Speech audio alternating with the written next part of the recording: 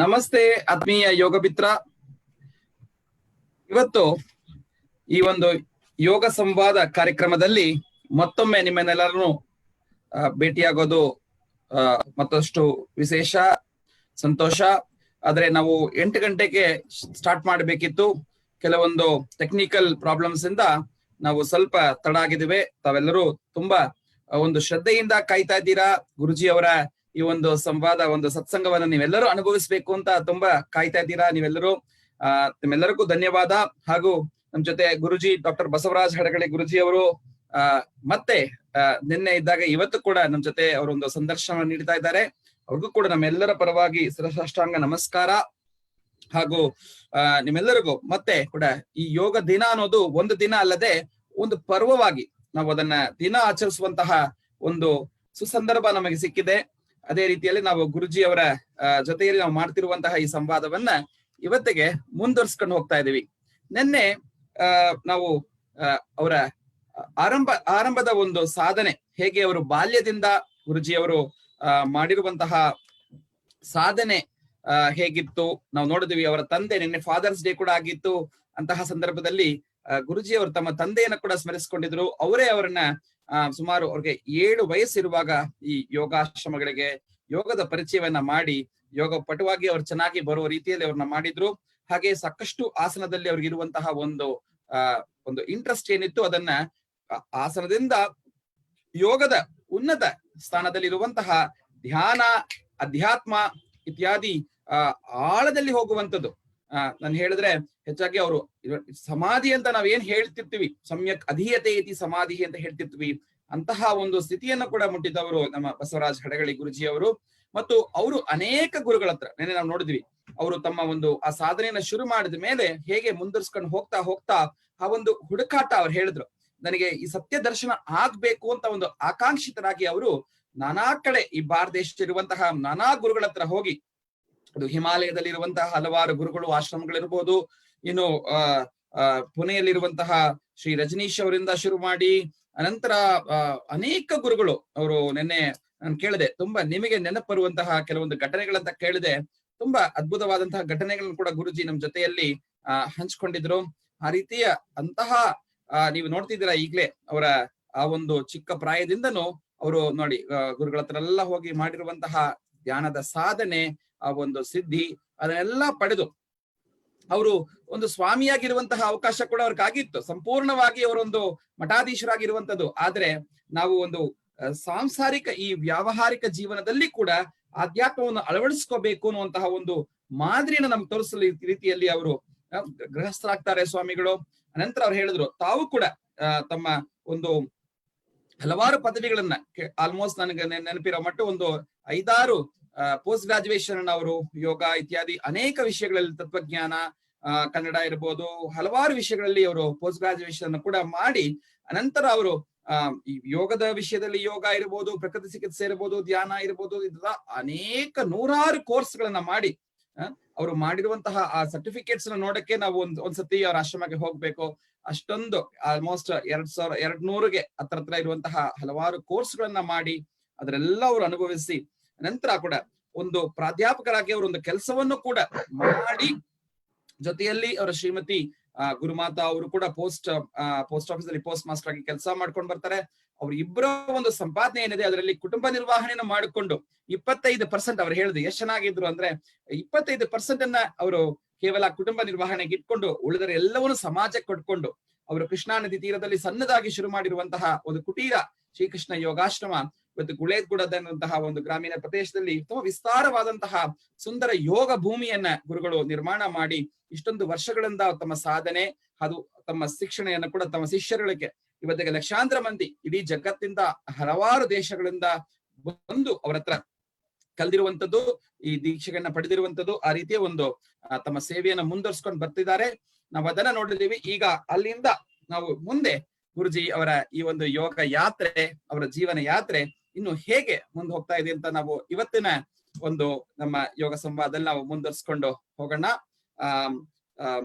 ನೋಡಿ, ಈಗ ನೋಡ್ತಾ ಇದ್ರೆ ಎಷ್ಟು ಚೆನ್ನಾಗಿ ಅವರು ಆ ಒಂದು ಧ್ಯಾನ ಸ್ಥಿತಿಯಲ್ಲಿ ಗುರುಗಳು ಇರೋದು ನೋಡದೆ ನಮಗೆ ಒಂದು ಆನಂದಕರವಾಗಿದೆ. ಅದು ನೋಡದೆ ಒಂದು ಧ್ಯಾನವಾಗಿ ನಮಗಾಗ್ತಿದೆ. ಗುರುಜಿ ತುಂಬಾ ಸಂತೋಷ. ಮತ್ತೆ ಇವತ್ತು ನಿನ್ನೆ ನೀವು ಹೇಳ್ತಿದ್ರಿ ಹೇಗೆ ನೀವು ಆಶ್ರಮವನ್ನ ಪ್ರಾರಂಭ ಮಾಡ್ತಿದ್ರಿ, ಆ ಆರಂಭ ಕಾಲದ ಸವಿ ನೆನಪುಗಳು ಆಗ್ತಿತ್ತು. ಈಗ ಇಷ್ಟೊಂದು ವರ್ಷಗಳಾಗಿದೆ, ನಿಮಗೆ ಹೇಗ್ ಅನ್ಸ್ತಾ ಇದೆ? ಇಷ್ಟೊಂದು ನೀವು ಆಶ್ರಮದ ನಿರ್ಮಾಣ ಮಾಡಿ ಒಂದು ಸಂಸ್ಥೆಯನ್ನ ಕಟ್ಟಿ ನೀವು ಸಾವಿರಾರು ಜನಕ್ಕೆ, ಲಕ್ಷಾಂತರ ಮಂದಿಗೆ ನೀವು ಯೋಗ ದೀಕ್ಷೆಯನ್ನ ಕೊಡ್ತಾ ಅವ್ರಿಗೆಲ್ಲ ಮಾರ್ಗದರ್ಶನ ಮಾಡ್ತಾ ಬರ್ತಿದ್ದೀರಾ. ನಿಮಗೆ ಇವತ್ತಿಗೆ ನೀವು ಹೇಳಿದ್ರಿ ನೀವು 7ಕ್ಕೆ ಶುರು ಮಾಡಿರೋ ಯಾತ್ರೆ ಇವತ್ತು 71ರಲ್ಲಿ ತಮಗೆ ಬಂದು ನಿಂತಿದೆ. ಈ ಆಶ್ರಮ ಹೇಗಿದೆ ನಿಮಗೆ? ಆ ಆಶ್ರಮ ಅಂದ್ರೆ ತುಂಬಾ ಶ್ರಮವಾಗಿದೆ ಅಂತ ಅನಿಸ್ತಾ ಇದೆಯಾ, ಇಲ್ಲ ಆರಾಮಾಗಿ ಅನಿಸ್ತಾ ಇದೆಯಾ? ಹೇಗ್ ಅನಿಸ್ತಾ ಇದೆ ಗುರುಜಿ ನಿಮಗೆ ಇವತ್ತಿನ ಸ್ಥಿತಿಯಲ್ಲಿ? ಸುಬ್ರಹ್ಮಣ್ಯ ಅವರಿಗೆ ನಮಸ್ಕಾರ. ನಿಮ್ಮ ಮೂಲಕ ಈ ಸಂವಾದ ಕಾರ್ಯಕ್ರಮವನ್ನು ವೀಕ್ಷಿಸತಕ್ಕಂತ ಅಗೋಚರವಾಗಿ ತೆರೆಮರೆ ಹಿಂದಿರತಕ್ಕಂತ ಅನೇಕ ಯೋಗ ಜಿಜ್ಞಾಸು ಬಂಧುಗಳಿಗೆ ನನ್ನ ನಮಸ್ಕಾರ. ನಾನು ನಿಮ್ಮೊಂದಿಗೆ ಮಾತನಾಡುವ ಮೊದಲು ನಾನೊಂದು ಮಂಗಲ ಶ್ಲೋಕವನ್ನು ಹೇಳಿಕೊಂಡು ತ್ರೈಲೋಕ್ಯ ಸಂಪದಾಲೇಖ್ಯ ಸಮುಲ್ಲೇಖನ ಬಿತ್ತಯೇ ಸಚ್ಚಿದಾನಂದ ರೂಪಾಯ ಶಿವಾಯ ಪರಬ್ರಹ್ಮಣೇ ನಮಃ. ಶಿವಾಯ ಪರಬ್ರಹ್ಮಣೇ ನಮಃ. ಶಿವಾಯ ಪರಬ್ರಹ್ಮಣೇ ನಮಃ. ಓಂ ಶಾಂತಿ ಶಾಂತಿ ಶಾಂತಿ.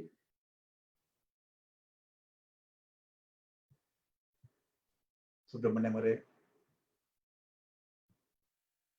ಇವತ್ತು ಸ್ವಲ್ಪ ತಾಂತ್ರಿಕ ತೊಂದರೆ ಬಂತು. ಯಾಕೆ ಬಂತು ಗೊತ್ತಾ?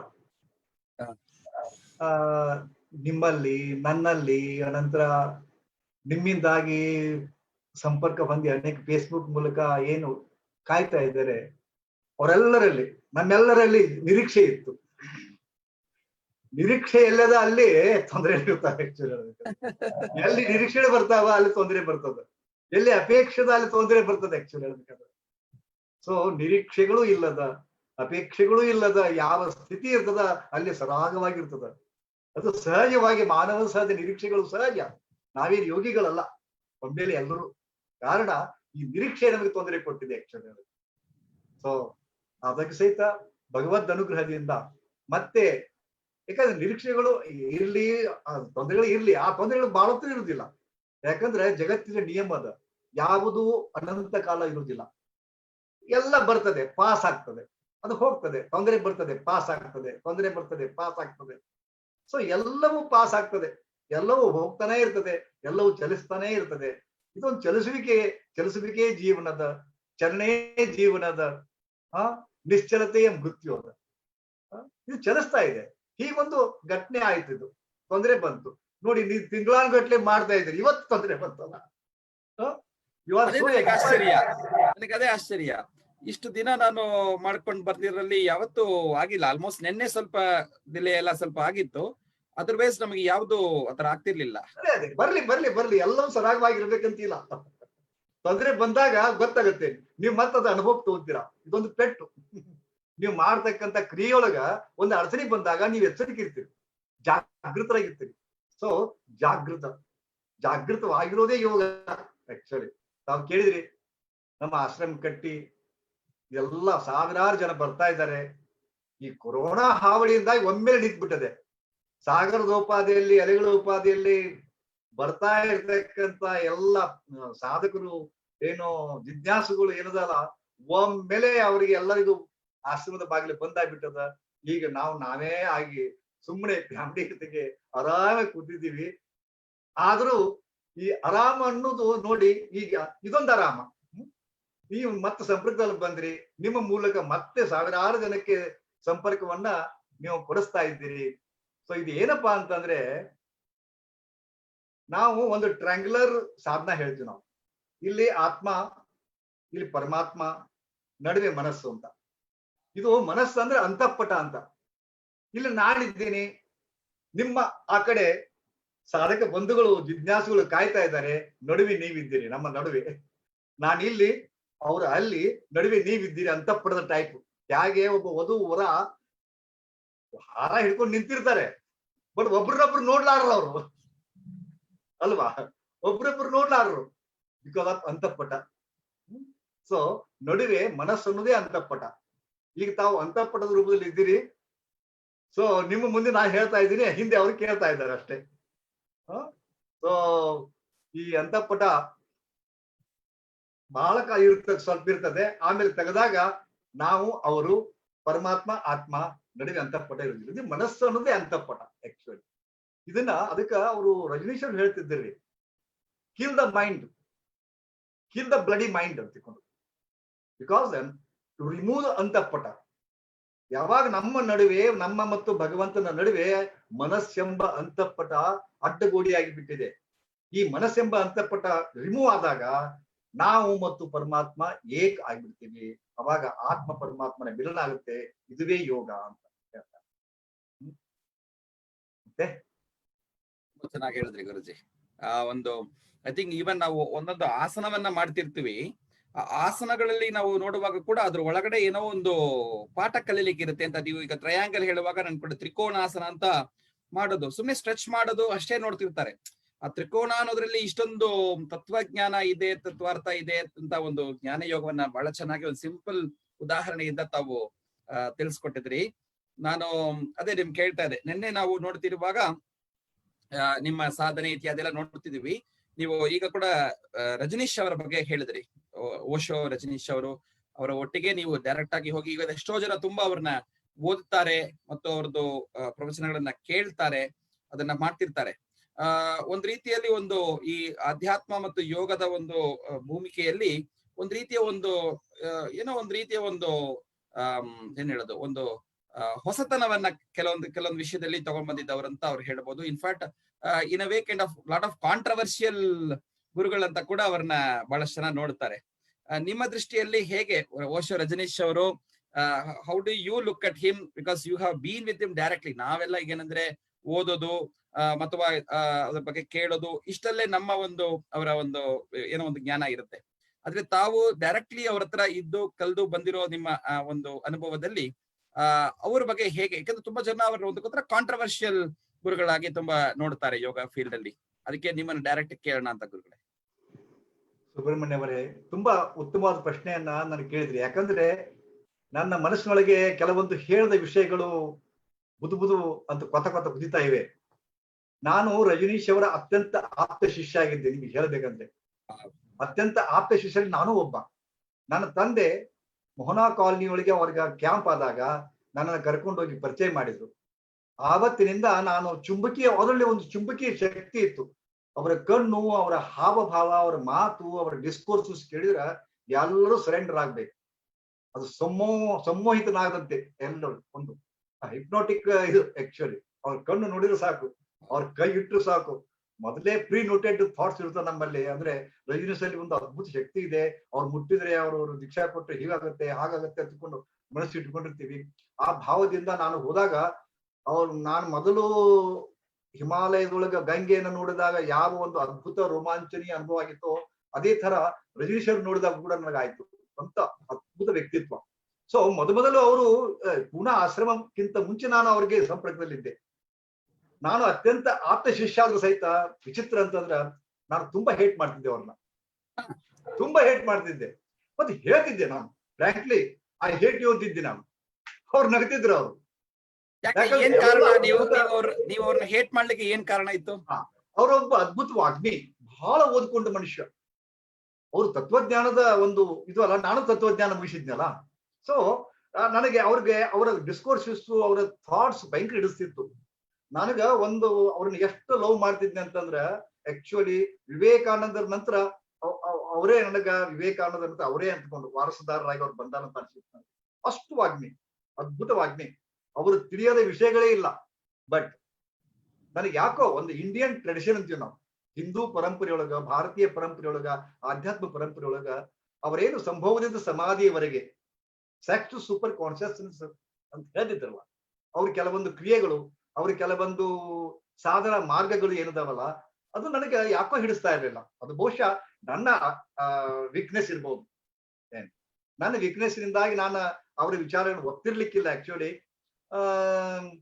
ಸೊ ಅದಕ್ಕೆ ಅವ್ರನ್ನ ನಾನು ಅದೇ ಒಂದು ಮಾರ್ಗದಿಂದ ಒಂದು ಘಟನೆ ನಡೀತು. ಅವರಲ್ಲಿ ಹೋಗಿ ಬಂದ ಮೇಲೆ ಬೈಲಹೊಂಗಲದ ಒಂದು ಕ್ಯಾಂಪ್ ಆಗ್ತಾ ಇತ್ತು ಸುಬ್ರಹ್ಮಣ್ಯ ಅವರು. ನಾನು ಆಕ್ಚುಲಿ ಅವಾಗ ಓಶೋರನ್ನ ನನ್ನಂಗೆ ಬಹಳ ಜನ ಹೇಟ್ ಮಾಡ್ತಿದ್ರು, ಬಿಕಾಸ್ ಆಫ್ ದಿಸ್. ಹೌದಾ? ಆದ ಕಾರಣ ಅವರು, ನಾನು ಪುಣಾಕ್ ಹೋದಾಗ ಅಲ್ಲೆಲ್ಲ ಸುತ್ತಮುತ್ತಲ ಜಾಗದೊಳಗ ಸಗಣಿ ಏರಿಸ್ತಿದ್ರು, ಸಗಣಿ ರಾಡಿ ಮಾಡಿ ಏರಿಸ್ತಿದ್ರು. ಅಂದ್ರೆ ಅವೆಲ್ಲ ಮಂದಿ ಬಂದು ಕೂಡಬಾರ್ದ, ಸಾಧಕರು ಬಂದು. ಯಾಕಂದ್ರೆ ಸ್ವೇಚ್ಛಾ ಮಾರ್ಗದಲ್ಲಿ ಲೈಂಗಿಕ ಸ್ವೇಚ್ಛೆ ಅವ್ರದ್ದಾಗಿತ್ತು ಆಕ್ಚುಲಿ. ಅದು ಒಂದು ತಪ್ಪು ಮಾಡ್ತಿದ್ರು. ಬಟ್ ಆಧ್ಯಾತ್ಮದ ರೀತಿ ನೋಡಿದ್ರಪ್ಪ ಅಂತಂದ್ರೆ ಅತ್ಯಂತ ಅದ್ಭುತ. ಆದರೆ ಅವರು ನನಗೆ ಹೇಳ್ತಿದ್ರು, ಬಾಸವರಾಜ್ ಅಂತಿದ್ರು ನನಗೆ, ಬಾಸವರಾಜ್, ಈ ಜನ ನೀ ಏನ್ ನನಗೆ ಹೇಳ್ತಿಯಲ್ಲ ಸೆಕ್ಸ್ ಸೂಪರ್ ಕಾನ್ಶಿಯಸ್ನೆಸ್ ಅಂತ ತಿಳ್ಕೊಂಡು ನನ್ನ ಇದನ್ನ ಹೇಟ್ ಮಾಡ್ತಿಯಲ್ಲ, ಈ ಜನ ಇವತ್ತು ಯಾರು ನನ್ನನ್ನು ಹೇಟ್ ಮಾಡ್ತಾರ, ಮುಂದೆ ಒಂದು ದಿನ ನನ್ನ ಪೂಜೆ ಮಾಡ್ತಾರ ನನ್ನ ಅಂತಿಕೊಂಡು. ನನಗೆ ಆ ಮಾತು ಸತ್ಯ ಅನಿಸ್ತದ. ಇವತ್ತ ರಜನೀಶ್ ಅವರು ನಮ್ಮ ಮುಂದೆ ಇಲ್ಲ. ಹೌದಾ? ಅವ್ರಿಗೆ ಅವರ ಏಳು ಬೀಳುಗಳನ್ನ ಅತ್ಯಂತ ನಾನು ಹತ್ತಿರದಿಂದ ನೋಡಿದವ್. ನಾನು ಶೀಲಾ ಆಯ್ತು, ಕೆಲವೊಂದು ವಿನೋದ್ ಖನ್ನಾ, ಮತ್ತೆ ಕೆಲವೊಂದು ಸಿನೆ ಸ್ಟಾರ್ಸ್ ಕೂಡ ಬರ್ತಿದ್ರು ಅಲ್ಲೆಲ್ಲ. ಕೆಲವು ಜನ ಅಂತೂ ಬುದ್ಧಾಮ ಈ ಲೈಂಗಿಕ ಚಾರಕ್ಕೆ ಬರ್ತಿದ್ರು ಅನ್ಸುತ್ತೆ ನನಗೆ. ಯಾಕಂದ್ರೆ ಅವ್ರು ಮಾಡೋ ರೀತಿ ನೋಡಿದ್ರಪ್ಪ ಅಂತಂದ್ರೆ, ಬಹುಶಃ ಅದನ್ನಂತೂ ತಪ್ಪು ಇರ್ಬೋದು ಅಭಿಪ್ರಾಯ. ಬಟ್ ನಾನ್ ನೋಡೋ ರೀತಿ ಮಾತ್ರ ಅವಾಗ ನಾನು ಒಂದು ಅಧ್ಯಾತ್ಮದ ಉನ್ನತ ಲೆವೆಲ್ ಇರ್ಲಿಲ್ಲ. ಅದಕ್ಕೆ ಅವ್ರು ಮಾಡೋ ತಪ್ಪು ಅನಿಸ್ತಿತ್ತು ಯಾರಿಗೂ. ಬಟ್ ಅದು ನನಗ್ ಅನಿಸ್ತದ. ಏನ್ ಅನಿಸ್ತದಪ್ಪ ಅಂದ್ರೆ, ರಜನೀಶ್ ಅವ್ರು ಹೇಳ್ತಿದ್ರು, ಈ ಜನ ನನಗ ಲೈಂಗಿಕತೆ ಕುರಿತು ಮಾತಾಡಿದ್ರಪ್ಪ ನನಗೆ ಹೇಟ್ ಮಾಡ್ತಾರ. ಬಟ್ ಈ ಜನ ಏನ್ ಕಡಿಮೆ ಕೆಟ್ಟದಾರ ಇವರೆಲ್ಲ.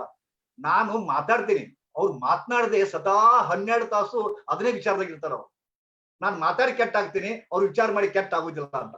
ಬಹಳ ಅದ್ಭುತವಾಗಿ ಕೆಲವು ದೃಷ್ಟಿಯಿಂದ ಬಹಳ ನನಗೆ ಅವ್ರು ಹಿಡಿಸ್ತಿದ್ರು. ಎನಿಹೌ, ಇವತ್ತ ರಜನೀಶರ ಪುಸ್ತಕಗಳು ಎಲ್ಲವನ್ನೂ ಇಟ್ಟಿದ್ದೀನಿ. ಅವರ ಎಲ್ಲ ಸುಮಾರು ಒಂದು 10,000 ಡಿಸ್ಕೋರ್ಸ್ ಅನ್ನ ನಾನು ಕಾಯ್ದಿಟ್ಟುಕೊಂಡಿದ್ದೀನಿ, ಕೇಳ್ತೀನಿ. ಅವರೊಂದು ಪ್ರಗಲ್ಭ ವಾಗ್ಮಿ ಅವರು. ಮೊದ್ಲು ಅವಾಗ ಹೇಟ್ ಮಾಡ್ತಿದ್ದೆ. I worship Rajneesh. ನಾವು ನನ್ನಂತೆ ಸಾವಿರಾರು ಜನ, ಲಕ್ಷಾಂತರ ಜನ ಇವತ್ತು ರಜನೀಶ್ ಅವ್ರನ್ನ ಪೂಜಿಸ್ತಾರ, ಆರಾಧಿಸ್ತಾರ.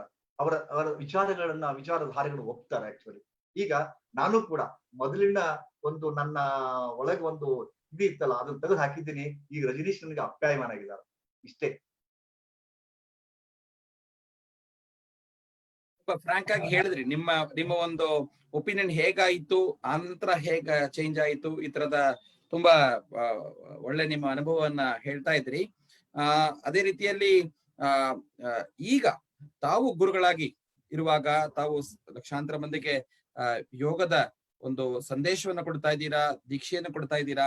ಈಗ ನೀವು ಇದನ್ನ ಮಾಡುವಾಗ ಯಾವ್ದೆಲ್ಲ ನೀವು ಮಾಡ್ತಿರೋದು? ಈಗ ಶ್ರೀಕೃಷ್ಣ ಯೋಗಾಶ್ರಮಕ್ಕೆ ಬರೋರು ಅಲ್ಲಿ ಏನು ನಡೀತಾ ಇದೆ, ಯಾವ ಯೋಗವನ್ನ ತಾವು ಹೇಳ್ಕೊಡ್ತಾ ಇದ್ದೀರಾ, ಅದನ್ನ ಹೇಗ್ ಮಾಡ್ತಾ ಇದ್ದೀರಾ, ಆ ವಿಷಯಗಳು ಸ್ವಲ್ಪ ನಮಗೆ ಬೆಳಕು ತೋರಿಸ್ಬೇಕು.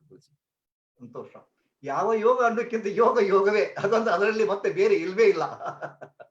ಯಾವ ಪರಂಪರೆ, ಯೋಗದ ಪರಂಪರೆ ನಮಗ ಯಾವ ಪದ್ಧತಿಯನ್ನ, ಯಾವ ಸಾಧನವನ್ನ ಯಾವ ರೀತಿ ಮಾಡಿದ್ರೆ ಚೆನ್ನಾಗಿರ್ತದ, ಅಲೌಕಿಕ ಪಾರಮಾರ್ಥಿಕ ಆನಂದವನ್ನು ಪಡಿಲಿಕ್ಕೆ ಯಾವ್ದು ಇತ್ತು, ಅದನ್ನೇ ನಾನು ಹೇಳುದು ಆಕ್ಚುಲಿ. ಅದು ಸ್ಪೆಷಲಿ ಹೇಳ್ಬೇಕಂದ್ರೆ ಅಷ್ಟಾಂಗ ಯೋಗ ಮತ್ತು ಕುಂಡಲಿನಿ ಯೋಗ, ಈ ತರದ ಕೆಲವೊಂದು ಮಾರ್ಗಗಳು. ಅದು ಇರೋದು ಯೋಗ ಒಂದೇ, ಬಟ್ ನಾವು ಅದನ್ನ ರೂಢಿಸ್ಕೊಳ್ಳೋ ರೀತಿ ನಾವು ಇವತ್ತು ಏನಾಗಿದೆ, ಒಬ್ಬೊಬ್ಬರು ಗುರುಗಳು ಹೋಗುವಾಗ ಇವರು ಇಂಥ ಯೋಗವನ್ನ ಹೇಳ್ಕೊಡ್ತಾರೆ. ಇರೋದು ಒಂದೇ ಯೋಗ ಆದ್ರೂ ಕೂಡ ತಾವು ಹೇಳ್ತಿರಲ್ಲ, ಒಂದೇ ಯೋಗ ಆದ್ರೂ ಸಹಿತ ಇವತ್ತು ಭಿನ್ನ ಯೋಗದ ಪರಂಪರೆಗಳನ್ನ ನಿರ್ಮಾಣ ಮಾಡಿಬಿಡ್ತಾರೆ. ಈಗ ನಮ್ಮ ಯಾರು ತಪ್ಪು ತಿಳ್ಕೋಬಾರ್ದು, ಈ ವಿಕ್ರಮ ಯೋಗ ಅಂತಿಕೊಂಡು ಅವ್ರವ್ರ ಹೆಸರಲ್ಲೇ ರಜನೀಶ್ ಯೋಗ ಅಂತಿಕೊಂಡು, ಟಿ ಕೃಷ್ಣಮಾಚಾರ್ಯ ಯೋಗ ಅಂತಿಕೊಂಡು, ಹೀಗೆ ಅವ್ರವ್ರ ಹೆಸರಿನಾಗ ಯೋಗ ಆಗಿದೆ. ಯಾವ ಮಹರ್ಷಿ ಪತಂಜಲಿ ಎಂದೂ ಇವರಾಯ್ತು, ಗೇರಾಂಡ್ ಸಹಿತ ಬರೆದವ್ರಾಯ್ತು, ಹಠ ಪ್ರದೀಪ್ ಸ್ವಾತ್ಮಾರಾಮ್ ಆಯ್ತು, ಅವ್ರು ಎಂದೂ ತಮ್ಮ ಇದನ್ನ ಹೇಳಿಲ್ಲ. ಸುಮ್ನೆ ಈ ಜಗತ್ತಿಗೆ ಕೊಟ್ಟು ಬಿಟ್ರು. ಬಟ್ ಅದನ್ನ ಯೋಗದ ಒಂದು ಅಂಶವನ್ನು ತೆಗೆದುಕೊಂಡು ನಾವು ಎಷ್ಟು ನಾಟಕ ಮಾಡ್ತಾ ಇದೀವಿ, ನಮ್ಮ ಹೆಸರು ಹಾಕೊಂಡಿದೀವಿ. ನಮ್ಮತ್ತ ಹೇಗೆ ಇವತ್ತ ಸರ್ವಜ್ಞರ ವಚನಗಳನ್ನ ಸಹಿತ ತಿರುಚಿ ತಮ್ಮ ಹೆಸರು ಹಾಕೊಂಡಿದ್ದಾರ, ಹಾಗೆ ಅದು ಇರೋ ಯೋಗಕ್ಕ ತಮ್ದಟ್ ಸೇರಿಸಿ ಒಂದಿಷ್ಟು ಜಿಮ್ನಾಸ್ಟಿಕ್, ಒಂದಿಷ್ಟು ಏನೋ ಸೇರಿಸಿ, ಒಂದು ಡ್ರಾನ್ಸು, ಮತ್ತೆ ಈ ಬೇರೆ ಬೇರೆ ಕ್ರಮಗಳನ್ನ ಸೇರಿಸಿ ಅದನ್ನೇ ಯೋಗ ಅಂತ ಪ್ರತಿಬಿಂಬ ಮಾಡ್ತಕ್ಕಂತ ಕೆಲಸ ಆಗಿದೆ ಆಕ್ಚುಲಿ. ಬಟ್ ಇರೋ ಯೋಗ ಒಂದೇ. ಸೊ ಅಷ್ಟಾಂಗ ಯೋಗ ಅತ್ಯಂತ ಅದ್ಭುತ. ಇವತ್ತು ನಾವೆಲ್ಲ ಏನ್ ಮಾಡ್ತಾ ಇದೀವಪ್ಪ ಅಂತಂದ್ರೆ, ಯಮ, ನಿಯಮ, ಆಸನ, ಪ್ರಾಣಾಯಾಮ, ಪ್ರತ್ಯಾಹಾರ, ಧಾರಣ, ಧ್ಯಾನ, ಸಮಾಧಿ ಅಂತ ಇರ್ತಕ್ಕಂಥ ಈ 8 ಮೆಟ್ಟಲುಗಳದಾವಲ್ಲ, ಯಮ ಮತ್ತು ನಿಯಮಗಳು ಯೋಗದ ಬುನಾದಿ ಅಂತ ಹೇಳ್ತಾರ, ಅಡಿಪಾಯ ಅಂತ ಹೇಳ್ತಾರ. ಈ ಅಡಿಪಾಯವಿಲ್ಲದೆ ನಾವು 6 ಅಂತಸ್ತಿನ ಬಿಲ್ಡಿಂಗ್ ಕಟ್ತಾ ಇದ್ವಿ ನಾವು. ಯಮ ನಿಯಮಗಳೆಂಬ ಅಡಿಪಾಯವನ್ನ ಹಾಕದೆ ಕೇವಲ ಡೈರೆಕ್ಟ್ ಆಸನಕ್ಕೆ ಜಂಪ್ ಆಗಿವಿ. ಕೇವಲ ಕೆಲ ಮಂದಿ ಪ್ರಾಣಾಯಾಮಕ್ಕೆ ಜಂಪ್ ಆಗ್ಯಾರ, ಕೆಲ ಮಂದಿ ಧ್ಯಾನಕ್ಕೆ ಜಂಪ್ ಆಗ್ಯಾರ. ಈ ನೋಡಿ ಈ ಕೆಲವು ಈ ಸ್ಕೂಲ್ಸ್ ಅದಾವ. ನಮ್ಮ ರವಿಶಂಕರ್ ಗುರುಜಿ ಅವರು, ಅವ್ರನ್ನ ಅತ್ಯಂತ ಆಪ್ತರು, ಆತ್ಮೀಯರು, ಒಂದು ರೀತಿಯಿಂದ ಅವ್ರನ್ನ ಗುರುಗಳಂತೂ ಒಪ್ಕೊಂತೀನಿ, ನನ್ನ ಮನಸ್ಸು ಒಪ್ಕೊಂತರು. ಸೊ ಜಗ್ಗಿ ವಾಸುದೇವರಂತೂ ನನ್ನ ಆಪ್ತರು, ಅತ್ಯಂತ ಆಪ್ತರು. ಅವರನ್ನು ಒಂದು ರೀತಿಯಿಂದ ಅವರು ಗುರುಗಳು. ನನ್ನ ಆಶ್ರಮದೊಳಗೆ ಅವ್ರು ಬಂದಾಗ ಅವರೊಂದು ಮಾತು ಹೇಳಿದ್ರು, ಅದು ಇವತ್ತು ನೋಡಿದ್ರ ಅತ್ಯಂತ ಅದ್ಭುತ. ನಾನು ಆಗ್ಲೇ ನಮ್ಮಲ್ಲಿ ಇದ್ರು ಬಂದವರು ಜಗ್ಗಿ ವಾಸುದೇವ್ ಅವರು. ಬಿಫೋರ್ ಎಸ್ಟಾಬ್ಲಿಷಿಂಗ್ ದಟ್ ಕೊಯಂಬತ್ತೂರ್ ಆಶ್ರಮ, ನಮ್ಮಲ್ಲಿ ಕೆಲವು ದಿನ ಇದ್ರು, ಅಡ್ಡಾಡಿದ್ರು, ನೋಡಿದ್ರು. ಅವರೊಂದು ಮಾತು ಹೇಳಿದ್ರು, ಬಸವರಾಜ್ ನೀವೆಲ್ಲ ಆಶ್ರಮ ಮಾಡಿಬಿಟ್ಟಿದ್ರಿ ಇಷ್ಟು ಚಂದಾಗಿ. ಅವಾಗ ಅವರು ನಾವು RSVK ಜೊತೆಗೆ ಅವ್ರ ಸಂಪರ್ಕದಲ್ಲಿದ್ರು. ಹೌದಾ, ನಾನು ಕೂಡ ಆದ ಒಂದು ಭಾಗ ಆಗಿದ್ದೆ. ಬಟ್ ನಾನು ಅಲ್ಲಿ ಆ ಕೇಂದ್ರದ ಹೋಲಿಲ್ಲ ಅಷ್ಟೇ. ಸೊ ಎಲ್ಲರೂ ನಾವು ಆ ಪರಂಪರೆಯೊಳಗ ನನಗೆ ಗುರುಗಳಾಗಿ ಮತ್ತೆ ಒಂದು ಮಿತ್ರರಾಗಿ, ಗುರುಗಳು ಮಿತ್ರರು ಏನಂತ ತಿಳ್ಕೊರಿ ಇದ್ರು. ನಮ್ಮಲ್ಲಿ ಬಂದಾಗ ನೀವು ಆಶ್ರಮ ಕಟ್ಟಿದ್ರಿ, ನಮ್ ಕಡೆಯಿಂದ ಏನಾಗುತ್ತೋ ಅಂದು ಮನುಷ್ಯ ವ್ಯಕ್ತಿ ಇವತ್ತು ಎಂತ ಅಂತಾರಾಷ್ಟ್ರೀಯ ಒಂದು ಅದ್ಭುತ ಗುರು ಆಗಿ ಇವತ್ತು ನಮ್ಮ ಮುಂದೆ ಇದಾರ. ನನಗೆ ಬಹಳ ಇದು ಅನಿಸುತ್ತೆ, ಖುಷಿ ಅನಿಸುತ್ತೆ. ನನ್ನೊಂದಿಗೆ ನಮ್ಮ ಆಶ್ರಮ ಬಂದು ಸಂಪರ್ಕದಲ್ಲಿ ಇದ್ದಂತ ವ್ಯಕ್ತಿ ಇಷ್ಟೊಂದು ದೊಡ್ಡ ಮಟ್ಟಕ್ಕೆ ಬೆಳೆದಾರಲ್ಲ, ಬಹುಶಃ ಎಲ್ಲರಿಗಿಂತ ಹೆಚ್ಚಾಗಿ ಥ್ರಿಲ್ ಆಗುದು ನನಗೆ ಆಕ್ಚುಲಿ. ಬಹಳ ಜನ ಇವತ್ತೇನು ಇವತ್ತಿನ ಕಾಲದೊಳಗ ಯಾರು ಅತ್ಯುನ್ನತ ಸ್ಥಿತಿ ಬಂದಾರಲ್ಲ, ಹೌದು ರಾಮಚಂದ್ರ ಗುರುಜಿಯವರು ಆಗಿರ್ಬಹುದು, ಬಾಲಕೃಷ್ಣ ಗುರುಜಿಯವರ ಆಗಿರ್ಬಹುದು, ಜಗ್ಗಿ ವಾಸುದೇವರ ಆಗಿರ್ಬಹುದು, ಇವ್ರು ಎಲ್ಲರ ಈ ಪರಂಪರೆಯೊಳಗೆ ಬಂದವರಲ್ಲ, ಇವರೆಲ್ಲರೂ ನನ್ನ ಅತ್ಯಂತ ಹತ್ತಿರದಿಂದ ನೋಡಿದ್ದೀನಿ. ರಾಮದೇವ್ ಬಾಬಾ ಅವ್ರನ್ನ ನಾನು ಹರಿದ್ವಾರದೊಳಗ ಅವರು ಲಂಗೋಟಿ ಹಾಕೊಂಡು ಮನೆಗೆ ಹೋಗಿ ಸೈಕಲ್ ಮೇಲೆ ಅದು ಮಸಾಜ್ ಮಾಡಿ ಬರ್ತಿದ್ರು. ಅವರು ಆಕ್ಚುಲಿ ಮಸಾಜ್ ಮಾಡಿ ಬರ್ತಿದ್ರು, ಯೋಗ ಕಲಿಸ್ತಿದ್ರು. ಎಂತ ಅದ್ಭುತ ಆ ವ್ಯಕ್ತಿ ಇವತ್ತು ಎಂತ ಅದನ್ನ ನೋಡ್ ಇಡೀ ಭಾರತೀಯ ಯೋಗ ಪರಂಪರೆಯನ್ನ, ಆಯುರ್ವೇದ ಪರಂಪರೆಯನ್ನ, ಆನಂತರ ಭಾರತದ ಆರ್ಥಿಕ ವ್ಯವಸ್ಥೆಯನ್ನ ಉತ್ತುಂಗಕ್ಕೆ ಏರಿಸಲಿಕ್ಕೆ ಅವರು ಪುಣ್ಯ ಪುರುಷರಾಗಿಬಿಟ್ಟಿದ್ದಾರೆ ಆಕ್ಚುಲಿ ರಾಮದೇವ್ ಬಾಬಾ. ಇದು ಇಲ್ಲಿ ನಾವು ನೋಡ್ತಿರೋದು ಗುರುಜಿ, ಸಾರಿ ಕ್ಷಮಿಸಬೇಕು, ನಾನು ಇಲ್ಲಿ ಸದ್ಗುರು ಜೊತೆಯಲ್ಲಿ ತಾವು ಇರೋದು ನೋಡ್ತಿರೋದು ಯಾವ ನಮ್ಮ ಆಶ್ರಮ ಕೊಯಂಬತ್ತೂರಲ್ಲಿ ಕೊಯಂಬತ್ತೂರಲ್ಲಿ ಅವರಲ್ಲಿ ಸ್ಥಾಪನೆ ಮಾಡಿದ ಮೇಲೆ ತಾವು ಅಲ್ಲಿ ಹೋಗಿದ್ವಿ. ಅವಾಗ ಧ್ಯಾನ ಲಿಂಗಂ ಜಸ್ಟ್ ಸ್ಥಾಪನೆ ಮಾಡಿದ್ರಿ. ಅವಾಗ ಇದ್ದು ಅವ್ರ ಜೊತೆ ಇದ್ದು ಮತ್ತೆ ಅಲ್ಲಿ ಹಳೆ ನೆನಪುಗಳನ್ನ ಕೆದಕಿಕೊಂಡು ಕೆಲವತ್ತು ಕೂತ್ಕೊಂಡು ಆಮೇಲೆ ಸಾಕಷ್ಟು ಸಲ ಭೇಟಿಯಾಗಿದ್ದೀವಿ. ಅವ್ರು ನನ್ನ ತುಂಬಾ ಆತ್ಮೀಯತೆಯಿಂದ ಕಾಣ್ತಾರ. ಎಲ್ಲಿ ಒಂದು ಸ್ಟೇಜ್ ಮೇಲೆ ಕೂತರು ಕೂಡ ನನ್ನನ್ನ ಗುರುತಿಸಿ ಕರೆದು ಮೈ ದಡವಿ ಅತ್ಯಂತ ಅಪ್ಪುಗೆಯಿಂದ ಬಹಳ ಇದನ್ ಮಾಡ್ತಾ ಇದ್ದಾರೆ ಅವರು. ಕೆಲವೊಂದು ಮಹನೀಯರು ಅವರ ಅವರ ಅವರ ಸಾನ್ನಿಧ್ಯ, ಅವರ ಸಾಮೀಪ್ಯ ನನ್ ಬಹಳ ರೋಮಾಂಚನ ಇರುತ್ತೆ. ಇವತ್ತು ತಾವೇನ್ ಅರಸೀಕೆರೆ ಕೋಡಿಮಠ ಸ್ವಾಮೀಜಿಯವ್ರನ್ನ ನೋಡಿದ್ದೀರಿ ನಾವು, ಶಿವಾನಂದ ಶಿವಾಚಾರ್ಯ ಸ್ವಾಮೀಜಿಯವರು. ಅವ್ರನ್ನ ಸಹಪಾಠಿಗಳು, ನನ್ನ ತತ್ವಜ್ಞಾನದ ಒಂದು ಕ್ಲಾಸ್ಮೇಟ್ ಅವರು. ಇವತ್ತು ಎಷ್ಟು ದೊಡ್ಡ ಮಟ್ಟಕ್ಕೆ ಏರಿದಾರ, ಹೌದಾ? ಅದು ನೋಡಿದ್ರೆ ಎಷ್ಟು ಖುಷಿ ಅನಿಸುತ್ತೆ ನನಗೆ. ಇವತ್ತು ಎಷ್ಟು ಜನ ಅವ್ರನ್ನ ಆರಾಧಿಸ್ತಾರ, ಎಷ್ಟು ಜನ ಅವರ ಕಾಲಜ್ಞಾನವನ್ನ ಮೆಚ್ಕೊಂತಾರ, ಅವ್ರ ಬಗ್ಗೆ ಎಷ್ಟೊಂದು ಅಗಾಧ ಗೌರವ ಇದೆ. ನನಗೆ ಹೆಮ್ಮೆ ಅನಿಸುತ್ತೆ ಆಕ್ಚುಲಿ. ಯಾಕಂದ್ರೆ ಅವ್ರು ನನ್ನೊಂದಿಗೆ ನಾನು ಅವ್ರದಿಗೆ ಜೀವಿಸಿದ್ದೀನಿ ಅನ್ನೋ ಒಂದು ಅನುಭವ, ಒಂದು ರೋಮಾಂಚಕ. ಸೊ ಅನೇಕ ಇಂಥ ಮಹನೀಯರ ಜೊತೆ ನನ್ನ ಸಂಪರ್ಕ ಇದೆ. ಆ ಸಂಪರ್ಕದ ಒಂದು ಇವತ್ತಿಗೆ ನೋಡುವಾಗ ಈಗ ಸದ್ಗುರು ಜಗ್ಗಿವಾಸಿ ಅವರು ಆಲ್ಮೋಸ್ಟ್ ಜಗತ್ತಿನ ಇರೋ ಎಲ್ಲಾ ಯೋಗದ ಗುರುಗಳಲ್ಲಿ ಆಲ್ಮೋಸ್ಟ್ ಲೀಡಿಂಗ್ ಅಲ್ಲಿ ಟಾಪ್ ಮೋಸ್ಟ್ ಅಲ್ಲಿ ಇದ್ದಾರೆ. ಇವತ್ತಿಗೂ ಕೂಡ ತಮ್ಮೊಟ್ಟಿಗೆ ಅದೇ ರೀತಿಯ ಒಂದು ಆತ್ಮೀಯತೆಯಲ್ಲಿ ಇರ್ತಾ ಇದ್ದಾರ? ಖಂಡಿತವಾಗಿಯೂ.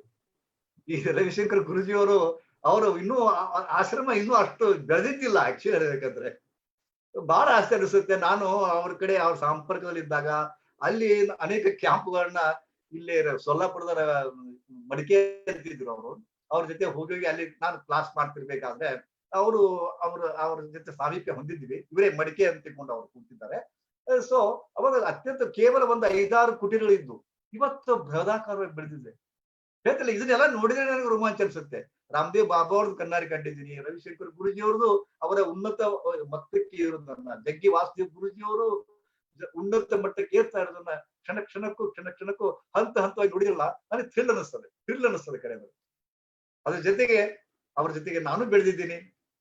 ನಾನು ಕೂಡ ಅವರಷ್ಟು ಏರ್ಲಿಕ್ಕೆ ಆಗದಿದ್ರು ಕೂಡ ತಕ್ಕ ಮಟ್ಟಿಗೆ ನನ್ನದೇ ಆದ ಮಟ್ಟದೊಳಗ ಯಾರಿಂದಲೂ 10 ಪೈಸಾ ಇಸ್ಕೊಳ್ಳದೆ ಕೇವಲ ಭಗವಂತನ ದಾನದಿಂದ. ಭಗವಂತ ಡೈರೆಕ್ಟ್ ಕೊಡ್ಲಿಕ್ಕಿಲ್ಲ, ಬಟ್ ಈ ನಮ್ಮ ಆಶ್ರಮ ನೋಡಿದ್ರಪ್ಪ ಅಂದ್ರ ಅದು ಭಗವಂತ ಕೊಟ್ಟಿದ್ದು ಅಂತ ನಾನು ಅತ್ಯಂತ ಹೇಳ್ತೇನೆ. ಖಂಡಿತವಾಗಿ ಅದು ಭಗವಂತ ನಿರ್ಮಾಣ ಮಾಡಿದ್ದು. Thank you. ತುಂಬಾ ಸಂತೋಷ. ತಾವು ಇನ್ಫ್ಯಾಕ್ಟ್ ತಾವು ಹೇಳ್ತಿದ್ರಿ ಆರಂಭ ಕಾಲದಲ್ಲಿ ಹೇಗೆ ಈ ಗುರುಗಳೆಲ್ಲ ಇದ್ರು, ಇವತ್ತಿಗೂ ಅದೇ ರೀತಿಯಲ್ಲಿ, ಅಂದ್ರೆ ಹೊರಗಿನ ಅವರ ಒಂದು ವಿಸ್ತಾರತೆ ಆಗಿದೆ, ಎಲ್ಲ ಬದಲಾಗಿದೆ, ಆದ್ರೂ ಕೂಡ ಅವರ ಒಂದು ಆತ್ಮೀಯತೆ ಏನಿದೆ ಅದನ್ನ ಇವತ್ತಿಗೂ ಕೂಡ ಎಲ್ಲ ಉಳಿಸ್ಕೊಂಡಿದ್ದಾರೆ ಅನ್ನೋದು ಅವರ ಒಂದು ದೊಡ್ಡತನವನ್ನು ತೋರಿಸ್ತಾ ಇದೆ. ಅಂದ್ರೆ ಅದೇ ಯೋಗಿಗಳ ಒಂದು ಲಕ್ಷಣ. ಈಗ ಶ್ರೀಕೃಷ್ಣ ಇದ್ದ, ನೀವು ಶ್ರೀಕೃಷ್ಣ ಯೋಗಾಶ್ರಮ ನೀವು ಇಟ್ಕೊಂಡಿದ್ದೀರಾ. ಶ್ರೀಕೃಷ್ಣ ದ್ವಾಪರ ಯುಗದಲ್ಲಿ ದ್ವಾರಕಾಧೀಶನಾಗಿರುವಾಗ ಸುಧಾಮ, ಗುಜರಾತಿನ ಪೋರ್ಬಂದರ್ ಅಂತ ಸುಧಾಮ ಹೋಗ್ತಾನೆ ಅವ್ರನ್ನ ನೋಡಕ್ಕೆ. ಅವ್ರು ಒಟ್ಟಿಗೆ ಓದಿದವರು, ಸುಧಾಮ ಮತ್ತು ಶ್ರೀಕೃಷ್ಣ ಇಬ್ರು ಒಟ್ಟಿಗೆ ಸಾಂದೀಪನಿಯ ಗುರುಕುಲದಲ್ಲಿ ಓದಿದ್ದವರು. ಅವ್ನ್ ಅನ್ಸುತ್ತೆ ಇನ್ಫ್ಯಾಕ್ಟ್ ನಮ್ಮನ್ನ ಸರಿಯಾಗಿ ಕೃಷ್ಣ ಗುರುತಿರ್ತಾನೋ ಮಾತಾಡ್ತಾನೋ ಹೇಗೆ, ಈಗ ತುಂಬಾ ದೊಡ್ಡ ದ್ವಾರಕಾಧೀಶನಾಗಿದ್ದಾನೆ ಅಂತ. ಆದ್ರೆ ಕೃಷ್ಣ ನಿಮ್ಗೆ ಗೊತ್ತಿದೆ ಸುಧಾಮನ ಎಷ್ಟು ಪ್ರೀತಿಸ್ತಾ ಅದನ್ನ ತನ್ನ ಒಂದು ಸ್ಥಾನದಲ್ಲಿ ಕೂರಿಸಿ ಅವರಿಗೆ ಅವನೇ ಪಾದ ಪೂಜೆ ಮಾಡೋ ರೀತಿಯಲ್ಲಿ ಇದ್ದಿದ್ದು.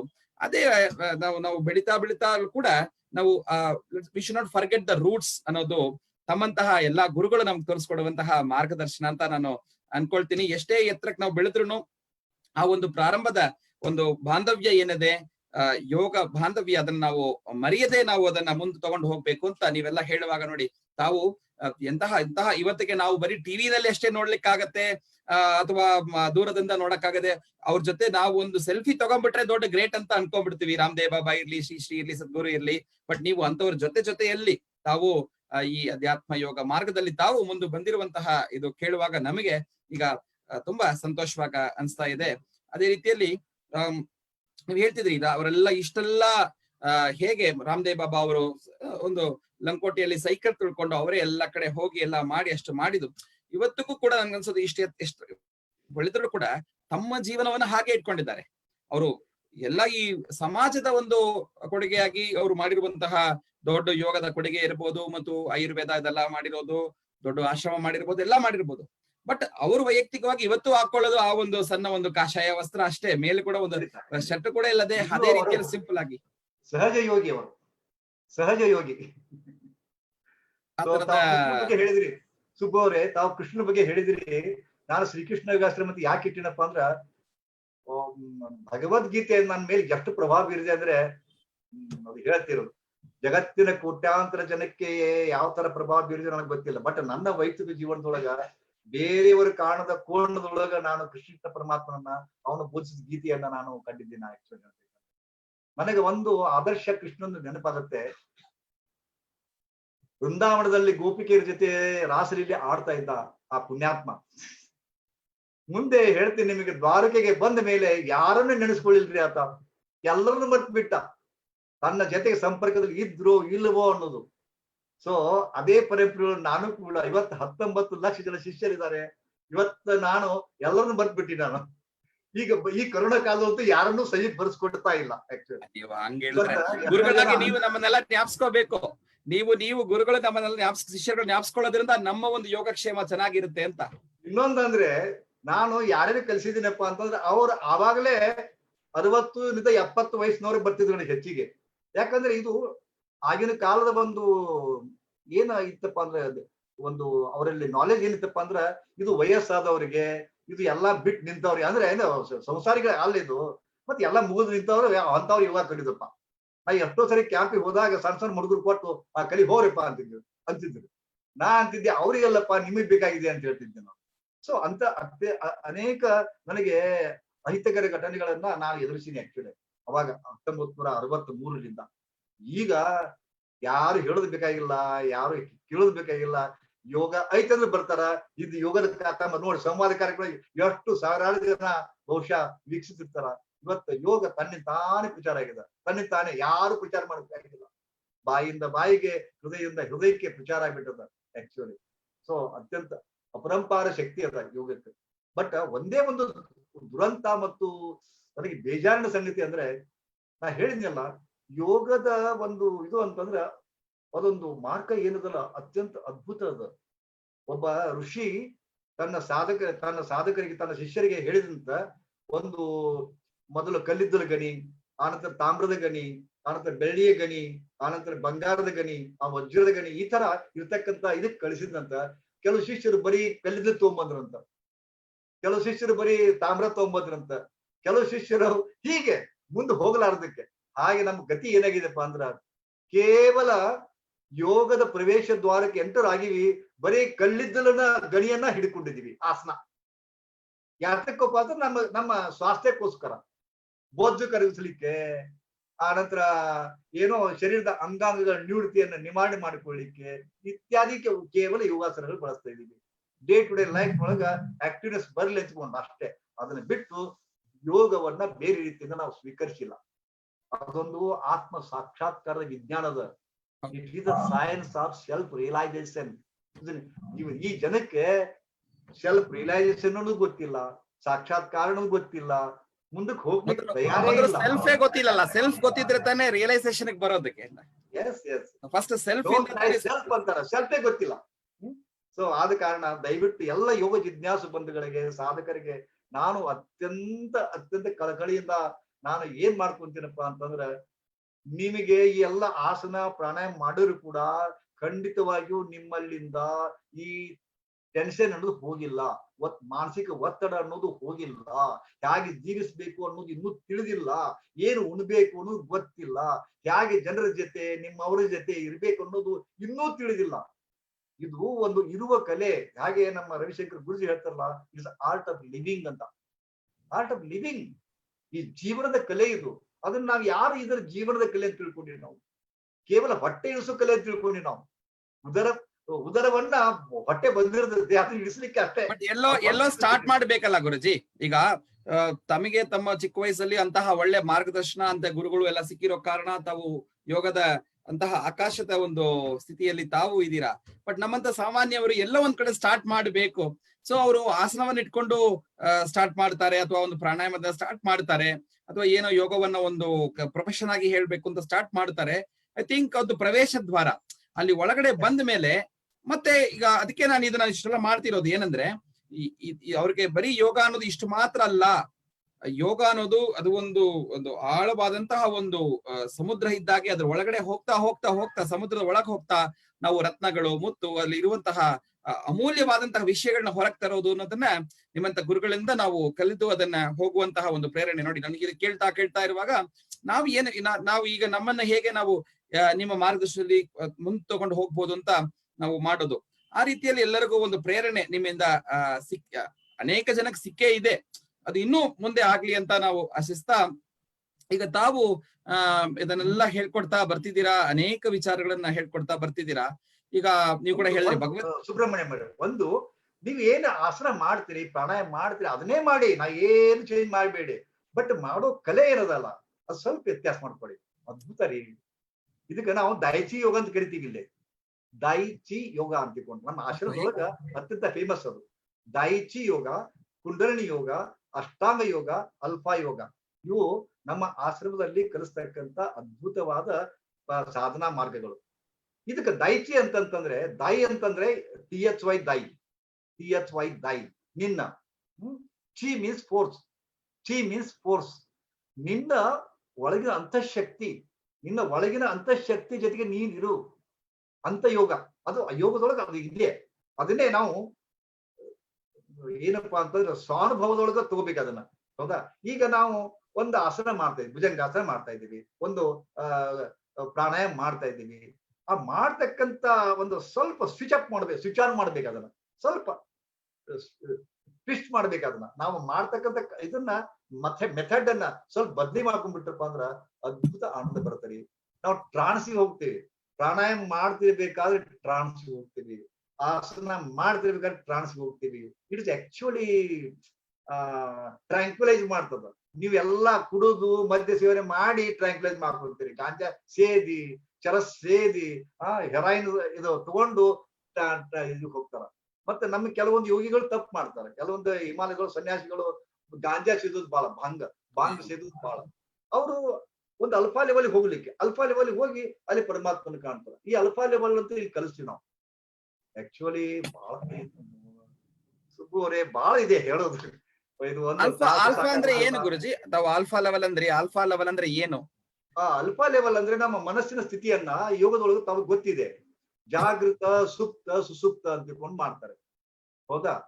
ಕೆಲವು ಮಂದಿ ಅದನ್ನ ಜಾಗೃತ, ಸ್ವಪ್ನ, ಸುಸುಪ್ತ, ತೂರ್ಯಾತೀತ ಅಂತ ಮಾಡ್ತಾರೆ. ಆದ್ರ ಮಾಡರ್ನ್ ಸೈಕಾಲಜಿಸ್ಟ್ ಏನ್ ಮಾಡ್ತಾರ್ರಿ, ಅದನ್ನ 4 ಭಾಗ ಮಾಡ್ತಾರೆ. ಒಂದು ಬೀಟಾ ಲೆವೆಲ್ ಅಂತ ಮಾಡ್ತಾರೆ, ನಮ್ಮ ಮನಸ್ಸಿನ ಕಾರ್ಯಕ್ರಮ ಬೀಟಾ ಲೆವೆಲ್. ಆನಂತರ ಅಲ್ಫಾ ಲೆವೆಲ್, ಆನಂತರ ಥೀಟಾ, ಡೆಲ್ಟಾ ಅಂತ ಮಾಡ್ತಾರೆ. ಅಂದ್ರೆ ಇದು ಫ್ರೀಕ್ವೆನ್ಸಿ ಮ್ಯಾಗ ನಮ್ಮ ಮೈಂಡ್ ಫ್ರೀಕ್ವೆನ್ಸಿ ಮ್ಯಾಗ ಕೆಲಸ ಮಾಡ್ತದ್ರಿ. ಈಗ ನಾವು ಬೀಟಾ ಲೆವೆಲ್, ನೀವು ನನ್ನನ್ನು ಕೇಳ್ತಾ ಇದ್ದೀರಿ, ನಾನು ಮಾತಾಡ್ತಾ ಇದ್ದೀನಿ, ಅದನ್ನ ನೆನಪಿಡ್ತಾ ಇದ್ದೀರಿ ಅಥವಾ ಗ್ರಹಿಸ್ತಾ ಇದ್ದೀರಿ. ನಿಮ್ಮ ಮೂಲಕ ಇನ್ನೂ ಅನೇಕ ಜಿಜ್ಞಾಸುಗಳನ್ನು ಗ್ರಹಿಸ್ತಾ ಇದ್ದಾರೆ. ಈಗ ನಾವು ಎಲ್ಲರೂ ಬೀಟಾ ಲೆವೆಲ್ ಇದ್ದೀವಿ, ಬೀಟಾ ಜಾಗೃತ ಸ್ಥಿತಿಯೊಳಗಿದ್ದೀವಿ. ನಾನು ಹೇಳಿದ್ರೆ ಅರ್ಥ ಮಾಡ್ಕೊಂತೀರಿ ನೀವು.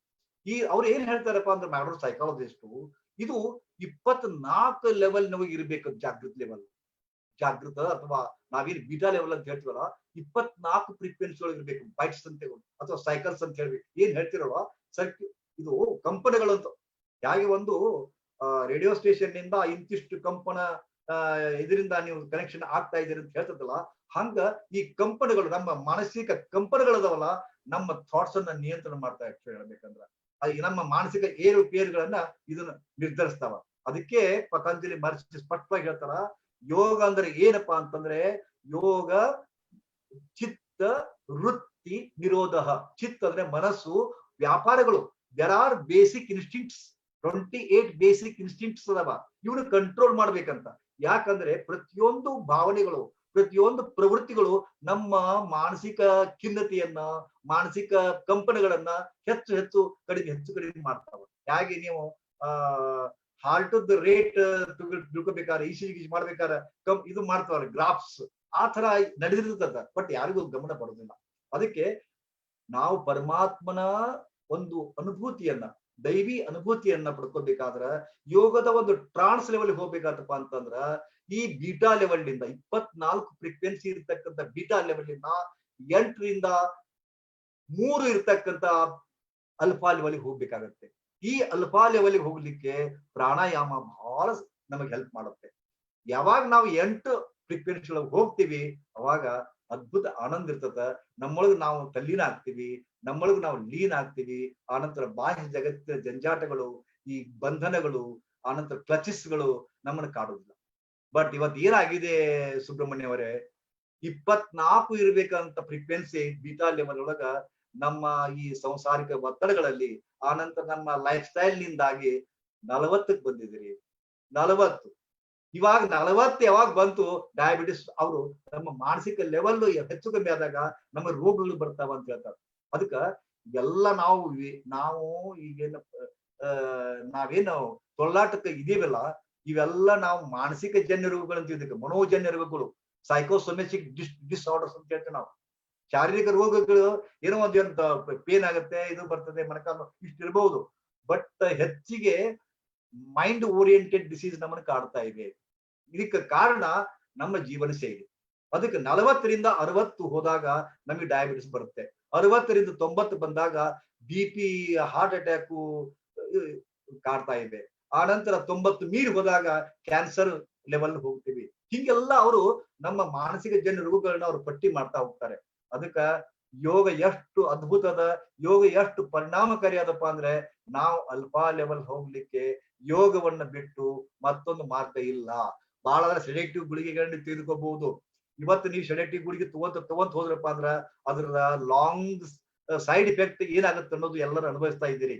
ಕಾರಣ ಸಹಜವಾಗಿ ನೀವೆಲ್ಲರೂ ಯೋಗ ಪದ್ಧತಿಯನ್ನ ಅಳವಡಿಸಿಕೊಂಡು ಹೇಗೆ ಯೋಗವನ್ನ ನಮ್ಮ ಋಷಿಮುನಿಗಳು ಹೇಳಿಕೊಟ್ಟಿದಾರ ಅದೇ ರೀತಿಯಾಗಿ ನಾವು ಮಾಡಿದ್ದಾತಪ್ಪ ಅಂತಂದ್ರ ಖಂಡಿತವಾಗಿಯೂ ನಾವು ಅಲ್ಫಾ ಲೆವೆಲ್ ಹೋಗ್ತೀವಿ. ಯಾವಾಗ ಅಲ್ಫಾ ಲೆವೆಲ್ ಹೋಗ್ತೀವೋ ದೈವಿ ಅನುಭೂತಿಯನ್ನ, ಟ್ರಾನ್ಸ್ ಅನ್ನ, ಟ್ರಾಂಕ್ವಿಲೈಸೇಷನ್ ಅನುಭವಿಸ್ತೀವಿ ಅನ್ನೋ ಮಾತನ್ನ ನಾನು ಹೇಳಿಕ್ಕೆ ಇಷ್ಟಪಡ್ತಾ ಇದ್ದೀನಿ.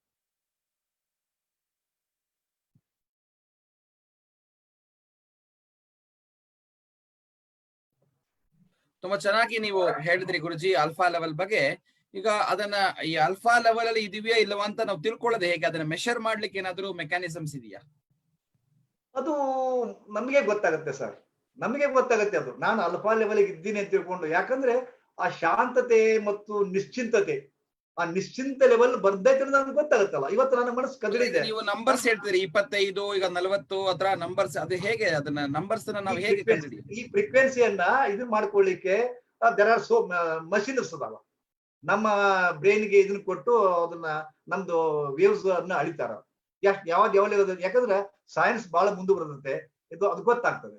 ಏನ್ ಕೆಲವೊಂದು ನ್ಯೂರೋ ಸೈನ್ಸ್ ಸೆಂಟರ್ಸ್ ಅಲ್ವಲ್ಲ, ಅವು ನಮ್ಮ ಮನಸ್ಸಿನ ಇದನ್ನ ಒತ್ತಡವನ್ನ ಅಳಿತಾವ ಸರ್.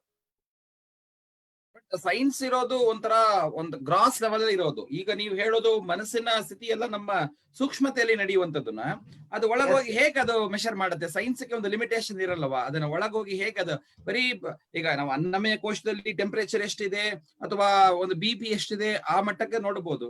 ನಮ್ಮ ಮನಸ್ಸಲ್ಲಿ ಒಳಗೋಗಿ ಅಥವಾ ಆತ್ಮದಲ್ಲಿ ಒಳಗೋಗಿ ಮೆಷರ್ ಮಾಡುವಂತಹ ಕೆಪಾಸಿಟಿ ಸೈನ್ಸ್ ಒಂದು ಮೆಷಿನ್ಗೆ, ಅದು ಬರೀ ಭೌತಿಕವಾದಂತಹ ಮೆಷಿನ್, ಇದು ಆಧ್ಯಾತ್ಮಿಕ ಚೇತನ ಒಳಗಿರೋದು. ಅದು ಹೇಗೆ ಅದಕ್ಕೆ ಸಾಧ್ಯ ಆಗತ್ತೆ ಗುರುಜಿ? ಬಾಹ್ಯವಾಗಿ ಭೌತಿಕವಾಗಿ ಇದನ್ನ ಅನಲೈಸ್ ಮಾಡ್ಕೋಬೇಕು, ತಿಳ್ಕೋಬೇಕನ್ನೋರಿಗೆ ಮಾತ್ರ ಸೈನ್ಸ್ ಅದು. ಇದು ಯೋಗಿಗೆ ಅಂತರ್ಗತವಾಗಿ ತನಗೆ ಗೊತ್ತಾಗ್ತದ, ಒಳಗೆ ಇಳಿತಾನ ಅಂತ. ಯಾಕಂದ್ರೆ ಇದು ಅಂತರ್ಮುಖಿ ಆಗ್ಬೇಕು ಮನುಷ್ಯ. ಅಂತರ್ಮುಖಿ ಸದಾ ಸುಖಿ ಅಂತ ಒಂದು ಮಾತು ಬರ್ತದೆ. ಯಾರು ಅಂತರ್ಮುಖಿಯಾಗಿ ಕೂಡ್ತಾರ ಅವರಿಗೆ ಕಾಲದ ಪರಿವೆ ಗೊತ್ತಾಗುದಿಲ್ಲ, ಎಷ್ಟೊತ್ತು ಕೂತಿರಿ ಗೊತ್ತಾಗುದಿಲ್ಲ, ಒತ್ತಡವೂ ಗೊತ್ತಾಗುದಿಲ್ಲ. ಅದೊಂದು ಸ್ಟೇಜ್ ಬರ್ತದೆ. ಅಲ್ಪ ಸ್ಥಿತಿ ಅನ್ನೋದು ನಾವು ಅನುಭವಿಸ್ಬೇಕಷ್ಟೇ, ಅದಕ್ಕೆ ಮೀಟರ್ ಇಲ್ಲ. ಅದು ನಮಗೆ ನಾನು ಅದನ್ನ ನಾನು ಧ್ಯಾನಕ್ಕೆ ಕೂತಿದ್ದೀನಿ, ನನ್ನ ಲೆವೆಲ್ ಇದೆ ಅಂತ ಹೆಂಗ್ ತಿಳ್ಕೊಬೇಕು ಹೋಗ್ತೀವಿ ಅಂದ್ರೆ ಇದನ್ನ ಬಿಟ್ಟು ನಾ ಅಲ್ಲಿ ಹೋಗ್ಬೇಕಾಗತ್ತೆ. ಹೌದಲ್ರಿ? ಲ್ಯಾಬ್ರೇಟರಿ ಹೋಗ್ಬೇಕಾಗತ್ತೆ ನಾನು. ಅವಾಗ ಮತ್ತೆ ಲ್ಯಾಬ್ರೇಟರಿ ಹೋದಾಗ ಈಗ ನೋಡಿ, ಈಗ ಗ್ಲೈಕೋಮೀಟರ್ ತಗೊಂತಾರೆ ಅಥವಾ BP ಅಳಿತಿರ್ಬೇಕಾದ್ರೆ, BP ಅಳಿತಿರ್ಬೇಕಾದ್ರೆ ಮೈಂಡ್ BP ಜಾಸ್ತಿ ಆಗುತ್ತೆ. ಯಾಕಂದ್ರೆ ಎಲ್ಲಿ ಜಾಸ್ತಿ ಬರುತ್ತೋ ಯೋಚಿಸೋದು, ಹೆಚ್ಚು ಬಂದ್ರೆ ಹೆಂಗಪ್ಪ, ಯಾಕಂದ್ರೆ BP ಐತು ಹೆಂಗೋ, ಹೀಗೆ ಒಂದು ಭಾವನೆನೇ ನಮ್ಮ ಮತ್ತೆ ಹೆಚ್ಚು ಮಾಡ್ತದೆ. ಹಾಗೆ ನಮ್ಮ ಮನಸ್ಸಿನ ವ್ಯಾಪಾರಗಳು ಬಹಳ ವಿಚಿತ್ರದಾವ. ಏನ್ ಒಂದು ಥಾಟ್ ಬಂತಪ್ಪ ಅಂದ್ರೆ ಅದಕ್ಕೆ ಸಪೋರ್ಟಿವ್ ಆಗಿ 108 ಥಾಟ್ ಬರ್ತಾವ. ನಿಮ್ಗೆ ಒಂದು ಫನ್ ಹೇಳ್ತೀನಿ ನಿಮ್ಗೆ. ನಾನು ಮೊದಲು ಕಲಿತಿರ್ಬೇಕಾದ್ರೆ ಅವಾಗ ಓಂ ಅಂತ ಅಂತಿದ್ವಿ ನಾವು. ಓಂ ಅಂದಾಗ ನಮ್ ಗುರುಗಳು ಹೇಳ್ತಿದ್ವಿ ಇಕ್ಕಟ್ಟಿಂದ, ಏನಪ್ಪಾ ಓಂ ಮಾಡಿದಾಗ ತಾವೇನ್ ಹೆಂಗ್ ಕೇಳಿದ್ರಲ್ಲ ಹಾಗೆ ಶಾಂತತೆ ಸಿಗ್ತಾ ಅಂತ ಕೇಳಿದಾಗ ಒಬ್ಬ ಪುಣ್ಯಾತ್ಮ ಏನ್ ಅನ್ಬೇಕು ಗೊತ್ತಾ? ಗುರುಗಳ ಓಂ ಅಂದಾಗ ನನಗ ಸ್ವಲ್ಪ ಓಂಕಾರಪ್ಪ ನಾವು ನನ್ನ ಕಡೆಯಿಂದ ಪುಣ್ಯಾತ್ಮ ನನ್ನ ಕಡೆಯಿಂದ 25 ರೂಪಾಯಿ ಇಸ್ಕೊಂಡ, ಇನ್ನ ಕೊಡೋಲ್ಲ ಮಗ ಅಂತಿಕೊಂಡು ನೆನಪು ಬಂತು ಅಂತಿಕೊಂಡು. ನೋಡಿ, ಓಂ ಎಲ್ಲೇ ಓಂಕಾರಪ್ಪ ಎಲ್ಲಿ, ಒಂದಕ್ಕೊಂದು ಲಿಂಕ್ ಆಗಿ ಮನಸ್ಸು ಹದಗೆಟ್ಟು ಹೋಗ್ಬಿಡ್ತದೆ. ಹಾಗೆ ಈಗ ತಾವ್ ಹೇಳಿದ್ರಿ ಇದು ಹೆಂಗ್ ಅಳಿಬೇಕು ಅಂದ್ಕೊಂಡು, ದರ್ ಇಸ್ ಮೀಟರ್. ಹೌದಾ? ಅದನ್ನ we can measure it. But ನಾವು ಇದಕ್ಕೆ ಲ್ಯಾಬ್ರೇಟರಿ ಹೋಗ್ಬೇಕಲ್ಲ, ಅಥವಾ ಅವ್ರು ಇಲ್ಲಿ ಬರ್ಬೇಕಲ್ಲ. ಹೌದಲ್ರಿ? ಅವೆಲ್ಲ ಬಾಹ್ಯ ಉಪಕರಣಗಳು ಒಬ್ಬ ರಿಯಲ್ ಯೋಗಿಗೆ ಬೇಕಾಗಿಲ್ಲ. ನಾವ್ ಒಂದ್ ಹೇಳ್ಬೇಕಂತಂದ್ರ, ಹಿಮಾಲಯದೊಳಗ ನೀವು ಹೋಗ್ತಿರೋ ಇಲ್ಲಿ ಗೊತ್ತಿಲ್ಲ, ಸಾವಿರ ವಯಸ್ಸು ಇದ್ದವರು ಇನ್ನೂ ಜೀವಂತ ಅದ್ರ ಖಂಡಿತವಾಗಿ. ನಾನು 1969 ಒಬ್ಬ ಯೋಗಿಯನ್ನ ನಾ ಭೇಟಿಯಾಗಿದ್ದೀನಿ. 963 ವಯಸ್ಸಿನ ಯೋಗಿಯನ್ನು ಭೇಟಿಯಾಗಿದ್ದೆ. ನೀವ್ ಯಾರು ನಂಬೋದಿಲ್ಲ. ಯಾಕಂದ್ರೆ ನೀವು ಕೇಳ್ತೀವಿ ಒಂದು ಪ್ರಶ್ನೆ, ಹಾಗಾದ್ರೆ ಜಾಗತಿಕ ದಾಖಲೆ ಆಗ್ಬೇಕಾಗಿತ್ತಲ್ಲ ಅಂತ ತಿಳ್ಕೊಂಡು. ಇದನ್ನೇ ನಾನು ಅವ್ರಿಗೆ ಕೇಳಿದೆ, ಜಾಗತಿಕ ದಾಖಲೆ ತಗೊಂಡು ಅವ್ರು ಏನ್ ಮಾಡ್ತಾರೆ? ಅವ್ರಿಗೆ ಏನ್ ಆಗ್ಬೇಕಾಗಿದೆ? ಜಾಗತಿಕ ದಾಖಲೆ ಆಗ್ತಪ್ಪ, ಏನ್ ಮಾಡೋರು? ಅವರು ಮತ್ತೊಬ್ಬರಿಗೋಸ್ಕರ ಶೋಕ್ಕೋಸ್ಕರ ಮಾಡ್ತಾ ಇಲ್ಲ. ನಾವೆಲ್ಲರೂ ಶೋಮನ್ಗಳೀಗ. ನಾನು ಯೋಗ ಮಾಡ್ತಾ ಇದ್ದೀನಿ, ನಾ ಪ್ರಾಣಾಯಾಮ ಮಾಡ್ತಾ ಇದ್ದೀನಿ, ನಾನು ಧ್ಯಾನ ಮಾಡ್ತಾ ಇದ್ದೀನಿ, ನಾ ಹಿಂಗ್ ಹೇಳ್ಕೊಡ್ತೀನಿ. ನಾವು ಶೋಮನ್ಗಳು. ನಾವು ಇವತ್ತು ಯಾರೆಲ್ಲ ಯೋಗ ಸಾಧಕರಿದ್ದೀವಿ, ಯಾರು ಯೋಗ ಗುರುಗಳಿದ್ದೀವಿ, ಯಾರು ಕಲಿಸೋರಿದ್ದೀವಿ, ನಾವೇ ಶೋಮನ್ಗಳು. ನಮ್ಮನ್ನ ಎಕ್ಸ್ಪೋಸ್ ಮಾಡ್ಕೊತೀವಿ ನಾವು. ಐ ಲವ್ ಯೋಗ, ಹಾಗೆ ಹೀಗೆ ಅಂತ ತಿಳ್ಕೊಂಡು ನಾವು. ಅದಕ್ಕೆ ಪುರಂದರದಾಸರು ನಮ್ಮಂತವ್ರು ನೋಡ್ಕೊಂಡು ಉದರ ವೈರಾಗ್ಯವಿದು ಅಂತ ಹೇಳಿದ್ದಾರೆ. ಭೂಟಕತನದಲ್ಲಿ ಬಹಳ ಭಕ್ತಿ ಮಾಡಿ, ನೋಟಕ್ಕೆ ಇವನಿಗೆ ಸರಿ ಇಲ್ಲೆನಿಸಿ, ನಾಟಕ ಸ್ತ್ರೀಯಂತೆ ಬಯಲಡಂಬವ ತೋರಿ, ಊಟದ ಮಾರ್ಗದ ಜ್ಞಾನವಿದಲ್ಲದೆ, ಹೀಗೆಲ್ಲ ಹೇಳಿದ್ದಾರೆ ಅವರು. ಆದ ಕಾರಣ ಇದು ಯೋಗ ಅನ್ನೋದು ಎಕ್ಸ್ಪೋಸ್ ಮಾಡ್ಕೊಳ್ಳಿಕ್ಕಲ್ಲ, ಮತ್ತೊಬ್ಬರಿಗೆ ತೋರ್ಸ್ಲಿಕ್ಕಲ್ಲ, ಅಂತರಂಗ ಸಾಧನ ಅದ, ಬಹಿರಂಗವಾಗಿ ತೋರ್ಸೋದಲ್ಲ ರೀ. ಚೆನ್ನಾಗಿದೆ. ಈಗ ನಾವು ಹಿಮಾಲಯದ ಆ ಒಂದು ಅದ್ಭುತ ವಾತಾವರಣದಲ್ಲಿ ತಾವು ಕೂತು ಧ್ಯಾನ ಮಾಡ್ತಿದ್ರಿ. ಹೇಗೆ ಅವಾಗೆಲ್ಲ ಕ್ಯಾಮರಾನು ತಗೊಂಡು ಹೋಗ್ತಿದ್ರಾ ಅಲ್ಲಿ ಫೋಟೋ ತೆಗಿಲಿಕ್ಕೆ, ಅಥವಾ ಯಾರು ತೆಗೆಸಿಕೊಟ್ಟಿದ್ರು ಗುರುಜಿ? ಅಲ್ಲ, ಇದು ಈ ಪ್ರಶ್ನೆಯನ್ನು ತುಂಬಾ ಜನ ಕೇಳಿದ್ದಾರೆ ಸುಬ್ರಹ್ಮಣ್ಯ ಅವರೇ. ಇದು 1976 ನಾನು ಹಿಮಾಲಯಕ್ಕೆ ಸುಮಾರು 6ನೇ 7ನೇ ಸಾರಿ ಹೋಗಿದ್ದೆ. ಅಲ್ಲಿ ಬದ್ರಿನಾಥ್ನಿಂದ ಇನ್ನೂ ಇಂಟೀರಿಯರ್ 19 ಕಿಲೋಮೀಟರ್ ದೂರ ನಾನು ಹೋಗಿದ್ದೆ. ಹೋದಾಗ ನನಗೆ ಅಲ್ಲೊಬ್ಬ ಸನ್ಯಾಸಿ ಭೇಟಿ ಆದ್ರು. ನಾನು ಇಷ್ಟೆಲ್ಲ ಹೊದ್ಕೊಂಡಿದ್ದೀನಿ ನಾನು ಬಟ್ಟೆಗಳನ್ನ, ನನಗೆ ಇನ್ನೂ ಇದು ಚಳಿ ಬರ್ತಾ ಇದೆ, ಇವರೆಲ್ಲ ಹಿಂಗೆ ಯಾಕೆ ಅಡ್ಡಾಡ್ತಾರ, ಎಷ್ಟು ಆರಾಮಾಗಿ ಅಡ್ಡಾಡ್ತಾರ ಅಂತ ನಾನು ಅವ್ರಿಗೆ ಕೇಳಿದಾಗ ಅವ್ರು ಹಿಂದಿಯಲ್ಲಿ ಮಾತಾಡ್ಬೇಕಾಗಿತ್ತು. ಮಾತಾಡಿದಾಗ ಸುಮ್ನೆ ಅವರೊಂದು ಬೇರು ಕೊಟ್ಟರು. ಬೇರು ಒಂದು ಅದು ಕೊರಳಲ್ಲಿ ಹಾಕೊಂಡಿದ್ದು ಬೇರು ಒಂದ್ ಸ್ವಲ್ಪ ಮುರಿದು ಕೊಟ್ಟರು ಅವರು. ಇದನ್ನ ಬಾಯಿಗೆ ಇಟ್ಕೊಂಡ್ರು ಅವರು, ಇದನ್ನ ಬಾಯಿಗೆ ಇಟ್ಕೊ ಅಂತ ಹೇಳಿದ್ರು ಅವರು. ನನಗೆ ಬಹಳ ಗಾಬರಿ ಆಯ್ತು. ಯಾಕಂದ್ರೆ ಮೋಸ ಮಾಡಿಬಿಟ್ರೆ ನನ್ನನ್ನು ಎಲ್ಲರೂ ಇವರು ಏನಾರ ಮಾಡಿ ಮೂರ್ಛೆ ಹೋಗಿಸಿ ಹಿಂಗೆಲ್ಲ ವಿಚಾರ ಬಂತು. ಆದೋಗಿ ಧೈರ್ಯ ಮಾಡಿ ಬಾಯಿ ಇಟ್ಕೊಂಡೆ. ಬಾಯಿ ಗುಡ್ಡ ನಿಮ್ಗೆ ಹೇಳ್ತೀನಿ, ಎಷ್ಟು ಬಾಡಿಯೊಳಗೆ ಹೀಟ್ ಜನರೇಷನ್ ಆಗತ್ತಪ್ಪ ಅಂತಂದ್ರ ಅದ್ಭುತ. ಬಾಡಿ ಭಯಂಕರ ಹೀಟ್ ಜನರೇಷನ್ ಆಯ್ತು. ನನಗ ಈ ಏನು ಬಟ್ಟೆ ಬರೀ ಬೇಡ ಅನಿಸ್ತೆ. ಆಕ್ಚುಲಿ ಹೇಳ್ಬೇಕಂದ್ರ ಒಂದೊಂದೇ ಬಟ್ಟೆಯನ್ನು ಕಳಿಸ್ಬಿಟ್ಟೆ. ಧ್ಯಾನ ಮಾಡ್ಬೇಕು ಅನಿಸ್ತ ಕುಂತಿದ್ದೆ. ಕುಂತಾಗ ಅಲ್ಲಿ ಒಬ್ಬ ರಷ್ಯನ್ ಸಿಟಿಜನ್ ಬಂದಿದ್ರು ಅವರು. ನಾನು ಕುಂತದ್ದನ್ನ ನೋಡಿ ಅವ್ರು ಫೋಟೋ ತೆಗೆದ್ರು. ಫೋಟೋ ತೆಗೆದ ಮೇಲೆ ಅವ್ರು ಫೋಟೋ ತೆಗೆದು ನನಗೂ ಗೊತ್ತಿದ್ದಿಲ್ಲ. ಆಮೇಲೆ ಅವರು ನಾನು ಸ್ವಲ್ಪ ಆಮೇಲೆ ಎಚ್ಚರ ಆಯ್ತು. ಎಚ್ಚರ ಆದಾಗ ನನ್ ಕೂಡ ಡ್ರೈ ಫ್ರೂಟ್ಸ್ ಇದ್ದೆ, ತಿನ್ಲಿಕ್ಕೆ ಶುರು ಮಾಡಿದಾಗ ಅವ್ರು ಬಂದು ನನ್ ಕೂಡ ಮಾತಾಡಿದ್ರು, ಎಷ್ಟೊತ್ತು ಕುಂತಿದ್ರಿ ಹಾಗೆಲ್ಲ ಇದು ಮಾಡಿದ್ರು. ಇನ್ನೊಂದು ಫೋಟೋ ತೆಗೆದಿದ್ದೀನಿ ಅಂತ ಹೇಳಿದ್ರು ಅವರು. ಅವಾಗ ಮತ್ತೊಂದು ಬಂದಾಗ ನನಗೆ ಆ ಫೋಟೋ ಕೊಟ್ಟಿದ್ದು. ಅವಾಗ ಆ ಫೋಟೋವನ್ನು ಇಟ್ಕೊಂಡಿದ್ದೀನಿ ಅಷ್ಟೇ. ಯಾರು ಅವಾಗ ಫೋಟೋಗ್ರಫಿ ಇರ್ಲಿಲ್ಲ. ಅದಕ್ಕೆ ನನ್ಗೆ ಆಶ್ಚರ್ಯ ಆಯ್ತು. ಯಾಕಂದ್ರೆ ಈಗ ಒಬ್ಬ ಇದು ಬೇರೆ. ಈಗ ಒಂದು ಮೊಬೈಲ್ ಈಗ ಈಗೂ ನೋಡ್ತೀನಿ, ಈಗ ನಾನು ಕುಂಭಮೇಳಕ್ಕೆಲ್ಲ ಹೋದಾಗ ಬಹಳಷ್ಟು ಜನ ಹಿಮಾಲಯನ್ ನಾಗಾ ಸಾಧುಗಳು ಬರುವಾಗ ಎಲ್ಲರ ಹತ್ರ ಮೊಬೈಲ್ ಫೋನ್ ಈಗ ಬಂದ್ಬಿಟ್ಟಿದೆ ಅಲ್ಲೂ ಕೂಡ. ಬಟ್ ಅವಾಗ ನೀವು 60ರಲ್ಲಿ 70ರಲ್ಲಿ ಅದನ್ನ ನನ್ನ ಬಳಿ ಕ್ಯಾಮ್ರಾನೇ ಇರ್ಲಿಲ್ಲ. ಯಾರೋ ಒಬ್ರು ತೆಗೆದು ಅವ್ರು ಕೊಟ್ಟಿದ್ದು. ನಾನು ಇನ್ಫ್ಯಾಕ್ಟ್ ನೆಕ್ಸ್ಟ್ ಪ್ರಶ್ನೆ ಇತ್ತು, ನೀವು ಅಂತಹ ಚಳಿಯಲ್ಲಿ ಹೇಗೆ ಕೂತು ಧ್ಯಾನ ಮಾಡ್ಲಿಕ್ಕೆ ಆಯ್ತು ಅಂತ. ಅದಕ್ಕೂ ನೀವು ಉತ್ತರ. ಹೌದೌದ್ರಿ. ಇದೇ ತರ ರೀ ಸುಬ್ರಹ್ಮಣ್ಯ ಅವರೇ. ನನಗೆ ಈ ಹಿಮಾಲಯದ ಕಡಿದಾದ ಪರ್ವತಗಳನ್ನ ಅದು ಬಹಳ ಏನಪ್ಪಾ ಅಂತಂದ್ರೆ ಬಹಳ ಪೊಳ್ಳಿರುತ್ತದೆ. ಎಷ್ಟೋ ಸಾರಿ ಜಾರಿ ಬಿದ್ದಿದ್ದೀನಿ, ಪ್ರಪಾತಕ್ಕೆ ಹೋಗಿದ್ದೀನಿ. ಬಹಳ ಅಪಾಯಕಾರಿ ಸನ್ನಿವೇಶನ್ನ ನಾನು ಎದುರಿಸಿದ್ದೀನಿ.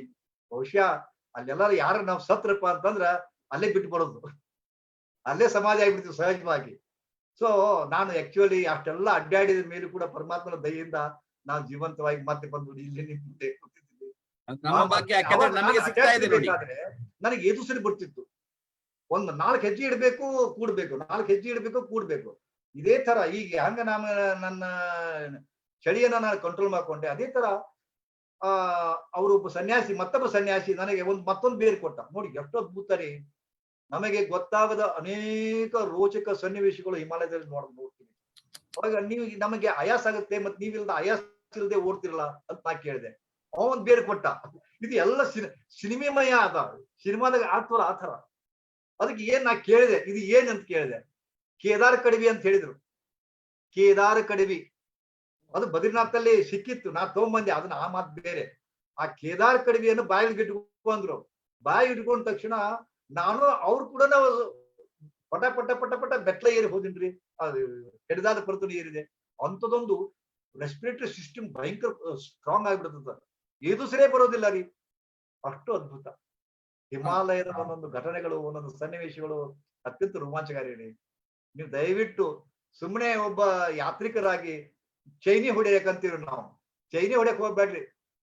ಸಾಧನೆ ಮಾಡ್ಕೊಳ್ಳಿಕ್ಕೆ ಅಲ್ಲಿ ಧ್ಯಾನ ಮಾಡ್ಲಿಕ್ಕೆ ಹೋಗ್ರಿ. ಯಾಕೆ ಹಿಮಾಲಯ ಅಂತ ಪಡ್ಕೊಂತಾರೆ ಜನ? ಅಲ್ಲಿಯ ತಂಪು ವಾತಾವರಣ, ಅಲ್ಲಿಯ ಒಂದು ದೈವಿ ಕಾರುಣ್ಯ ಸ್ಥಳ ಅಂತೀವಿ ನಾವು ಅದಕ್ಕೆ. ಸಹಜವಾಗಿ ಅಲ್ಲಿ ಏನು ಒಂದು ರೋಮಾಂಚ ಆದರೆ ಅಲ್ಲಿ ಸುಮ್ನೆ ಗಂಗೆ ನೋಡಿದ್ರ, ಆ ಹಿಮಾಲಯ ಬೆಟ್ಟಗಳು ನೋಡಿದ್ರ ಮನಸ್ಸು ಟ್ರಾನ್ಸ್ ಹೋಗ್ತದೆ. ಅದು ಪೂರಕವಾಗ್ತದ, ಧ್ಯಾನಕ್ಕೆ ಪೂರಕ ಅದ, ಯೋಗಕ್ಕೆ ಪೂರಕವಾದ ವಾತಾವರಣ ಆಗ್ಯದ. ಮತ್ತು ತಂಪು. ನಮ್ಮ ಬಿಸಿಲು ನಾಡೊಳಗ ಏನ್ ಧ್ಯಾನ ಮಾಡ್ತೀರಿ, ಏನ್ ಪ್ರಾಣಾಯಾಮ ಮಾಡ್ತೀರಿ, ಏನ್ ಆಸನ ಮಾಡ್ತೀರಿ, ಬೆವರು ಬರ್ತದ, ಆಯಾಸ ಬೇಕಾಗುತ್ತೆ. ಅಲ್ಲಿ ಏನದ ಟೆಂಪರೇಚರ್, ಆ ಟೆಂಪರೇಚರ್ ಒಳಗ ಅದ್ಭುತವಾದ ಒಂದು ಸಾಧನೆ ಆಗುತ್ತದೆ. ಅದಕ್ಕೆ ಎಲ್ರು ಹಿಮಾಲಯ ಅಂತ ಪಡ್ಕೊಂತಾರೆ. ಅಂತ ಹಿಮಾಲಯದೊಳಗ ಎಷ್ಟು ನಾನು ಅನೇಕ ಸಾರಿ ಅನೇಕ ಯೋಗಿಗಳ ಜೊತೆಗೆ ಅನೇಕ ಅವರ ಸಾಧನೆಗಳ ಜೊತೆಗೆ ಇದ್ದು ಅದ್ಭುತ ಸಾಧನೆಗಳನ್ನ ಕಲ್ತ್ ಬಂದಿದ್ದೀನಿ. ಆದ್ರೆ ಎಲ್ಲವನ್ನು ಹೇಳ್ಕೊಳ್ಳಿಕ್ಕೆ ನನಗೆ ಆಗ್ತಾ ಇಲ್ಲ ಅಷ್ಟೇ. ಮತ್ತೆ ಯಾರು ನಂಬೋದಿಲ್ಲ. ನಾನು ಎಂತ ಸಾಧನೆ ಮಾಡಿದ್ದೀನಿ, ಏನು ಸಾಧನೆ ಕಲ್ತ್ ಬಂದಿದ್ದೀನಿ, ಯಾರು ನೀವು ಇವತ್ತಿನ ಜನಾಂಗ ಒಪ್ಪೋದಿಲ್ಲ, ನಂಬೋದಿಲ್ಲ. ಯಾಕಂದ್ರೆ ನೋಡಿ, ನಾವು ಈಗ ಬೇರೆ.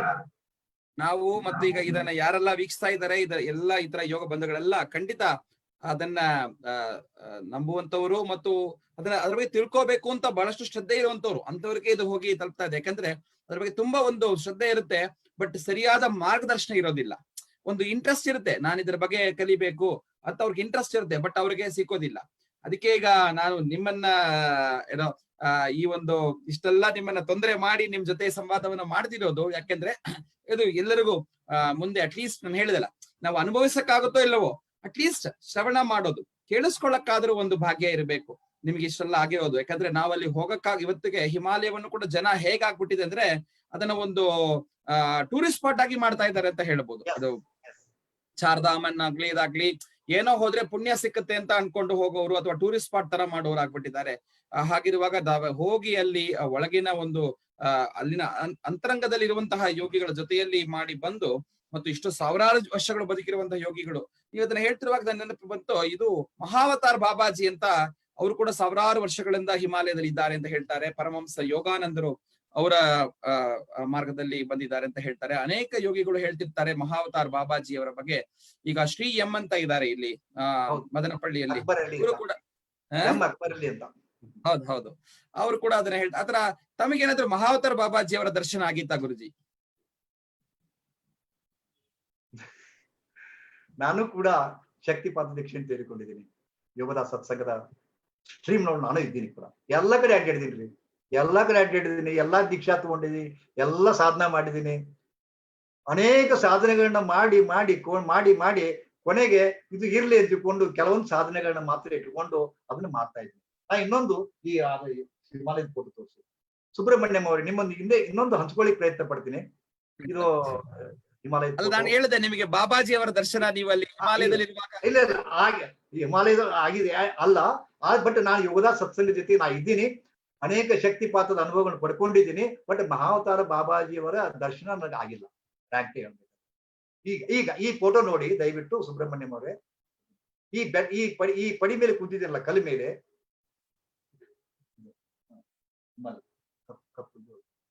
ಇದು ಪಡಿ ನೋಡಿದಿರಲ್ಲ, ಈ ಕಲ್ಲಿನ ಮೇಲೆ, ಶಿಲೆ ಮೇಲೆ, ಈ ಶಿಲೆ ಹೀಗಿದೆಯಲ್ಲ, ಮತ್ತೊಂದು ಅದ್ಭುತ ಇದು. ಅಲ್ಲಿ ಸುತ್ತಲೂ ಹಿಮ ಇದೆ. ಹೇಗೆ ಅಲ್ಲಿ ನೀವು ಇನ್ನೂ ತಾವು ಹಿಮಾಲಯಕ್ಕೆ ಹೋಗಿರ್ಬಹುದು ಬಹುಶಃ, ಅಲ್ಲಿ ಸುತ್ತಲೂ ಹಿಮದ ಬೆಟ್ಟಗಳದಾವ, ನಡುವೆ ಬಿಸಿನೀರಿನ ಬುಗ್ಗಿಗಳದಾವ. ಅದೊಂದು ರಹಸ್ಯ. ಕೇದಾರ್ನಾಥ್ ಒಳಗಾಗ, ಗೋಮುಖಿ ಒಳಗ, ಹೌದಾ, ಎಲ್ಲಾ ಕಡೆ ಅದಾವ. ಎಲ್ಲಾ ಕಡೆ ಎಲ್ಲೆಲ್ಲಿ ನಾವು ಟೂರಿಸ್ಟ್ ಪಾಯಿಂಟ್ ನಾವು ಹೋಗ್ತೀವೋ ಎಲ್ಲಾ ಕಡೆ ಅದಾವ. ಎಲ್ಲ ಹಿಮಕುಂಡದ ನಡುವೆ ಅಗ್ನಿಕುಂಡಗಳದಾವ. ಸೊ ಇದರದ ಮಹತ್ವ ಏನಪ್ಪಾ ಅಂತಂದ್ರೆ, ಇದು ದುರ್ವಾಸ ಮುನಿ ಕೂತ ಜಗ ಅಂತಕೊಂಡು ಹೇಳ್ತಾರೆ. ಅದು ಎಷ್ಟು ಮಟ್ಟಿಗೆ ಗೊತ್ತಿಲ್ಲ, ಬಟ್ ನಾನು ಇದನ್ನ ಅನುಭವಿಸಿದ್ದೇನಪ್ಪಾ ಅಂತಂದ್ರ, ಇದು ಆ ಶಿಲೆ ಮೇಲೆ ಕೂಡ್ತಿರಲ್ಲ, ಆ ಶಿಲೆ ಇಷ್ಟು ಬೆಚ್ಚಗದಲ್ರಿ, ಬೆಚ್ಚಗದರಿ ಅದು. ಆ ಶಿಲೆ ಸುಡ್ತಿತ್ತದು, ಅದಕ್ಕೆ ಬೆಚ್ಚಗೆ ನಾಳೆ ಕೂತಿದ್ದೆ ಅದ್ರ ಮೇಲೆ. ಇದನ್ನ ಒಬ್ಬ ನನ್ನ ಗುರುಗಳೊಬ್ರು ಇದನ್ನ ತೋರಿಸಿದ್ರು. ಅದೊಂದು ಅಪೂರ್ವ ಅನುಭವಗಳು. ಆಕ್ಚುಲಿ ಹೇಳ್ಬೇಕಂದ್ರೆ, ನಿಯರೆಸ್ಟ್ ಒಂದು ಇಲ್ಲಿಂದ 3 ಕಿಲೋಮೀಟರ್ ಮೇಲೆ ಒಂದು ಆಶ್ರಮ ಇದೆ. ಇಲ್ಲಿ ಮತ್ತೆ ಮುಂದೆ ಆ ಕಡೆ ಅನ್ನಪೂರ್ಣ ಗಿರಿಶ್ರೇಣಿ ಒಳಗ ಚಂಬಾ ಹಿಲ್ಸ್ ಅಂತ ಬರ್ತದೆ. ಅಲ್ಲಿ ಅನ್ನಪೂರ್ಣ ಹಿಲ್ ಅಂತದ ಅಲ್ಲಿ. ಆಕ್ಚುಲಿ ಅಲ್ಲಿ ಒಂದು ಆಶ್ರಮ ಇದೆ. ಆ ಆಶ್ರಮದಿಂದ ನನಗೊಬ್ಬ ಗುರುಗಳು ಇಲ್ಲಿ ಕರ್ಕೊಂಡ್ಬಂದು, ಈ ಜಾಗ ಮೇಲೆ ಕೂಡು, ನೀ ಸಾಧನೆ ಮಾಡ್ಕೋಬೇಕು, ಆನಂತರ ಏನಾಗುತ್ತೆ ನನಗೆ ಹೇಳು ಅಂತ ಕರ್ಕೊಂಡ್ಬಂದು ಕೂಡಿಸಿದ್ರು. ಕೂಡಿಸಿ ಸುಮಾರು ಎಷ್ಟೋ ಗಂಟೆಗಳ ಕಾಲ ನಾ ಕೂತಿದ್ದೀನಿ. ಅವ್ರು ಬೇರೆ ಕಡೆ ಹೋದಾಗ ಆ ಪುಣ್ಯಾತ್ಮ ರಷ್ಯನ್ ಪ್ರಜೆ ಬಂದು ತಗೊಂಡದ್ದು ಆಗಿದೆ. ನೋಡಿ, ಇದು ಈ ನಾನು ಕುಂತಂತ ಶಿಲೆ ಮಾತ್ರ ಬೆಚ್ಚಗಿತ್ತು. ಅದು ಅದ್ಭುತ ಅಲ್ರಿ? ಅದೊಂದು ಅನಿರುಚನೀಯ ಆನಂದ ಕೊಡ್ತಾ ಇತ್ತು ನನಗೆ. ಸೊ ಆ ಬೇರಿನ ಪ್ರಭಾವದಿಂದ ನಾನು ಬೆತ್ತಲೆಯಾಗಿ ಕೂತಿದ್ದೀನಿ. ಆನಂತರ ಈ ಶಿಲೆ ಪ್ರಭಾವದಿಂದ ತುಂಬಾ ಹೊತ್ತು ಆರಾಮಾಗಿ ಕೂತಿದ್ದೀನಿ. ಇಷ್ಟೇ, ಏನು ರಹಸ್ಯ ಇಲ್ಲ ಅಲ್ಲಿ. ಅಂತಹ ಬೇರು ಈಗ ಸಿಕ್ಕುತ್ತಾ ಆಶ್ರಮಕ್ಕೆ? ಕೇದಾರ್ ಕಡಿಗೆ ಅಂತ ತಿಳ್ಕೊಂಡು ಬದ್ರಿನಾಥ್ದೊಳಗ ಎಲ್ಲ ಗಿಡಮೂಲಿಕೆಗಳನ್ನ ಮಾರಾಟ ಮಾಡ್ತಕ್ಕಂತ ಸ್ಟಾಲ್ಸ್ ಇವೆ. ಬಹುಶಃ ಈಗಲೂ ಕೂಡ ಕೇದಾರ್ ಕಡಿಮೆ ಅಂತಿಕೊಂಡು ಯಾರಾದ್ರೂ ತಗೊಂಡ್ರೆ ಇದು ಅಸ್ಮಾಕ ಅದ್ಭುತ ಒಂದು ಔಷಧಿ ರೀ, ಮೂಲಿಕೆ ರೀ. ಬಹುಶಃ ಈಗ ಕರೋನಾ ಅಟ್ಯಾಕ್ ಆಗುದು ಬಹುಶಃ ರೆಸ್ಪಿರೇಟರಿ ಸಿಸ್ಟಮ್ ಮೇಲೆ ಆಗ್ತದೆ. ಬಹುಶಃ ಅದು ಅದ್ಭುತವಾದ ಮೂಲಿಕೆ ಆಗ್ಬಹುದು ಅನ್ಸುತ್ತೆ. ಯಾರು ಪ್ರಯತ್ನ ಮಾಡೋ ಇಲ್ಲ ನನಗೆ ಗೊತ್ತಿಲ್ಲ. ಬಟ್ ನಾನು ಅವಾಗ ಆ ಕಾಲದೊಳಗ ಆ ಕೇದಾರ್ ಕಡಿಮೆ ಎಂಬ ಮೂಲಿಕೆಯನ್ನ ಚೂಸ್ ಮಾಡ್ತಾ ಮಾಡ್ತಾ ನಾನು ಕೂತಿದ್ದೆ. ಅದೇ ನಾನು ಕೇಳ್ತಾ ಇದ್ದೆ, ಅಂತಹ ಬೇರುಗಳು ಈಗ ತಾವು ಇರುವಂತಹ ಆಶ್ರಮಕ್ಕೆ, ಶ್ರೀಕೃಷ್ಣ ಯೋಗಾಶ್ರಮದಲ್ಲಿ ನಾವೇನಾದ್ರೂ ಬಂದ್ರೆ ತಮ್ಮಲ್ಲಿ ಆ ಬೇರುಗಳು ಇದೆಯಾ, ತಾವು ಕೊಡ್ತೀರಾ ನಮಗೆ ಅಂತ? ಮೊದಲು ನಾನು ತುಂಬಾ ತಂದಿಟ್ಟಿದ್ದೆ. ನಾನೇ ಯಾವಾಗ 45 ವರ್ಷ ನಾನೊಬ್ಬ ಕ್ವಾಲಿಫೈಡ್ ಡಾಕ್ಟರ್ ಆಗದೇ ಇದ್ರು ಕೂಡ ಒಂದು ಅನುಭವದ ಆಧಾರದ ಮೇಲೆ, ಒಂದು ಯಾವುದೋ ಶಕ್ತಿಯ ಒಂದು ಇದ್ರ ಮೇಲೆ ಇಷ್ಟು ಪ್ರಾಕ್ಟೀಸ್ ಮಾಡಿದಿರಲ್ಲ. ನನ್ಗೆ ಸುಮಾರು 99% ರೋಗಿಗಳಿಗೆ ನಾನು ಗುರುಪು ಮಾಡ್ತಿದ್ದೆ. ಅಂದ್ರೆ ಸಾವಿರಾರು ಬರ್ತಿದ್ರು, 99% ಎಲ್ಲೋ ಒಂದು ಪರ್ಸೆಂಟೇಜ್ ಫೇಲ್ ಆಗ್ತಾ ಇತ್ತು. ಅವಾಗ ನಾನ್ ಪ್ರಾಕ್ಟೀಸ್ ಮಾಡೋ ಕಾಲಕ್ಕೆ HIV ಪೇಷಂಟು, ಕ್ಯಾನ್ಸರ್ ಪೇಷಂಟು ಯಾಕೆ ಗುಣ ಆಗ್ತಿದ್ದು ಅದೇ ಗೊತ್ತಿಲ್ಲ ರೀ. ನಾನ್ ದೊಡ್ಡ ಡಾಕ್ಟರ್ ಆಗದೆ ಇದ್ದಾಗ ಕೂಡ ಎಷ್ಟು ಜನ ನನ್ನ ಕಾಯ್ತಾ ಕೂಡ್ತಿದ್ರು. ಪ್ರತಿಯೊಬ್ಬರಿಗೂ ಅದು ಪ್ರತಿಯೊಂದು ವ್ಯಾಧಿ ನಿವಾರಣೆ ಆಗ್ತಿತ್ತು, ಪ್ರತಿಯೊಂದು ಸಮಸ್ಯೆ ಪರಿಹಾರ ಆಗ್ತಾ ಇತ್ತು. ಅದ್ರ ಜೊತೆ ಇನ್ನೊಂದು ಹೇಳ್ಬೇಕಂದ್ರೆ, ನನಗ ಜನ ಒಬ್ಬ ಡಾಕ್ಟರ್ ಮಾಡಿದ ಜನ, ಆಕ್ಚುಲಿ ನಾನು ಬರೀ ಒಬ್ಬ ಯೋಗ ಗುರು ಆಗಿದ್ದೆ. ಬರ್ತಿದ್ರು ಜನ, ಗುರುಜಿ ನಿಮ್ಮ ಯೋಗಾಸನ ಕಲಿತೀವೋ, ನನ್ನ ಹೊಟ್ಟೆ ನೋವು ಕಮ್ಮಿ ಆಯ್ತು ಅಂತ ಹೇಳ್ತಿದ್ರು. ಇತ್ತಲ್ಲ, ಮತ್ತೊಬ್ರು ಕೆಲವು ಜನ ಬರ್ತಿದ್ರು, ಗುರುಜಿ ಬಂದೆ ಒಂದು ದಿವಸ ಪ್ರಾಕ್ಟೀಸ್ ಮಾಡಿದೆ, ಕಮ್ಮಿ ಆಗಿತ್ತು, ಮತ್ತೆ ಬಂತು. ನನಗೆ ಏನ್ ಡೌಟ್ ಬರ್ತಾ ಇದೆ ಅಂದ್ರೆ, ಯಾರಾದ್ರೂ ನನಗೆ ಮಾಡಿಸಿದಾರಾ, ಭಾನುಮತಿ ಮಾಡಿದಾರಾ ಅಂತ ಕೇಳ್ತಿದ್ರು. ಏನಪ್ಪಾ ನೀವು ಇನ್ನೂ ಎಷ್ಟು ಕೂಪು ಮಂಡುಕರು ತಿಳೋಗಿದ್ದೀರಿ, ಇಂಥ ನಂಬ್ತೀರಾ ಅಂತ ಬೈತಿದ್ದೆ. ಬಟ್ ಕೆಲವು ದಿವಸಗಳಾದ್ಮೇಲೆ ಇಂಥದೊಂದು ತಂತ್ರ ಇದೆ, ಮಂತ್ರ, ತಂತ್ರ, ಯಂತ್ರ, ಇದ್ರ ಬಗ್ಗೆ ಮತ್ತೆ ತಿಳ್ಕೊಂಡೆ. ಹೌದಾ, ಇವೆಲ್ಲವನ್ನು ತಿಳ್ಕೊಂಡೆ. ರೇಖಿ ಅನ್ನೋದನ್ನ ತಿಳ್ಕೊಂಡೆ, ಸಿದ್ಧ ಜ್ಞಾನ ಅಂತ ತಿಳ್ಕೊಂಡೆ, ಕಾಸ್ಮಿಕ್ ಹೀಲಿಂಗ್ ಬಗ್ಗೆ ತಿಳ್ಕೊಂಡೆ. ಇವನ್ನೆಲ್ಲ ತಿಳ್ಕೊಂಡಾಗ ಈ ಔಷಧಿ, ಪ್ರಕೃತಿ ಚಿಕಿತ್ಸೆ, ಗೃಹ ಮೂಲಿಕೆಗಳು, ನಮ್ಮ ಆಸನದಲ್ಲಿ ಬೆಳೀತಕ್ಕಂಥ ಅನೇಕ ಏನಪ್ಪಾ ಅಂತಂದ್ರೆ ಗೌತಿ ಚಾ ಸಿಗುತ್ತೆ. ಗೌತಿ ಚಾ ಅಂತ ಬಹುಶಃ ಅದಕ್ಕೆ ಏನಂತ ಹೇಳಿದ್ರೆ ಲೆಮನ್ ಗ್ರಾಸು ಮತ್ತು ಗ್ರಾಸು, ಆನಂತರ ಗೋಮೂತ್ರ, ಇವುಗಳಿಂದಲೇ ಎಷ್ಟೋ ರೋಗಗಳನ್ನ ನನಗೆ ಅದು ಯಾಕೆ ಗುಣ ಆಗಿದೆ ಅನ್ನೋ ಗೊತ್ತಿಲ್ಲ. ಬಟ್ ನಾನು ಸಜೆಸ್ಟ್ ಮಾಡ್ತಾ ಇದ್ದೆ, ತಗೋತಿದ್ರು, ಕಮ್ಮಿ ಆಗ್ತಿತ್ತು. ಅದ್ರ ಜೊತೆಗೆ ಕಕ್ಕುಲಾತಿ ಇತ್ತು. ನನ್ನ ಕಡೆ ಯಾರು ಬರ್ತಾರ ಅವ್ರಿಗೆ ಕಡಿಮೆ ಆಗ್ಲೇಬೇಕು ದೇವ್ರೆ ಅಂತಿಕೊಂಡು ಅವ್ರಿಗೆ ದೇವರಲ್ಲಿ ನಾನು ಕಾಂಟ್ಯಾಕ್ಟ್ ಮಾಡ್ಕೊಂತಿದ್ದೆ, ಇವ್ನು ಕಮ್ಮಿ ಆಗ್ಬೇಕಿತ್ತು. ಹೀಗೆ ಪರಮಾತ್ಮನ ದಯೆಯಿಂದ ನಾನು ಏನ್ ಕೊಡ್ತೀನೋ ಔಷಧಿ, ನಾನೇನು ಗೊತ್ತಿದ್ದಿಲ್ಲ ನನಗೆ. ಸುಮ್ನೆ ಏನು ನನಗೆ ಇಂಟ್ಯೂಷನ್ ಹೌದಾ, ಇಟ್ಟಂತ ಸಾವಿರಾರು ಔಷಧಿ ಒಳಗ ಅದಕ್ಕೆ ರಿಲೇಟೆಡ್ ಆಗಿ ಒಂದು ಔಷಧಿ ತೋತಿದ್ದೆ. ದೇವ್ರೆ, ಇದು ನಿನ್ನ ಕರುಣೆ, ಅವನಿಗೆ ಖಂಡಿತವಾಗಿ ಕಡಿಮೆ ಆಗತ್ತೆ, ಕಡಿಮೆ ಆಗ್ಲೇಬೇಕು ಅಂತಿಕೊಂಡು ಕೊಡ್ತಿದ್ದೆ. ಕಮ್ಮಿ ಆಗ್ತಿದ್ವಿ. ನಮ್ಮ ಇಂಟ್ಯೂಷನ್ ಚೆನ್ನಾಗಿರ್ಬೇಕು ಅಷ್ಟೇ. ಅವರಿಗೆ ಕಡಿಮೆ ಆಗ್ಬೇಕು, ಗಕ್ಕುಲಾತಿರ್ಬೇಕು. ಯಾರಿಗಾದ್ರೂ ಏನಾದ್ರೂ ಕಡಿಮೆ ಆಗದೆ ಹೋದ್ರೆ, ಅವರ ಸಮಸ್ಯೆ ನಿವಾರಣೆ ಆಗದೆ ಹೋದ್ರೆ ನನಗೆ ಹುಚ್ಚಿಡ್ತಿತ್ತು. ಅದು ಏನಾದ್ರು ಮಾಡಿ ಕಡಿಮೆ ಮಾಡ್ತಿದ್ದೆ. ರೇಖಿ ಇರ್ಬಹುದು, ಎಲ್ಲ ಟೆಕ್ನಿಕ್ ಬರುತ್ತೆ. ಮಂತ್ರ, ತಂತ್ರ, ಯಂತ್ರ, ರೇಖಿ ಇದೆಲ್ಲ ಮಾಡಿ ಅವ್ರು ನಕ್ಕೊಂಡು ಬಂದಾಗ ಇಷ್ಟು ಖುಷಿ ಆಗಿತ್ತು ನನಗೆ. ವಾ, ನೋಡಿ, ಒಬ್ಬರ ಮುಖದೊಳಗ ನಗು ಬಂತಪ್ಪ ಅಂದ್ರ ಅದಕ್ಕಿಂತ ದೊಡ್ಡ ಪುಣ್ಯ ಏನಂತ ಹೇಳ್ರಿ. ಇವತ್ತ ಏನದ ಜಗತ್ತಂದ್ರೆ, ನಮ್ಮ ನಗುವನ್ನ ಕಸಿಕೊಂಡು ಅಳಿಸ್ತಕ್ಕಂಥ ಜನ ಇದ್ದಾರೆ ಇವತ್ತ. ಸ್ವಲ್ಪ ನಕ್ರ ಸಾಕು, ಬಾಳ್ ನಗ್ತ ತಡಿ ಸೊಕ್ ಮುರಿಬೇಕಂತ ಜನ. ನಮ್ಮ ನಕ್ರೆ ನಮ್ಮ ನಗುವನ್ನ ಕಸ್ಕೊಳ್ತಕ್ಕಂಥ ಜನ ಇವತ್ತ ಅದರ. ಆದ್ರೆ ಅಳುವನ್ನ ಕಸ್ಕೊಳ್ತಕ್ಕಂಥ ಮಂದಿ ಕಮ್ಮಿ ಅದಾರ. ಆದ್ರೆ ಭಗವಂತ ನನ್ನ ಕಡೆಯಿಂದ ಅದನ್ನ ಮಾಡಿಸಿದ. ನಾನು ಇವತ್ತ ತುಂಬಾ ಜನರಿಗೆ ಅನೇಕ ಸಮಸ್ಯೆಗಳಿಗೆ ನಾನು ಅನೇಕ ಕ್ರಮಗಳನ್ನ ಹೇಳಿದ್ದೀನಿ, ಎಲ್ರಿಗೂ ಸಕ್ಸಸ್ ಆಗಿದೆ. ಬಟ್ ಇವತ್ತು ಏನಾಗಿದೆ ಅಂದ್ರೆ, ಒಂಥರ ಸ್ಯಾಚುರೇಷನ್ ಬಂದಿದೆ. ಎಷ್ಟು ಜನರಿಗೆ ಕೊಡ್ಬೇಕು, ಏನಂತ ಮಾಡ್ಬೇಕು, ಎಷ್ಟಂತ ಮಾಡ್ಬೇಕು. ಇವತ್ತ ನನ್ನ ಮಕ್ಕಳ ಜೊತೆಗೆ, ನನ್ನ ಹೆಂಡತಿ ಜೊತೆಗೆ, ನಮ್ಮ ಮೊಮ್ಮಕ್ಕಳ ಜೊತೆ ಕಡಿಮೆ ಟೈಮ್ ಕೊಟ್ಟು ಬರೀ ಮಂದಿ ಕೂಡ ಟೈಮ್ ಹೆಚ್ಚು ಕೊಡ್ತಿದ್ದೆ. ಈಗ ನನಗೆ ಬೇಜಾರಾಗಿದೆ. ಈಗ ಎಲ್ಲವನ್ನೂ ನಿಲ್ಲಿಸಿದ್ದೀನಿ. ನಾನು ಕಲಿಸೋದು ನಿಲ್ಲಿಸಿದ್ದೀನಿ. ಯಾರು ನಮಸ್ಕಾರ ಮಾಡೋದು ಬೇಡ ಆಗ್ಯದ, ಯಾರು ಬರೋದು ಬೇಡ ಆಗ್ಯದ. ಹೇಳ್ತೀರಲ್ಲ, ಒಂದು ಸ್ಯಾಚುರೇಷನ್, ಪ್ರತಿಯೊಂದಕ್ಕೊಂದು ಇದು ಅಂತಿಮ ಘಟ್ಟ ಅಂತ ಇರ್ತದೆ. ಸೊ ಈಗ ನಾನು ನನ್ನ ಪಾಡಿ ನಾನು ನನ್ನ ಕುಟುಂಬದ ಜೊತೆಗೆ ಚೆನ್ನಾಗಿದ್ದೀನಿ. ಅಲ್ಲ, ಹಾಗಲ್ಲ. ನಾನು ಅನ್ಸಿದ್ದು, ನೀವೇ ಹೇಳಿದ್ರಿ ಎಲ್ಲ ಭಗವಂತನ ಇಚ್ಛೆಯಲ್ಲಿ ನಡೆಯುತ್ತೆ ಅಂತ. ನಿಮ್ಮನ್ನ ಇನ್ನೊಂದು ಘಟನೆ, ಇನ್ನೊಂದು ರೀತಿಯ ಒಂದು ಲೆವೆಲ್ಗೆ ಭಗವಂತ ತಯಾರಿ ಮಾಡ್ತಿದ್ದಾನೆ ಅಂತ ಅನ್ಕೊಳ್ತೀನಿ ನಾನು. ನೀವು ಒಂದೊಂದು ಫೇಸ್ ಬೈ ಫೇಸ್ ಆಗಿ ಬಂದಿದ್ದೀರಾ. ಮೊದಲು ನಿಮ್ಮ ಒಂದು ಆ ಒಂದು ಹುಡುಕಾಟ, ನಾನು ಹೋಗಿ ಗುರುಗಳ ಹತ್ರ ಅದನ್ನ ಪಡಿಬೇಕು, ಯೋಗವನ್ನ ಕಲಿಬೇಕು, ಇತ್ಯಾದಿ ಧ್ಯಾನವನ್ನ ಪಡಿಬೇಕು ಅಂತ ಅದು ಕಲಿತಾದ್ಮೇಲೆ ಅದರಲ್ಲಿ ಅತ್ಯಂತ ಉನ್ನತ ಅನುಭವಕ್ಕೆ ಹೋಗ್ಬೇಕು ಅಂತ ಇರುವಂತಹ ಆ ಒಂದು, ನೀವು ಹೇಳಿದಾಗ ಹುಚ್ಚು ಇತ್ತಿತ್ತು, ಅದಕ್ಕೆ ಆದಂತಹ ಸಾಧನೆ ಮಾಡಿದ್ದು, ಇಷ್ಟೆಲ್ಲ ಪಡ್ಕೊಂಡ್ ಬಂದಿದ ಮೇಲೆ ನೀವು ಒಂದು ಗೃಹಸ್ಥಾಶ್ರಮದಲ್ಲಿ ಫ್ಯಾಮಿಲಿಯನ್ನ ನೀವು ಮಾಡಿಕೊಂಡು ಜೊತೆಯಲ್ಲಿ ಎಲ್ಲರಿಗೂ ಅದನ್ನ ಹೇಳ್ಕೊಡ್ತಾ ನಿಮ್ಮ ಒಂದು ಸೇವೆಯನ್ನ ಈ ರೀತಿಯಲ್ಲಿ ಮಾಡಿದ್ದೀರಾ. ಈಗ ನೆಕ್ಸ್ಟ್ ಭಗವಂತ ಭವಿಷ್ಯ ನಿಮ್ಮನ್ನ ಇನ್ನೊಂದು ಹಂತಕ್ಕೆ, ಇನ್ನೊಂದು ರೀತಿಯಾದಂತಹ ಒಂದು ಸಾಧನೆಗೆ ನಿಮ್ಮನ್ನ ತಯಾರಿ ಮಾಡ್ತಾನೆ ಅಂತ. ಯಾಕಂದ್ರೆ ಈಗ ಹೇಗಾಗಿದೆ ಅಂದ್ರೆ, ನೀವು ಹೇಳಿದ್ರಲ್ಲ, ಇಷ್ಟೊಂದು ದಿನ ನೀವು ಅದನ್ನ ಬೇರೆಯವರಿಗೆ ಮಾಡಿಸುವಂತಹ ಒಂದು ರೀತಿಯಲ್ಲಿ ಇತ್ತು. ಈಗ ನೀವಿರುವಂತದ್ದು ಹೇಗಿರುತ್ತೆ, ನಿಮ್ಮ ಸನ್ನಿಧಿಯಲ್ಲಿ ಬಂದ್ರೇನೆ ಜನಕ್ಕೆ ಅದು ವಾಸಿ ಆಗತ್ತೆ ಅನ್ನೋ ರೀತಿಯಲ್ಲಿ ಒಂದು ಸಿದ್ಧ ಪುರುಷರಾಗಿ ತಾವಿದ್ದೀರಾ ಅಂತ ನಾನು ಭಾವಿಸ್ತೀನಿ. ಯಾಕಂದ್ರೆ ದಕ್ಷಿಣಾಮೂರ್ತಿ ನಾವು ಹೇಳ್ತೀವಿ, ಆದಿಯೋಗಿ ಆದಂತಹ ಆದಿನಾಥ ಅಂತ ಶಿವನನ್ನ ಹೇಳುವಾಗ ಅವ್ನು ದಕ್ಷಿಣಾಮೂರ್ತಿ ಅಂತೀವಿ. ಆ ದಕ್ಷಿಣಾಮೂರ್ತಿ ಏನು ಶಿಷ್ಯರುಗಳಿಗೆ 4 ಜನ ಶಿಷ್ಯಂದ್ರು ತಮ್ಗೆ ಗೊತ್ತಿದ್ದಾಗೆ ಸನಕಾದಿ ಋಷಿಗಳು, ಸನಕ, ಸನಂದನ, ಸನತ್ಕುಮಾರ ಅಂತ ಇರುವಂತಹ 4 ಜನ ಶಿಷ್ಯರು ಆ ಗುರುಗಳ ಸಾನ್ನಿಧ್ಯದಲ್ಲಿ ಕೂತಿರ್ತಾರಷ್ಟೇ. ಅವನು ಬರೀ ಮೌನದಿಂದ, ಗುರೋಸ್ತು ಮೌನಂ ವ್ಯಾಖ್ಯಾನಂ ಶಿಷ್ಯಾಸ್ತು ಚಿನ್ನ ಸಂಶಯಂ ಅಂತ, ತಾವು ಮೌನವಾಗಿ ಗುರುಗಳು ಇರೋದ್ರಿಂದನೇ ಶಿಷ್ಯರಿಗೆ ಬಹಳಷ್ಟು ಅವರಿಗೆ ಮಾಹಿತಿಗಳು ಬರ್ತಾ ಇತ್ತು. ಇಡೀ 4 ವೇದಗಳನ್ನು 4 ಶಿಷ್ಯರಿಗೆ ಆ ಮೌನದ ಒಂದು ಭಾಷೆಯಿಂದನೇ ಅವರು ಹೇಳ್ತಿದ್ರಂತ ಹೇಳ್ತೀವಿ. ರಮಣ ಮಹರ್ಷಿಗಳು, ಈಗ ತಿರುವಣ್ಣಾಮಲೆಯಲ್ಲಿ ರಮಣ ಮಹರ್ಷಿಗಳಿದ್ರು, ಅವ್ರೇನು ಹೆಚ್ಚಿಗೆ ಯಾರಿಗೂ ಉಪದೇಶ ಮಾಡ್ತಿರ್ಲಿಲ್ಲ, ಮಾತಾಡ್ತಿರ್ಲಿಲ್ಲ.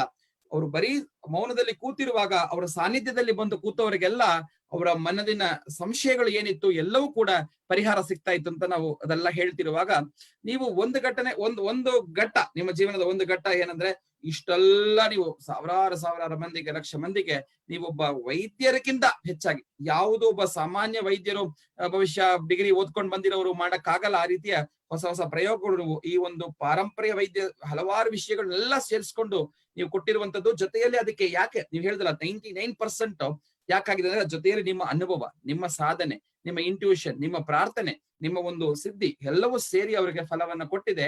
ಈಗ ಭಗವಂತ ಈ ಒಂದು ಲೆವೆಲ್ಗೆ ನೀವು ರೀಚ್ ಆಗಿದ್ದೀರಾ ಗುರುಜಿ, ಇದನ್ನ ಇನ್ನೊಂದು ಘಟ್ಟಕ್ಕೆ ತಗೊಂಡು ಹೋಗ್ತಾನೆ, ಒಂದು ಫೇಸ್ ತಗೊಂಡು ಹೋಗ್ತಾನೆ. ಯಾಕಂದ್ರೆ ನೀವು ಹೇಳಿದ್ರಲ್ಲ, ನಾನು ಎಲ್ಲರಿಂದ ಮೌನದಿಂದ ಇರ್ತೀನಿ, ಎಲ್ಲವನ್ನೂ ಬಿಟ್ಟು ಒಂದು ಸ್ಯಾಚುರೇಷನ್ ಅಂತ ಅಲ್ಲ, I think it is another sanctification. Saturation ಗಿಂತ ಸ್ಯಾಂಕ್ಟಿಫಿಕೇಶನ್ ಆಗಾಗ್ತಿದೆ.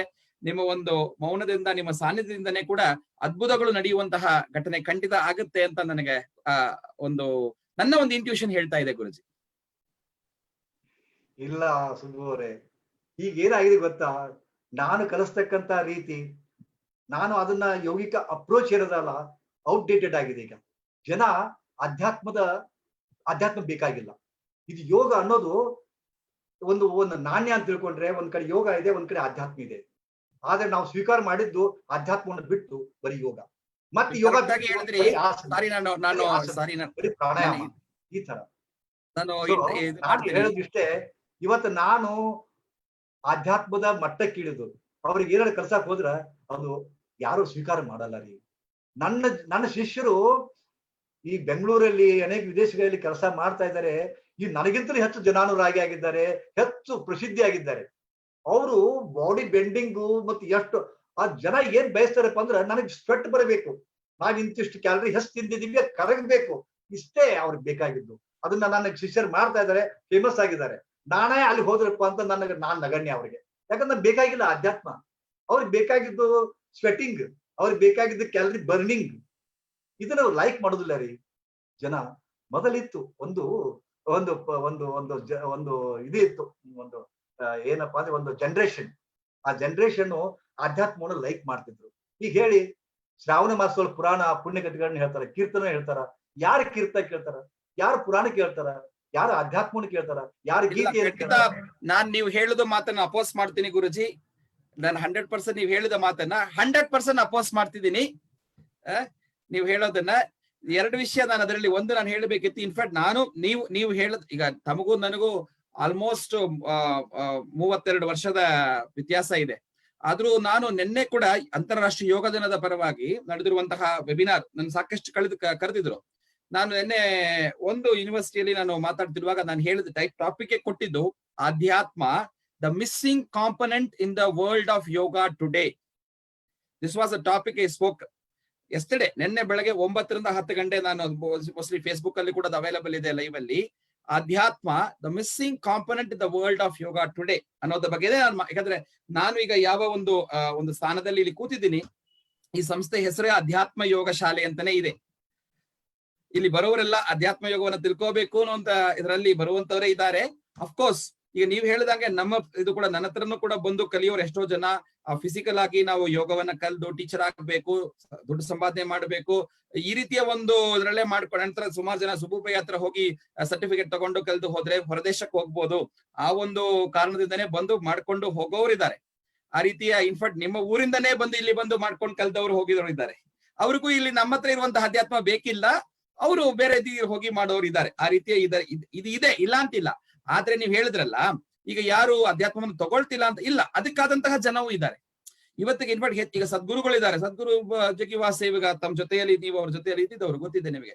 ಇವು ಅವ್ರು ಹೇಳುವಂತ ಅಧ್ಯಾತ್ಮ ಚಿಂತನೆಯನ್ನ ತಿಳ್ಕೊಳ್ಳಕ್ಕೆ ತುಂಬಾ ಜನ ಯಂಗ್ಸ್ಟರ್ಸ್ ಈ ಫೇಸ್ಬುಕ್ ಇತ್ಯಾದಿ ವಿಷಯಗಳಿರ್ಬೋದು, ಈ ಸೋಷಿಯಲ್ ಮೀಡಿಯಾ ಇಂದ ತುಂಬಾ ಫಾಲೋ ಮಾಡ್ತಾರೆ, ತುಂಬಾ ಕೇಳ್ತಾರೆ.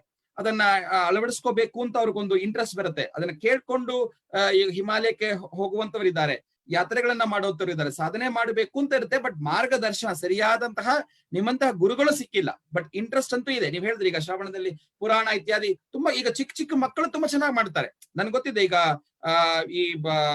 ಈ ಒಂದು ಅಧ್ಯಾತ್ಮ ಕ್ಷೇತ್ರದಲ್ಲಿ ಎಷ್ಟು ಯಂಗ್ಸ್ಟರ್ಸ್ ತುಂಬಾ ಬರ್ತಿದ್ದಾರೆ, ನಿಜವಾದಂತಹ ಒಂದು ಶ್ರದ್ಧೆಯಿಂದ ಬರ್ತಿದ್ದಾರೆ, ಆತರ ಬರ್ತಿದವ್ರು ಇದ್ದಾರೆ. ಹಾಗಾಗಿ ಇದು ಯಾವತ್ತೂ ಕೊರತೆ ಇರಲ್ಲ. ನೋಡಿ ಈಗ ನೀವು ಹೇಳಿದಂಗೆ ಭವಿಷ್ಯ ನಿಮ್ಮ ಗುರುಗಳೆಲ್ಲ ಅವತ್ತಿಗೆ ಅವರ ವಯಸ್ಸಲ್ಲಿ ಹೇಳಿರ್ಬೋದು, ಅದಕ್ಕೆ ನಿಮ್ಮಂತವ್ರು ಆ ಚಿಕ್ಕ ವಯಸ್ಸಲ್ಲೇ ಹೋಗಿ ಅದನ್ನ ತಗೊಂಡು ಬಂದಿದ್ದೀರಾ. ಈಗ ನಿಮ್ಮ ಒಂದು ಸಂದರ್ಶನ ಸಿಕ್ಕಿರುವಂತಹ, ಇದನ್ನ ನೋಡ್ತಿರುವಂತಹ ಎಷ್ಟೋ ಜನ ಸಾವಿರಾರು ಮಂದಿಯಲ್ಲಿ ಆ ಒಂದು ಪ್ರೇರಣೆ ಅವ್ರಿಗೆ ಬಂದೇ ಬರುತ್ತೆ, ಆ ಒಂದು ಇನ್ಸ್ಪಿರೇಷನ್ ಬಂದೇ ಬರುತ್ತೆ.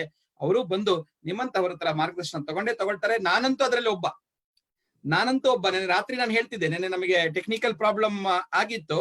ಅದ ನಂತರ ಈ ಕಾರ್ಯಕ್ರಮವನ್ನು ನಾವು ಇದು ಮಾಡ್ಬೇಕಿತ್ತು, ರಿಲ್ಯಾಕ್ಸ್ ಮಾಡ್ಬೇಕಿತ್ತು, ಬ್ರೇಕ್ ಕೊಡ್ಬೇಕಿತ್ತು. ಅನಂತರ ಇವತ್ತು ಮಾಡೋಣ ಅಂತ ಡಿಸೈಡ್ ಮಾಡಿದ್ವಿ. ಅವಾಗ ನಿಮ್ಮ ಮಗ ನಾನು ದೀಪಕ್ ಅವ್ರಿಗೆ ಹೇಳ್ತಾ ಇದ್ದೆ, ದೀಪಕ್ ನನ್ನ ಹತ್ರ ಬಂದು ಯೋಗ ಕಲ್ದಿದ್ದವರು ಎಸ್ ವ್ಯಾಸ ಯೂನಿವರ್ಸಿಟಿಯಲ್ಲಿ ಎಲ್ಲರೂ ತಮ್ಮ ಮಗಳು ಎಲ್ಲ ನನ್ನ ಒಂದು ಫ್ರೆಂಡ್ಸ್ ಆಗಿ ಇರುವಂತವ್ರು. ನಾನು ಹೇಳ್ತಿದ್ದೆ ದೀಪಕ್ ಹತ್ರ, ನೋಡಪ್ಪ ಈಗ ನಾವೆಲ್ಲ ಎಷ್ಟು ಕಷ್ಟಪಟ್ಟು ಅದನ್ನ ನಾವು ನಿಮ್ಮಂತ ಗುರುಗಳ ಹತ್ರ, ತಂದೆಯಂತ ಗುರುಗಳ ಹತ್ರ ಹೋಗಿ ಕಲಿಬೇಕು. ನಿಮಗೆ ಆ ಸೊತ್ತು ರೆಡಿಯಾಗಿದೆ, ಅಲ್ಲಿ ರೆಡಿಯಾಗಿದೆ ನಿಮಗೆ. ಈಗ ಬ್ಯಾಂಕ್ ಅಲ್ಲಿ ಹೇಗೆ ರೊಕ್ಕವನ್ನ ಡೆಪಾಸಿಟ್ ಮಾಡಿದಂಗೆ ಇದೆ, ನೀವು ಜಸ್ಟ್ ತಗೊಂಡು ಅದನ್ನ ಅನುಭವಿಸ್ಬೇಕು, ಕಷ್ಟಪಡ್ಬೇಕು ಅಷ್ಟೇ, ಅದನ್ನ ಖರ್ಚು ಮಾಡ್ಬೇಕಷ್ಟೇ. ಬಟ್ ನಾವೆಲ್ಲ ಬಂದು ಅದನ್ನ ಕಲಿಯುವಂತದ್ದಿದೆ ಅಂತ ಹೇಳ್ತಿದ್ದೆ ಅವ್ರಿಗೆ. ಹೇಳ್ದೆ ಅದರಿಂದ ನಾನು ತಂದೆ ಹತ್ರ ಏನಿದೆ ಜ್ಞಾನ ಅದನ್ನ ನಿಮ್ ಒಬ್ಬರಿಗೆ ಸಿಕ್ಕುವಂತ ರೀತಿಯಲ್ಲಿ ಮಾಡಲ್ಲ, ನಾವೆಲ್ಲರೂ ಅದನ್ನ ಹಂಚ್ಕೊಳ್ತೀವಿ ಅಂತ ನಾನು ಹೇಳ್ತಾ ಇದ್ದೆ.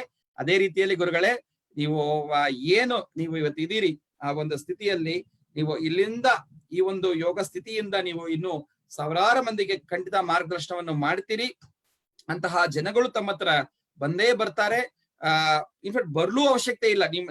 ನಿಮ್ಮ ಸ್ಥಿತಿ ಹೇಗಿದೆ ಇವತ್ತು ನನಗೆ ಅನ್ಸೋ ಮಟ್ಟದಲ್ಲಿ ಇದೆ ಅಂದ್ರೆ, ನೀವು ಅಲ್ಲಿ ಇದ್ಕೊಂಡು ಆ ದಿವ್ಯ ಕ್ಷೇತ್ರದಲ್ಲಿ ಕೃಷ್ಣ ಯೋಗಾಶ್ರಮದಲ್ಲಿ ತಾವು ಎಲ್ಲಿ ಇದ್ದೀರಾ ಅಲ್ಲಿಂದನೇ ನಿಮ್ಮಲ್ಲಿರುವಂತಹ ಆಧ್ಯಾತ್ಮಿಕ ಶಕ್ತಿಯನ್ನು ಕೂಡ ಇಡೀ ಜಗತ್ತಿಗೆ ವ್ಯಾಪಕ ಮಾಡುವಂತಹ ಒಂದು ಉನ್ನತ ಶಕ್ತಿಯಲ್ಲಿ, ಒಂದು ಸ್ಥಿತಿಯಲ್ಲಿ ತಾವು ಖಂಡಿತ ಇದ್ದೀರಾ.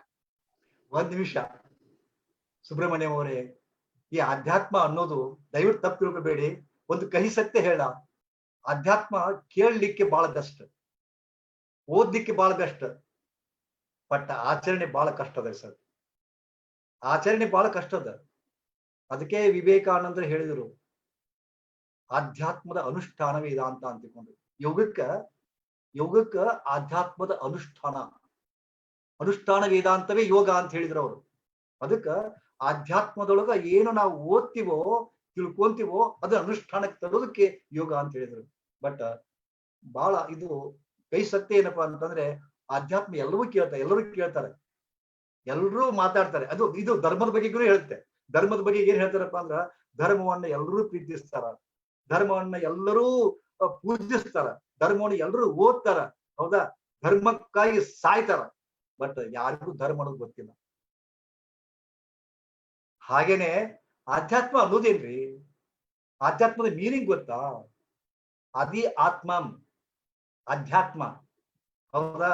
ಮತ್ತೆ ಅಲ್ಲಿಗೆ ಬರ್ತದೆ ಸ್ವಾನುಭವ, ತನ್ನನ್ನು ತಾನು ತಿಳ್ಕೊಳ್ಳೋದು, ನೋ ದೈ ಸೆಲ್ಫ್. ಯಾರಿಗ್ ಗೊತ್ತಿದೆ? ಇಷ್ಟು ಆಧ್ಯಾತ್ಮ ಓದ್ತಾರಲ್ಲ, ಇದೊಂದು ಕ್ರೇಜ್. ಅದು ನಾ ಯೋಗ ಮಾಡ್ತೀನಿ ಅನ್ನೋದು ಕ್ರೇಜ್. ಆಧ್ಯಾತ್ಮದ ಇದೇನೇನು, ಇಟ್ ಈಸ್ ಎಕ್ಸ್ಪೋಸಿಂಗ್ ಯೂನಿಟಿ. ಅಧ್ಯಾತ್ಮ ಅನ್ನೋದು ದಯವಿಟ್ಟು ನೀವ್ ಏನಾದ್ರು ತಿಳ್ಕೊರಿ. ಬಟ್ ನನ್ನ ಅನುಭವ ಏನಪ್ಪಾ ಅಂತಂದ್ರೆ ಆಧ್ಯಾತ್ಮ ಅನುಷ್ಠಾನ ಮಾಡಲಿಕ್ಕೆ ಅತ್ಯಂತ ಕಠಿಣ ಅದು. ಅದಕ್ಕ ಖಂಡಿತ ಖಂಡಿತ ಅಧ್ಯಾತ್ಮನ ಖಂಡಿತ ಪ್ರೀತಿಸ್ತಾರೆ, ಇಲ್ಲ ಅಂತಿಲ್ಲ, ಅದು ಕೇಳ್ತಲ್ಲ, ಅಧ್ಯಾತ್ಮನ ವಾಕಿಂಗ್ ಆನ್ ದ ಪ್ರೀತಿಸ್ತಾರೆ. ರೇಸರ್ಸ್ ಹೆಡ್ಜ್ ಅಂತಾರೆ. Walking on the razor's edge, ಒಂದು ರೇಸರ್ ಹೆಡ್ಜ್ ಅಲ್ಲಿ ಹೇಗೆ ನಿಂತ್ರೆ ಹೇಗೆ ಇರುತ್ತೆ ಅಷ್ಟು ಶಾರ್ಪ್ ಆಗಿರೋದು. It is not so easy. ಎಷ್ಟೋ ಜನ ಅದರಲ್ಲಿ ಫೇಲ್ ಆಗಿ ಬಿದ್ದಿರುವಂತವ್ರೆ ಜಾಸ್ತಿ ಇರ್ತಾರೆ. ಅದರಲ್ಲಿ ಸಕ್ಸಸ್ ಆಗಿ ಈಗ ನೀವು ನಿಮ್ಮಂತ ಗುರುಗಳಾಗಿ ಆಗಿರುವಂತವರು ಬಹಳಷ್ಟು ಕಡಿಮೆ ಇರ್ತಾರೆ. ಬಟ್ ಆ ಅಧ್ಯಾತ್ಮ ದೀಪವನ್ನು ಅವರು ಬೆಳಗಿಸ್ತಾ, ತಮ್ಮ ಒಂದು ದೀಪವನ್ನು, ತಮ್ಮ ಆತ್ಮದೀಪವನ್ನು ಬೆಳಕಲ್ಲಿ ಇಟ್ಕೊಳ್ತಾ, ಆ ಒಂದು ಬೆಳಕು ಬೇರೆ ಮತ್ತಷ್ಟು ದೀಪಗಳನ್ನ ಕೂಡ ಪ್ರಜ್ವಲಿಸ್ತಾ ಇರುತ್ತೆ ಅನ್ನೋದಂತೂ ಸತ್ಯವಾದಂತಹ ಅನುಭವ. ಅದಕ್ಕೆ ಇಷ್ಟೊಂದು ಮಹನೀಯರು ಅವಚ್ಚಿನ್ನ ಪರಂಪರೆ ಆಗಿ ಬಂದಿದೆ. ಇಲ್ಲಾಂದ್ರೆ ಯಾವತ್ತೋ ಸಾವಿರಾರು ವರ್ಷಗಳ ಹಿಂದೆ ಅದು ಋಷಿಮುನಿಗಳ ಅಲ್ಲಿಗೆ ಹೋಗಿರುತ್ತೆ. ಇಲ್ಲ ನೋಡಿ, ಅಂತಹ ದುರ್ವಾಸ ಮಹರ್ಷಿ ಕೂತು ಧ್ಯಾನ ಮಾಡಿದಂತಹ ಇದು ಕಲ್ಲು ಅಲ್ಲಿ ತಾವು ಇವತ್ತಿಗೆ 1960s ಅಲ್ಲಿ ಹೋಗಿ ಕೂತು ಮಾಡುವಂತದ್ದಾಗಿದೆ. ಈಗ ಮುಂದೆ ಇನ್ನೊಂದು ಈಗ ಈಗ ಈಗ ಈಗ ನಾವು 2020 ಅಲ್ಲಿದ್ದೀವಿ. ಇನ್ನೊಂದು 10 ವರ್ಷದಲ್ಲಿ ಯಾರೋ ಒಬ್ಬ ಎಲ್ಲಿಂದನೋ ಮಹಾಪುರುಷರು ಬರ್ತಾನೆ ಇರ್ತಾನೆ. ಅದೇ ನಮ್ಮ ಭಾರತೀಯ ಸಂಸ್ಕೃತಿಯಲ್ಲಿ ನಾವು ನೋಡಿರುವಂತದ್ದು. ಈ ಒಂದು ಅಧ್ಯಾತ್ಮ ಅನ್ನೋ ಒಂದು ಅವಿಚ್ಛಿನ್ನ ಧಾರೆ, ಅದು ಯಾವತ್ತೂ ಅದು ಇಲ್ಲ ಅಂತ ಇಲ್ಲಕ್ಕೆ ಇಲ್ಲ. ಈಗ ನೀವೊಂದು ಅಕ್ಷಯ ಪಾತ್ರವಾಗಿದ್ದೀರಾ, ಈ ಅಧ್ಯಾತ್ಮದ ಶಕ್ತಿಯನ್ನ ಒಂದು ಅಕ್ಷಯ ಪಾತ್ರವಾಗಿದ್ದೀರಾ. ಆ ಪಾತ್ರದಿಂದ ಅದು ಹೊರಗೆ ಬರ್ತಾ ಇರುತ್ತೆ ಖಂಡಿತ. ಅದನ್ನ ನಾವೆಲ್ಲರೂ ಕೂಡ ಖಂಡಿತ ತಗೊಂಡು ಅನುಭವಿಸ್ತಾ ಇರ್ತೀವಿ. ಆ ಒಂದು ಯೋಗ ಧಾರೆ ಏನಿದೆ ನಮ್ಮಲ್ಲಿ ಇದೆ, ಆ ಒಂದು ಅಧ್ಯಾತ್ಮ ಶಕ್ತಿ ಏನಿದೆ, ಅದು ಖಂಡಿತ ಇಡೀ ಜಗತ್ತಿಗೆ ಎಲ್ಲರಿಗೂ ಕೂಡ ಆ ಒಂದು ಪ್ರೇರಣೆಯನ್ನ ಕೊಡುತ್ತೆ. ನೋಡಿ, ಈಗ ನೀವು ಮಾಡಿರುವಂತದ್ದೆಲ್ಲ ಏನು ಯಾವುದು ವ್ಯರ್ಥವಾಗೋದಿಲ್ಲ. ಇನ್ನೂ ಸಾವಿರಾರು ಮಂದಿ ಕೂಡ ಬಂದು ಅದನ್ನ ಪಡಿತಾರೆ. ಅಂತಹ ಒಂದು ಘಟನೆ ಸನ್ನಿವೇಶ ಖಂಡಿತ ನಡೆಯುತ್ತೆ. ಗುರುಜಿ, ತಾವು ಅದು ಯಾವ್ದಂತ ಹೇಳ್ಬೋದಾ ನಮಗೆ? ಏನು ಅದು ದೀಕ್ಷೆ ಅದು ಆಗ್ತಿದೆ? ದೀಕ್ಷೆ ಕೊಡುದ್ರಿ ಇದು. ನಮ್ಮಲ್ಲಿ ಅನೇಕ ತರದ ದೀಕ್ಷೆಗಳನ್ನ ಕೊಡ್ತೀವಿ. ಯಾಕಂದ್ರೆ ದೀಕ್ಷೆ ಇಲ್ಲದೆ ಮೋಕ್ಷವಿಲ್ಲ ಅಂತ ತಿಳ್ಕೊಂಡು ಒಂದು ಕಹಾವತ್ ಅದ, ಹೇಳಿಕೆ ಅದ. ಆದ ಕಾರಣ ನಮ್ಮಲ್ಲಿ ಅನೇಕ ಮಂತ್ರಯೋಗ ದೀಕ್ಷೆಗಳನ್ನ ಕೊಡ್ತೀವಿ. ಪ್ರತಿಯೊಂದು ಸಮಸ್ಯೆಗೆ ಅದರ ನಿವಾರಣೆಗೆ ಆ ದೀಕ್ಷೆಯನ್ನು ತಗೊಂಡ ಆ ಮಂತ್ರಕ್ಕೆ ಶಕ್ತಿ ಇರ್ತದ. ಅದನ್ನ ದೀಕ್ಷೆಯ ಮೂಲಕ ಎನರ್ಜೈಸ್ ಮಾಡಿ ಕೊಟ್ಟಾಗ, ಅದನ್ನ ಅವ್ರು ಸಾಧನೆ ಮಾಡ್ಕೊಂಡಾಗ ದೊಡ್ಡ ಅಪರಂಪಾರ ಆನಂದ ಸಿಗುತ್ತೆ. ಅದು ಆಧ್ಯಾತ್ಮದ ಅನೇಕ ಪ್ರಕಾರಗಳಿವೆಲ್ಲ. ಆಧ್ಯಾತ್ಮನ ಡೈರೆಕ್ಟ್ ಆಗಿ ಎಲ್ಲರೂ ಪ್ರಾಕ್ಟೀಸ್ ಮಾಡ್ಲಿಕ್ಕೆ ಆಗುದಿಲ್ಲ. ಮಂತ್ರಯೋಗದ ಮೂಲಕ, ತಂತ್ರಯೋಗದ ಮೂಲಕ, ಯಂತ್ರಯೋಗದ ಮೂಲಕ ಅನೇಕ ಸಾಧನೆ ಮಾಡ್ತಾ ಮಾಡ್ತಾ ಸಹಜವಾಗಿ ಅವರಿಗೆ ಗೊತ್ತಾಗದ ಹಂಗೆ ಆಧ್ಯಾತ್ಮನಿಗೆ ಎಂಟರ್ ಆಗ್ತಾರ. ಡೈರೆಕ್ಟ್ ನಾನು ಆಧ್ಯಾತ್ಮದೊಳಗ ಪ್ರವೇಶ ಆಗ್ತೀನಿ ಅಂತಂದ್ರೆ ಸಾಧ್ಯ ಇಲ್ಲ. ಅದಕ್ಕ ಇಲ್ಲೇ ನಮ್ಮ ಆಶ್ರಮದೊಳಗ ಅನೇಕ ತರದ ಸಾಧನೆಗಳನ್ನ ಹೇಳ್ಕೊಡ್ತೀವಿ. ಇದು ಕೂಡ ಅದೊಂದು ದೀಕ್ಷಾ ವಿಧಾನ. ಇದನ್ನ ಆಕ್ಚುಲಿ ಅನೇಕ ದೀಕ್ಷೆಗಳು ಅನೇಕ ಪ್ರಕಾರಗಳದಾವ. ಸೊಂಟದ ಮಟ್ಟ ನೀರಿನೊಳಗ, ಪಕ್ಕಳ ಮುಳುಗಿದ ನೀರಿನೊಳಗ, ಕುತ್ತಿಗೆವರೆಗಿನ ನೀರಿನೊಳಗ, ಮತ್ತ ಬಾಯಿವರೆಗಿನ ನೀರಿನೊಳಗ, ತಲೆ ಮುಚ್ಚಬೇಕು ಅಂತ ನೀರಿನೊಳಗ, ಜಲಪಾತದ ಕೆಳಗೆ, ಇಂತ ಅನೇಕ ದೀಕ್ಷೆಗಳು ನಮ್ಮಲ್ಲಿ ಕೊಡಲ್ಪಡ್ತಾವ. ಒಂದು ಫೋಟೋವನ್ನ ತಾವು ವೀಕ್ಷಣೆ ಮಾಡ್ತಿದ್ದೇವೆ. ಏನಾಗುತ್ತೆ ಇಂಥ ದೀಕ್ಷೆಗಳು ಪಡೆಯೋದ್ರಿಂದ? ಏನಾಗುತ್ತೆ ಅವ್ರು ಪಡೆದವ್ರಿಗೆ, ದೀಕ್ಷಾರ್ಥಿಗಳಿಗೆ ಏನ್ ಅನುಭವ ಆಗುತ್ತೆ? ಏನ್ ಅನುಭವ ಅಲ್ಲ, ತಾವೇ ಬಂದ್ ಕೂತ್ಕೊಳ್ಳಿ, 10 ನಿಮಿಷ ನಾನು ದೀಕ್ಷೆ ಕೊಡ್ತೀನಿ, ನಿಮಗ ರೋಮಾಂಚಕಾರ ಅನುಭವ ಆಗಿದ್ರೆ ಹೇಳಿ ಅಷ್ಟೇ. ಅದೊಂದು ಅನುಭವ, ಅದು ಹೇಳ್ಕೊಳಿಕ್ ಆಗೋದಿಲ್ಲ. ಅದು ಯಾವ ತರದ ಅನುಭವ ಬರ್ತದ ಅನ್ನೋದನ್ನ ಅದು ಹೇಳ್ಕೊಳ್ಳೋದಲ್ಲ. ನಾನೇನ್ ಹೇಳಿದ್ನಲ್ಲ, ಸುಮ್ಮನೆ ಅನುಭವಿಸುವಂತದ ಅಷ್ಟೇ. ಸೊ ದೀಕ್ಷಾ ಈಗ ಬರೀ ಸುಮ್ನೆ ನಾನು ಭಗವಂತನ ನೆನೆಸ್ಕೊಂಡು ಸುಮ್ನೆ ಇಷ್ಟು ತಲೆ ಮೇಲೆ ಕೈ ಇಟ್ಟು ಸಾಕು ಅವ್ರು ಟ್ರಾನ್ಸ್ಫರ್ ಹೋಗ್ತಾರೆ. ಇದನ್ನೇ ರಜನೀಶ್ವರ್ ಮಾಡಿದ್ರು, ಇದನ್ನೇ ಪರಮಹಂಸರು ಮಾಡಿದ್ರು, ರಾಮಕೃಷ್ಣ ಪರಮಹಂಸರು. ಅದೇ ಪರಂಪರೆಯೊಳಗ ಇವನು ಒಬ್ಬ ಅಷ್ಟೇ.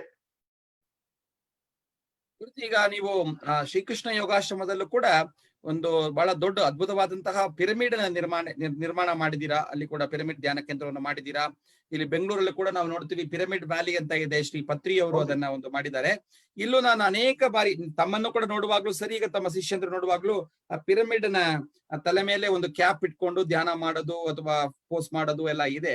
ಆ ಪಿರಮಿಡ್ಗೆ ಏನ್ ಶಕ್ತಿ ಇದೆ ಆ ತರದ ಅದನ್ನ ಮಾಡುವಾಗ? ಇನ್ಫ್ಯಾಕ್ಟ್ ನೀವು ಮೊದಲು ಹೇಳುವಾಗ ಒಂದು ಟ್ರಯಾಂಗಲ್ ಬಗ್ಗೆ ಹೇಳಿದ್ರಿ, ತ್ರಿಕೋಣ ಅಂತ ಇದ್ರು. ಟ್ರಯಾಂಗಲ್ ಅಲ್ಲಿ ಈಗ ಜೀವಾತ್ಮ, ಪರಮಾತ್ಮ ಮತ್ತು ಮನಸ್ಸು ಆ ರೀತಿಯ ಹೇಳಿದ್ರಿ. ಅದೇ ರೀತಿಯನ್ನ ಈ ಪಿರಮಿಡ್ಗೆ ಏನು ಯಾವ ರೀತಿಯ ಒಂದು ಶಕ್ತಿ ಇದೆ? ಅದು ಒಂದು ಅದ್ಭುತ ಸರ್. ಅದು ಈಜಿಪ್ಟ್ ನೊಳಗ ಪಿರಾಮಿಡ್ ಬಗ್ಗೆ ನಾವು ಕೇಳ್ತೀವಿ. ಆದ್ರೆ ಈಜಿಪ್ಟ್ನಕ್ಕಿಂತ ಮುಂಚೆನೆ ನಮ್ಮ ದೇವಾಲಯಗಳು, ಪ್ರತಿಯೊಂದು ಗುಡಿ ಗುಂಡಾರಗಳು ಇದಾವಲ್ಲ, ರೌಂಡ್ ಪಿರಾಮಿಡ್, ಚೌಕ್ ಪಿರಾಮಿಡ್ ನೊಳಗ ಪ್ರತಿಷ್ಠಾಪನೆ ಮಾಡಲ್ಪಟ್ಟಿದೆ. ಅದು ಏನಂದ್ರೆ ಪರ್ಟಿಕ್ಯುಲರ್ ಆಂಗಲ್ ನೊಳಗ 52 to 58 ಡಿಗ್ರಿ ಆಂಗಲ್ ನೊಳಗ ಒಂದು ನಾವು ಇದನ್ನ ಕೋನವನ್ನ ಮಾಡಿಕೊಂಡಾಗ ಅದೊಂದು ಶಕ್ತಿ ನಿರ್ಮಾಣ ಆಗ್ತದೆ. ಬಹುಶಃ ತಾವು ಬರ್ಮುಡಾ ಟ್ರಯಾಂಗಲ್ ಅಂತ ಕೇಳಿರ್ಬೇಕು. ಬರ್ಮುಡಾ ಟ್ರಯಾಂಗಲ್ ಮೇಲೆ ಆಕಾಶಯಾನ ಮಾಡಿದಂತ ವಿಮಾನಗಳು, ಆ ಬರ್ಮುಡಾ ಟ್ರಯಾಂಗಲ್ ನ ಪರಿಧಿಯೊಳಗ ಹೋಗ್ತಕ್ಕಂಥ ನೌಕೆಗಳು ಇವತ್ತು ಯಾವ ಸಕ್ಸಸ್ ಆಗಿಲ್ಲ, ಕೆಳಗಡೆ ಪಾತಾಳಕ್ಕೆ ಹಿಡಿದಿಲ್ಲ ಅನ್ನೋದನ್ನ ತಾವು ಕೇಳ್ತಿರಲ್ಲ. ಅಲ್ಲೊಂದು ಶಕ್ತಿ ನಿರ್ಮಾಣ ಆಗ್ತದೆ. ಹಾಗೆ ಆಕ್ಚುಲಿ ಇದು ಒಂದು 52 ಇಂದ ಹಿಡ್ಕೊಂಡು 58, 55 ಮ್ಯಾಕ್ಸಿಮಮ್ 52, 55, 58 ಈ ರೇಂಜ್ ಒಳಗ ಒಂದು ಆಂಗಲ್ ಒಳಗ ನಾವು ಒಂದು ಪಿರಾಮಿಡ್ ನಿರ್ಮಾಣ ಮಾಡಿದ್ರಪ್ಪ ಅಂದ್ರ ಅದೊಂದು ಅದ್ಭುತ ಒಂದು ಎನರ್ಜಿ ಹೊರಗಡೆ ಅದ, ಬಟ್ ಅದು ಮಲ್ಟಿಪ್ಲೈ ಮಾಡ್ತದೆ ಇಷ್ಟೇ. ಈಗ ನಾನು ಅದನ್ನ ಪ್ರಯೋಗ ಮಾಡಿದೀವಿ ನಾವು ಪರ್ಟಿಕ್ಯುಲರ್ ಆಂಗಲ್ ಅಲ್ಲ, ಕರೆಕ್ಟ್ ಆಗಿ ನಾವು ಅದ್ರ ಪಿರಾಮಿಡ್ ಒಂದು ಸಣ್ಣ ಪಿರಾಮಿಡ್ ಮಾಡಿ ಅದನ್ನ ನಾವು ಬರೀ ಪಿರಾಮಿಡ್ ಇದು ಏನು ಟೊಮ್ಯಾಟೊ ಗಿಮ್ಯಾಟೊ ಕಾಯಿಪಲ್ಲೆ ಇಟ್ಟರಪ್ಪ ಅಂದ್ರೆ ಎಷ್ಟೋ ದಿವಸಗಳವರೆಗೆ ಕೊಳೆಯೋದಿಲ್ಲ. ಮತ್ತೆ ಹಾಗಾದ್ರೆ ಹೇಗೆ ಆಗುತ್ತದೆ ಅದು? ಇದೇ ಕಾರಣದಿಂದಾಗಿ ಆ ಮಮ್ಮೀಸನ್ನ ಇಟ್ಟಿದ್ರು ಅವರು. ಅದಕ್ಕ ಹೊರಗಡೆ ಧ್ಯಾನ ಮಾಡೋ ಬದಲಿ ಒಳಗಡೆ ಪಿರಾಮಿಡ್ ನ ಕುತ್ಕೊಂಡು ಧ್ಯಾನ ಮಾಡಿದ್ರಪ್ಪ ಅಂತಂದ್ರೆ ಬೇಗ ನಾವು ಆ ಒಂದು ಮಾನಸಿಕ ಏಕಾಗ್ರತೆಯನ್ನು ತಗೊಂತೀವಿ ಅನ್ನೋದು ಅನುಭವ ನಮಗೆ ಬಂದದ, ಮತ್ತೆ ನಮ್ಮ ಸಾಧಕರಿಗೆ ಕೂಡ ಬಂದಿದೆ. ಒಂದು ಏನೋ ಏಕಾಗ್ರತೆ ಬೇಗ ಸಿಗುತ್ತೆ ಅಲ್ಲಿ. ಒಂದು ಬಹುಶಃ ಅದು ನಮ್ಮ ಮಾನಸಿಕನೂ ಇರ್ಬೋದು, ನಾನು ಇಲ್ಲಿ ಕೂತಿದ್ದಕ್ಕೆ ಬಂತು ಅಂತಿಕೊಂಡು ಭಾವನೆ ಇರ್ಬೋದು, ಬಟ್ ಎನಿ ಹೌ ಅದು ಹೆಲ್ಪ್ ಆಗುತ್ತೆ. ಬಟ್ ತಲೆ ಒಳಗೆ ಸುಮ್ನೆ ತಲೆ ಮೇಲೆ ಒಂದು ಟೋಪಿ ತರ ಹಾಕೊಂಡ್ರೆ ಪಿರಾಮಿಡ್ ಸೇಪನ್ನೇ ಅದು ತಲೆ ಮೇಲೆ ಇಟ್ಟಾಗ ಈಗ ಬಹುಶಃ ತಾವು ಎಂಜಾಯ್ ಮಾಡ್ತೀರಿ ಅದನ್ನ. ತಲೆ ಮೇಲೆ ಇಟ್ಟಾಗ ಏನೋ ಒಂಥರ ಡ್ರ್ಯಾಗ್ ಆಗ್ತಾ ಇದೆ, ಏನೋ ಇಳಿತಾ ಇದೆ ಶಕ್ತಿ ಅಂತ ಒಂದು ಎನರ್ಜಿ ಎಕ್ಸ್ಪೆಷಲಿ ತಾವು ಅದನ್ನ ಅನುಭವಿಸ್ತೀರಿ ಆಕ್ಚುಲಿ ಹೇಳ್ಬೇಕಂದ್ರೆ. ಸೊ ಅದ್ರ ಕಡೆನೇ ಗಮನ ಹೋಗ್ಬಿಡುತ್ತೆ. ಏನೋ ಒಂದು ಹಳ್ಳೆತ್ತಿಯಿಂದ ಬ್ರಹ್ಮರಂಧ್ರದಿಂದ ಹಿಡ್ಕೊಂಡು ಅದು ಜಗ್ಗುವಿಕೆ. ನಮ್ಮ ಈಗ ಮಾನವ ಶಕ್ತಿ, ಮಾನವ ಶರೀರ ಏನಿದೆ ಇದು ಪಾಂಚಭೌತಿಕ ಒಂದು ಶಕ್ತಿ ಇದರಲ್ಲಿ ಇದೆ, ಒಳಗೆ ಆತ್ಮಶಕ್ತಿ ಅದೆಲ್ಲ ಬಿಟ್ಟು ಸುಮ್ನೆ ಯಾವ್ದೋ ಒಂದು ರೊಟ್ಟಿನಲ್ಲಿ ಅಥವಾ ಒಂದು ಪ್ಲಾಸ್ಟಿಕ್ ನಲ್ಲಿ ಪೇಪರ್ ನಲ್ಲಿ ಮಾಡಿರುವಂತದ್ದು ಇಟ್ಟ ತಕ್ಷಣ ಹೇಗ್ ಶಕ್ತಿ ಬರುತ್ತೆ ಗುರುಜಿ ಅದರಲ್ಲಿ? ಇಲ್ಲ ಇಲ್ಲ ಇಲ್ಲ, ನಾ ಹೇಳಿದ್ನಲ್ಲ ಪರ್ಟಿಕ್ಯುಲರ್ ಆಂಗಲ್ ಒಳಗ, ಹೌದಾ? ನಿಮಗೆ ಅದು ಮನಸ್ಸಿಗೆ ಇದು ನಿಮ್ಗೆ ಅದು ಹಿಡಿಸ್ತಿದ್ರೆ ನೀವೇ ಸ್ವತಃ ಅನುಭವಿಸಿರಲ್ಲ. ಅದು ಇಟ್ಕೊಂಡು ನಮ್ಮಲ್ಲಿ ಬನ್ನಿ, ಸುಮ್ನೆ ನಾನು 5-6 ಪಿರಾಮಿಡ್ ಮಾಡಿದ್ದೀನಿ. ಪ್ರತಿಯೊಂದು ಪಿರಾಮಿಡ್ ನಲ್ಲಿ ಕೂತ್ಕೊಳ್ಳಿ, 15ರಿಂದ 25 ನಿಮಿಷದವರೆಗೆ ನೀವು ಕೂತ್ಕೊಳ್ಳಿ. ಒಂದು ವಿಚಿತ್ರ ಅನುಭವ ಬರ್ತದೆ, ಅಲೌಕಿಕ ಅನುಭವ ನೀವು ಪಡ್ಕೊಂತೀವಿ. ಅವಾಗ ನಿಮ್ಗೆ ಗೊತ್ತಾಗತ್ತೆ. ಮತ್ತೊಬ್ಬರಿಂದ ಹೇಳಿ ಕೇಳೋದಕ್ಕಿಂತ ತಾವೇ ಸ್ವಯಂ ಅನುಭವಿಸಿ ನೋಡಿರಲ್ಲ. ಪಿರಾಮಿಡ್ ಶಕ್ತಿ ಇದೆ. ಈ ಶಕ್ತಿಯನ್ನ ನಮ್ಮ ಗುಡಿ ಗುಂಡಾರಗಳು ಕೊಡ್ತಾರೆ. ಗುಡಿ ಗುಂಡಾರಗಳಲ್ಲಿ ಅದು ಅದು ಆ ಪರ್ಟಿಕ್ಯುಲರ್ ಸೇಪ್ ಇರ್ಲಿಕ್ಕಿಲ್ಲ, ಅದು ಹಿಂಗೇನೆ ಇರ್ಬೇಕಂತಿಲ್ಲ, ರೌಂಡ್ ಪಿರಾಮಿಡ್ ಬರ್ತದೆ. ನಮ್ ಗುಡಿ ಗುಂಡಾರಗಳು ರೌಂಡ್ ಪಿರಾಮಿಡ್ ಅದು. ಅಲ್ಲಿ ಬಂದು ಕೂತ್ಕೊಂಡ ತಕ್ಷಣ ಏನ್ ಫಾರ್ ಎಕ್ಸಾಂಪಲ್ ಈಗ ಯಾರಿಗೋ ಕಾಯಿಲೆ ಇದೆ ಅಂತದ್ದು ವಾಸಿ ಆಗತ್ತಾ, ಅಥವಾ ಇಲ್ಲ ನೀವ್ ಹೇಳ್ದಂಗೆ ಆಧ್ಯಾತ್ಮಿಕ?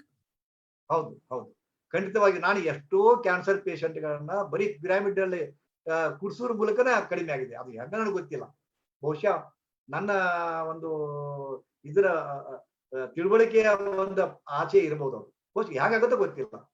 ಹೊರಗಡೆ ಶಕ್ತಿ ಇದೆ, ಕಣದಲ್ಲೂ ಶಕ್ತಿ ಇದೆ, ಅದನ್ನ ಸ್ವಲ್ಪ ಹಿಡಿದಿಟ್ಕೊಂಡು ಕೊಡ್ತದೆ ಇಷ್ಟೇ. ಮಲ್ಟಿಪ್ಲೈ ಮಾಡ್ತದೆ. 1 ಪಟ್ಟು ಶಕ್ತಿ ಬರ್ತಿದ್ರೆ ಅದು 2 ಪಟ್ಟು ಕೊಡ್ತದೆ ಇಷ್ಟೇ, ಮತ್ತೇನಿಲ್ಲ. ಅನ್ಸೋದು ಈಗ ನೀವು ಒಂದು ಕಡೆ ಆಧ್ಯಾತ್ಮಿಕ ಶಕ್ತಿ ನಮ್ಮ ಒಳಗಿರುವಂತಹ ಶಕ್ತಿಯನ್ನ ಸಂದರ್ಶಿಸ್ಕೊಳ್ಳೋದು, ಧ್ಯಾನ ಮಾಡೋದು ಅದ್ರ ಬಗ್ಗೆ ಹೇಳ್ತೀರಾ. ಇನ್ನೊಂದು ಕಡೆ ರೇಖಿ ಅಂತೀರಾ, ಪಿರಮಿಡ್ ಅಂತೀರಾ, ಇನ್ನೂ ಅಂತೀರಾ, ಎಲ್ಲೋ ಅದೆಲ್ಲ ಒಂದು ಕನ್ಫ್ಯೂಷನ್ ಆಗಲ್ಲವಾ ಇಷ್ಟೆಲ್ಲ ಇಟ್ಕೊಂಡು ಮಾಡುವಾಗ ಗುರುಜಿ? ಕನ್ಫ್ಯೂಷನ್ ಇಲ್ವೇ ಇಲ್ಲ, ಹೌದಾ? ಕನ್ಫ್ಯೂಷನ್ ಇಲ್ವೇ ಇಲ್ಲ. ಯಾಕೆ ಕನ್ಫ್ಯೂಷನ್ ಮಾಡ್ಕೋಬೇಕು? ಈಗ ನನಗೆ ಯೋಗದ ಜೊತೆಗೆ ಹೇಳಿದ್ನಲ್ಲ, ಆಯುರ್ವೇದದ ಬಗ್ಗೆ ಕಲಿತೆ. ಆ ನಂತರ ಮತ್ತು ಪ್ರಾಬ್ಲಮ್ ಹೋಗ್ಲಿಲ್ಲ ಮಂದಿದ್ದು. ಅದಕ್ಕೆ ಏನ್ ಮಾಡ್ಬೇಕು ಅಂತಿದ್ದಾಗ ಯಾರೋ ಒಬ್ರು ರೇಖಿ ಹಿರಿಯರ ಪರಿಚಯ ಆಯ್ತು. ಇದರಿಂದ ಅದಾಗತ್ತೆ ಇದಾಗತ್ತೆ ಅಂತಂದ್ರು. ನಾನು ಮೊದಲ ಇದಕ್ಕೆ ಒಪ್ಪುದೇ ಇಲ್ಲ. ನಾನು ಕೂಡ ನೀವೇನ್ ಪ್ರಶ್ನೆ ಆಗ್ತಿರಲ್ಲ, ಇಂಥ 1000 ಪ್ರಶ್ನೆಗಳನ್ನ ಹಾಕ್ತೀನಿ ನಾನು. ತಂತ್ರದ ಬಗೆಗೆ, ಯಂತ್ರದ ಬಗೆಗೆ, ಮಂತ್ರದ ಬಗೆಗೆ, ರೇಖಿ ಬಗೆಗೆ, ಕಾಸ್ಮಿಕ್ ಹೀಲಿಂಗ್ ಬಗೆಗೆ ಎಲ್ಲ ಬೂಟಾಟಿಕೆ ಅಂದವ್ ನಾನು. ಇವತ್ತು ನಾನು ಒಪ್ತೀನಿ, ಅದರಿಂದ ಚಮತ್ಕಾರಗಳಾಗ್ಯಾವ, ಪವಾಡಗಳಾಗ್ಯಾವ. ನನ್ನಿಂದಲೇ ನಾನೇ ಮಾಡಿದ್ದೀನಿ, ಸ್ವಯಂ ನಾನೇ ಅದಕ್ಕೆ ಸಾಕ್ಷಿ ಇದ್ದೀನಿ. ಏನ್ರಿ, ನನ್ನಿಂದ ಎಷ್ಟು ಜನ ಹೀಲಿಂಗ್ ಮಾಡಿಸ್ಕೊಂಡಿದಾರ ನಿಮ್ಗೆ ಲಿಸ್ಟ್ ಕೊಡ್ತೀನಿ, ಅವರ ಶೇರಿಂಗ್ ಕೊಡ್ತೀನಿ, ನೋಡಿ ಅದನ್ನ. ಅವ್ರು ಮೂರ್ಖರಲ್ವಾ? ಸ್ವಯಂ ಅದನ್ನ ಅನುಭವಿಸಿದ್ದನ್ನ, ಅದನ್ನ ಪಡ್ಕೊಂಡಿದ್ದನ್ನ, ನಿವಾರಣೆ ಮಾಡಿಕೊಂಡಿದ್ದನ್ನ ಅವ್ರು ಸ್ವಯಂ ಹೇಳಿದ್ದಾರೆ ಅವ್ರ ಬಾಯಿಂದ. ಅದು ಬೇಡ ಅಂದ್ರೆ ನೀವೇ ಬನ್ನಿ, ನಿಮ್ಮ ಸಮಸ್ಯೆಗಳು ಏನದ ಹೇಳ್ಕೊಳ್ಳಿ, ನಿಮ್ಗೆ ಏನ್ ಬೇಕು ಹೇಳಿ, ಅದನ್ನು ನೋಡಿಕೊಳ್ಳಿ.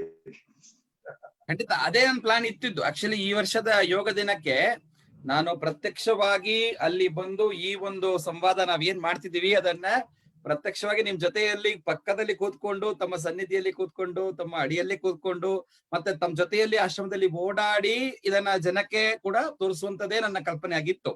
ಈ ಒಂದು ಪರಿಸ್ಥಿತಿ ಕೊರೋನಾ ಬಂದಿರೋದ್ರಿಂದ ನಾವು ಯಾತ್ರೆಯನ್ನ ಮಾಡಕ್ ಆಗದೆ ಇರುವಂತಹ ಪರಿಸ್ಥಿತಿಯಲ್ಲಿ ಆನ್ಲೈನ್ ನಲ್ಲಿ ಇದನ್ನ ಈ ಯಾತ್ರೆಯಾಗಿ ನಿಮಗೆ ಆಶ್ರಮ ದರ್ಶನ ಮಾಡಿಸ್ತಾ ಇದ್ದೀನಿ. ಖಂಡಿತ ನಾನು ಬಂದೇ ಬರ್ತೀನಿ. ಈಗ ನಾನು ಅನ್ಕೊಳ್ದು ಇನ್ಫ್ಯಾಕ್ಟ್ ಇನ್ನೊಂದು ಅನ್ಕೊಳ್ತಾ ಇದೆ, ಒಂದ್ ರೀತಿಯಲ್ಲಿ ಈ ಲಾಕ್ಡೌನ್ ಆಗಿದ್ದು ಮೇ ಬಿ ಭವಿಷ್ಯ ನನ್ನ ಸಾಧನೆಗಾಗಿ ಆಗಿತ್ತು ಅಂತ ಅನ್ಕೊಳ್ತಾ ಇದ್ದೀನಿ ನಾನು. ಇವತ್ತು ಇದನ್ನೆಲ್ಲ ಕೇಳ್ತಿರುವಾಗ ಈಗ ಎಲ್ಲಾ ನಿಂತಿದೆ. ನೀವು ಹೇಳಿದ್ರಲ್ಲ, ಈಗ ನಾನು ಎಲ್ಲ ಈ ಪ್ರಾಪಂಚಿಕ ವಿಷಯಗಳೆಲ್ಲ ಬಿಟ್ಟು, ಎಷ್ಟೋ ಜನ ಸಾವಿರಾರು ಜನ ಲಕ್ಷಾಂತರ ಮಂದಿ ಶಿಷ್ಯರಿದ್ರು, ಯಾರ ಒಂದು ಸಂಪರ್ಕವೂ ಇಲ್ಲದೆ, ಈವನ್ ಕುಟುಂಬದ ಇಲ್ಲದೆ, ನಿಮ್ಮಲ್ಲಿ ನೀವು ಆತ್ಮನ್ಯೇವಾತ್ಮನಾ ತುಷ್ಟಃ ಸ್ಥಿತ ಪ್ರಜ್ಞೆ ಸದೋಚ್ಯತೆ ಅಂತ ನಿಮ್ಮ ಆತ್ಮದ ಒಂದು ಆನಂದದಲ್ಲಿ ಇರೋದು ಅಂತ ಅನ್ಕೊಂಡೆ. ಭವಿಷ್ಯ ನನಗೂ ಕೂಡ ಅಂತಹ ಅವಕಾಶವನ್ನು ಭಗವಂತ ಕೊಟ್ಟಿದ್ದಾನೆ. ಈಗೆಲ್ಲಾ ಕ್ಲಾಸ್ ಇತ್ಯಾದಿ ನಿಂತಿರೋದ್ರ ಕಾರಣದಿಂದ ನಾನು ಅಲ್ಲಿ ಬಂದು, ತಾವು ಅನುವು ಮಾಡಿಕೊಟ್ರೆ ತಮ್ಮ ಆಶ್ರಮದಲ್ಲಿ ಬಂದು ಇದನ್ನೆಲ್ಲ ಕೂಡ ನೀವು ಹೇಳಿದಾಗೆ ಎಕ್ಸ್ಪೀರಿಯನ್ಸ್ ಮಾಡ್ಲಿಕ್ಕೆ ಅಂತಾನೆ ನನ್ನ ಮನಸ್ಸು ಈಗ ಸಿದ್ಧವಾಗ್ತಿದೆ ಅಂತ ಅನ್ಕೊಳ್ತಾ ಇದ್ದೀನಿ. ಮತ್ತು ಕೆಲವೊಂದು ಇನ್ನು ನಮ್ಗೆ ಸಮಯ ಆಗ್ತಾ ಇದೆ, ಅದರ ಕೆಲವೊಂದು ಮುಖ್ಯವಾದಂತಹ ಕೆಲವೊಂದು ಪ್ರಶ್ನೆ ನಾನು ಕೇಳಬೇಕು ಅಂತ ಅನ್ಸಿತ್ತು. ಒಂದು, ಇವತ್ತಿಗೆ ಈ ಅಧ್ಯಾತ್ಮದ ಕ್ಷೇತ್ರದಲ್ಲಿ ಇರ್ಬೋದು, ಯೋಗದಲ್ಲಿ ಇರ್ಬೋದು, ನಾವು ಈ ಹಲವಾರು ಜನ್ಮ ತಗೊಳ್ತೀವಿ ಅಂತ ನಾವು ನಂಬ್ತೀವಿ. ಭಗವಂತ ಕೃಷ್ಣ ಕೂಡ ಹೇಳ್ತಾನೆ ಗೀತೆಯಲ್ಲಿ ಹೇಳುವಾಗ ಕೂಡ, ಈ ಯೋಗದ ಈ ಒಂದು ಸ್ಥಿತಿ ನಾವು ಏನು ಇವತ್ತಿಗೆ ಪಡಿಬೇಕಾದ್ರೆ ಅದು ಅನೇಕ ಜನ್ಮ ಸಂಸಿದ್ಧ ತದೋ ಯಾಂತಿ ಪರಾಂಗತಿ. ಅನೇಕ ಜನ್ಮದಲ್ಲಿ ನಾವು ಮಾಡಿರುವಂತಹ ಸಾಧನೆಯ ಫಲ ಈಗ ನಿಮ್ಮಂತಹ ಗುರುಗಳು ಸಿಕ್ಕೋದು ಅಥವಾ ಇತರ ಅನುಭವಗಳು ಸಿಕ್ಕೋದು ಅಂತ ಇರ್ಬೋದು. ಸೊ ಜನ್ಮಗಳು ನಾವು ನಂಬ್ತೀವಿ. ಅದರ ಬಗ್ಗೆ ಈಗ ಏನೇನೋ ಈಗ ಪಾಸ್ಟ್ ಲೈಫ್ ನ ರಿಗ್ರೆಷನ್, ಈಗ ಫಾರ್ ಎಕ್ಸಾಂಪಲ್ ನೀವು ಹೇಳಿದ್ರಲ್ಲ, ಈ ಅನೇಕ ಕಾಯಿಲೆಗಳು 99% ಆಗತ್ತೆ. ಬಟ್ ಎಲ್ಲೋ 1% ಮೇ ಬಿ ಹಿಂದಿನ ಜನ್ಮದಲ್ಲಿ ಅವರು ಮಾಡಿರುವಂತಹ ಆ ಪೂರ್ವ ಜನ್ಮ ಕೃತಂ ಪಾಪಂ ವ್ಯಾತಿ ರೂಪೇಣ ಆಗತ್ತಂತ ಹೇಳ್ತಾರೆ. ಆ ರೀತಿಯಲ್ಲಿ ಏನಾದ್ರೂ ಆಗಿರುತ್ತಾ? ಸೊ ಈ ಪೂರ್ವ ಜನ್ಮ ಹೇಗೆ, ಅದಕ್ಕೂ ಈ ಜನ್ಮದ ನಾವು ಇರುವಂತಹ ಜೀವಕ್ಕೂ ಏನಾದ್ರು ಸಂಬಂಧ ಇರುತ್ತಾ? ಮತ್ತು ಈಗಿರೋದಕ್ಕೆ ಮುಂದಿನ ಜನ್ಮದಲ್ಲಿ ಏನಾದ್ರೂ ಎಫೆಕ್ಟ್ ಆಗುತ್ತಾ? ಅಥವಾ ಈ ಜನ್ಮವನ್ನೇ ನಾವು ಈಗಲೇ ಈ ಆಧ್ಯಾತ್ಮದ ಸಮಾಧಿ ಮೋಕ್ಷ ಇತ್ಯಾದಿ ಪಡೆದ ನಂತರ ಈ ಜೀವನ ಯಾತ್ರೆಯನ್ನ ಇಲ್ಲೇ ನಾವು ಮುಕ್ತಾಯ ಮಾಡಬಹುದಾ? ಹೇಗೆ ಈ ಒಂದು ವಿಷಯದ ಒಂದು, ಇದು ಬಹಳಷ್ಟು ಇದರ ಬಗ್ಗೆ ಸ್ವಲ್ಪ ಕುತೂಹಲನೂ ಜನಕ್ಕಿದೆ, ಕನ್ಫ್ಯೂಷನ್ಸ್ ತುಂಬಾ ಇದೆ. ಈ ಪ್ರೀವಿಯಸ್ ಬರ್ತು, ಈ ಬರ್ತು, ಮುಂದಿನ ಬರ್ತು ಇತ್ಯಾದಿ ಬಗ್ಗೆ, ಅದರ ಬಗ್ಗೆ ತಾವೇನ್ ಹೇಳಲಿಕ್ಕೆ ಇಷ್ಟಪಡ್ತೀರಾ?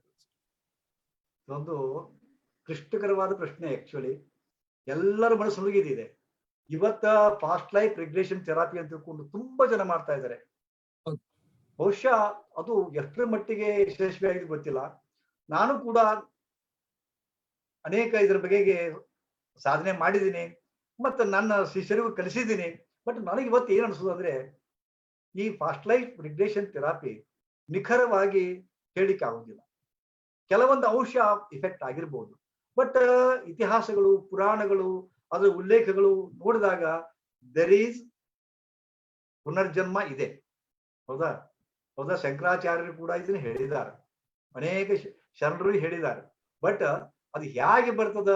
ಇದೇ ಪುರುಷನಾಗೆ ಬರ್ತಾನ, ಪಶುವಾಗಿ ಬರ್ತಾನ, ಪಶು ಹೋಗಿ ಮನುಷ್ಯನ ಆಗ್ತಾನ, ಮನುಷ್ಯ ಹೋಗಿ ಪಶು ಆಗ್ತಾನ, ಇನ್ನೂ ಸಹಿತ ಕನ್ಫ್ಯೂಷನ್ ಇದೆ. ಬಟ್ ತಲೆ ಕೆಡಿಸ್ಕೋಬಾರ್ದು. ಸೊ ನಾವು ಉತ್ತಮ ಕಾರ್ಯ ಮಾಡೋಣ. ಆದ್ರೆ ಒಂದು ಮಾತ್ರ, ನಮ್ಮ ಈ ಆತ್ಮ ಅನ್ನೋದು ಒಂದು ಬೀಜದ ಉಪಾದಿಯಾಗಿದೆ.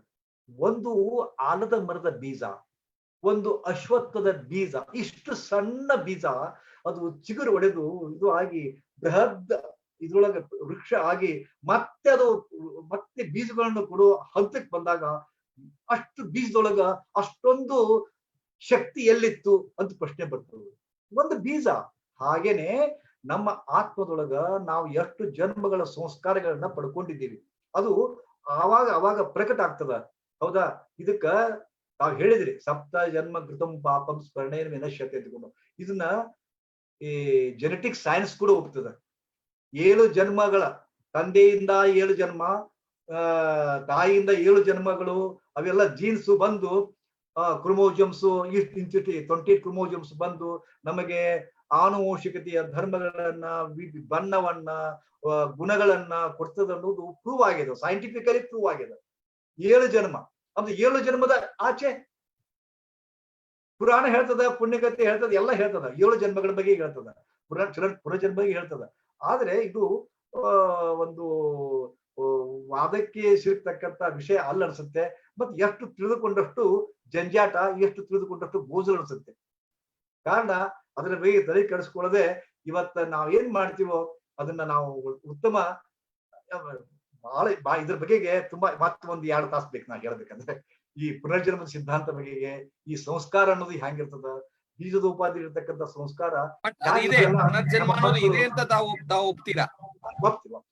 ಪುನರ್ಜನ್ಮ ಅನ್ನೋದೊಂದಿದೆ, ಈ ಸಂಸ್ಕಾರ ಅನ್ನೋದೊಂದಿದೆ, ಸಪ್ತ ಜನ್ಮ ಅನ್ನೋದೊಂದಿದೆ, ಆ ಸಂಸ್ಕಾರ ಬರೋದು ಒಂದಿದೆ. ಈಗ ನೋಡಿ ಇವತ್ತ ನನಗೆ ನಾವು ಚಲೋ ಇದ್ರು ಕೂಡ ನಮ್ಮ ತಂದೆ ಎಲ್ಲ ನಮಗೆ ಅನೇಕ ಇದನ್ನು ಕೊಟ್ಟಿರ್ಬಹುದು, ಅದ್ರ ಜೊತೆಗೆ ನಾವು ನಮ್ಮ ಅನೇಕ ವ್ಯಾಧಿಗಳನ್ನು ಕೊಟ್ಟು ಹೋಗಿರ್ತಾರ ಅವ್ರು. ನಾವು ನಮ್ಮ ಮಕ್ಕಳಿಗೆ ನಾವು ಅದನ್ನ ಬಳವಳಿ ಆಗಿ ಕೊಟ್ಟು ಹೋಗಿರ್ತೀವಿ ನಾವು. ಹೌದಾ? ಇವತ್ತು ಎಷ್ಟೋ ಜನ ಜೆನೆಟಿಕ್ ಅಂತಾರ ಈ ಮಧುಮೇಹ, ಕೆಲವೊಮ್ಮೆ ಸುಳ್ಳು ಆಗ್ತದ. ಇವತ್ತು ತಂದೆಗೆ ತಾಯಿಗೆ 7 ಜನ್ಮದೊಳಗೆ ಏನು ಇರ್ಲಿಲ್ಲ ಅನ್ನೋದು ಇತಿಹಾಸ ಗೊತ್ತಾದ ಮೇಲೆ ಕೂಡ ನನಗೆ ಬರುತ್ತಪ್ಪ ಅಂದ್ರೆ ನನ್ನ ಕರ್ಮ ಅನ್ನೋದು ಅಷ್ಟೇ. ನಾನು ಸಕ್ಕರೆ ಹೆಚ್ಚು ತಿಂದೆ, ಅದನ್ನ ತಿಂದೆ, ಇದನ್ನ ತಿಂದೆ, ವ್ಯಾಯಾಮ ಮಾಡಿಲ್ಲ, ಅದ್ರ ಕರ್ಮ ಅನುಭವಿಸ್ಬೇಕಷ್ಟೇ. ಈ ನನ್ನ ಕರ್ಮವನ್ನು ನನ್ನ ಮಕ್ಕಳು ಅನುಭವಿಸ್ತಾರ ಅಷ್ಟೇ. ಸೊ ಇದು ಒಪ್ಕೋಬೇಕಾಗತ್ತೆ.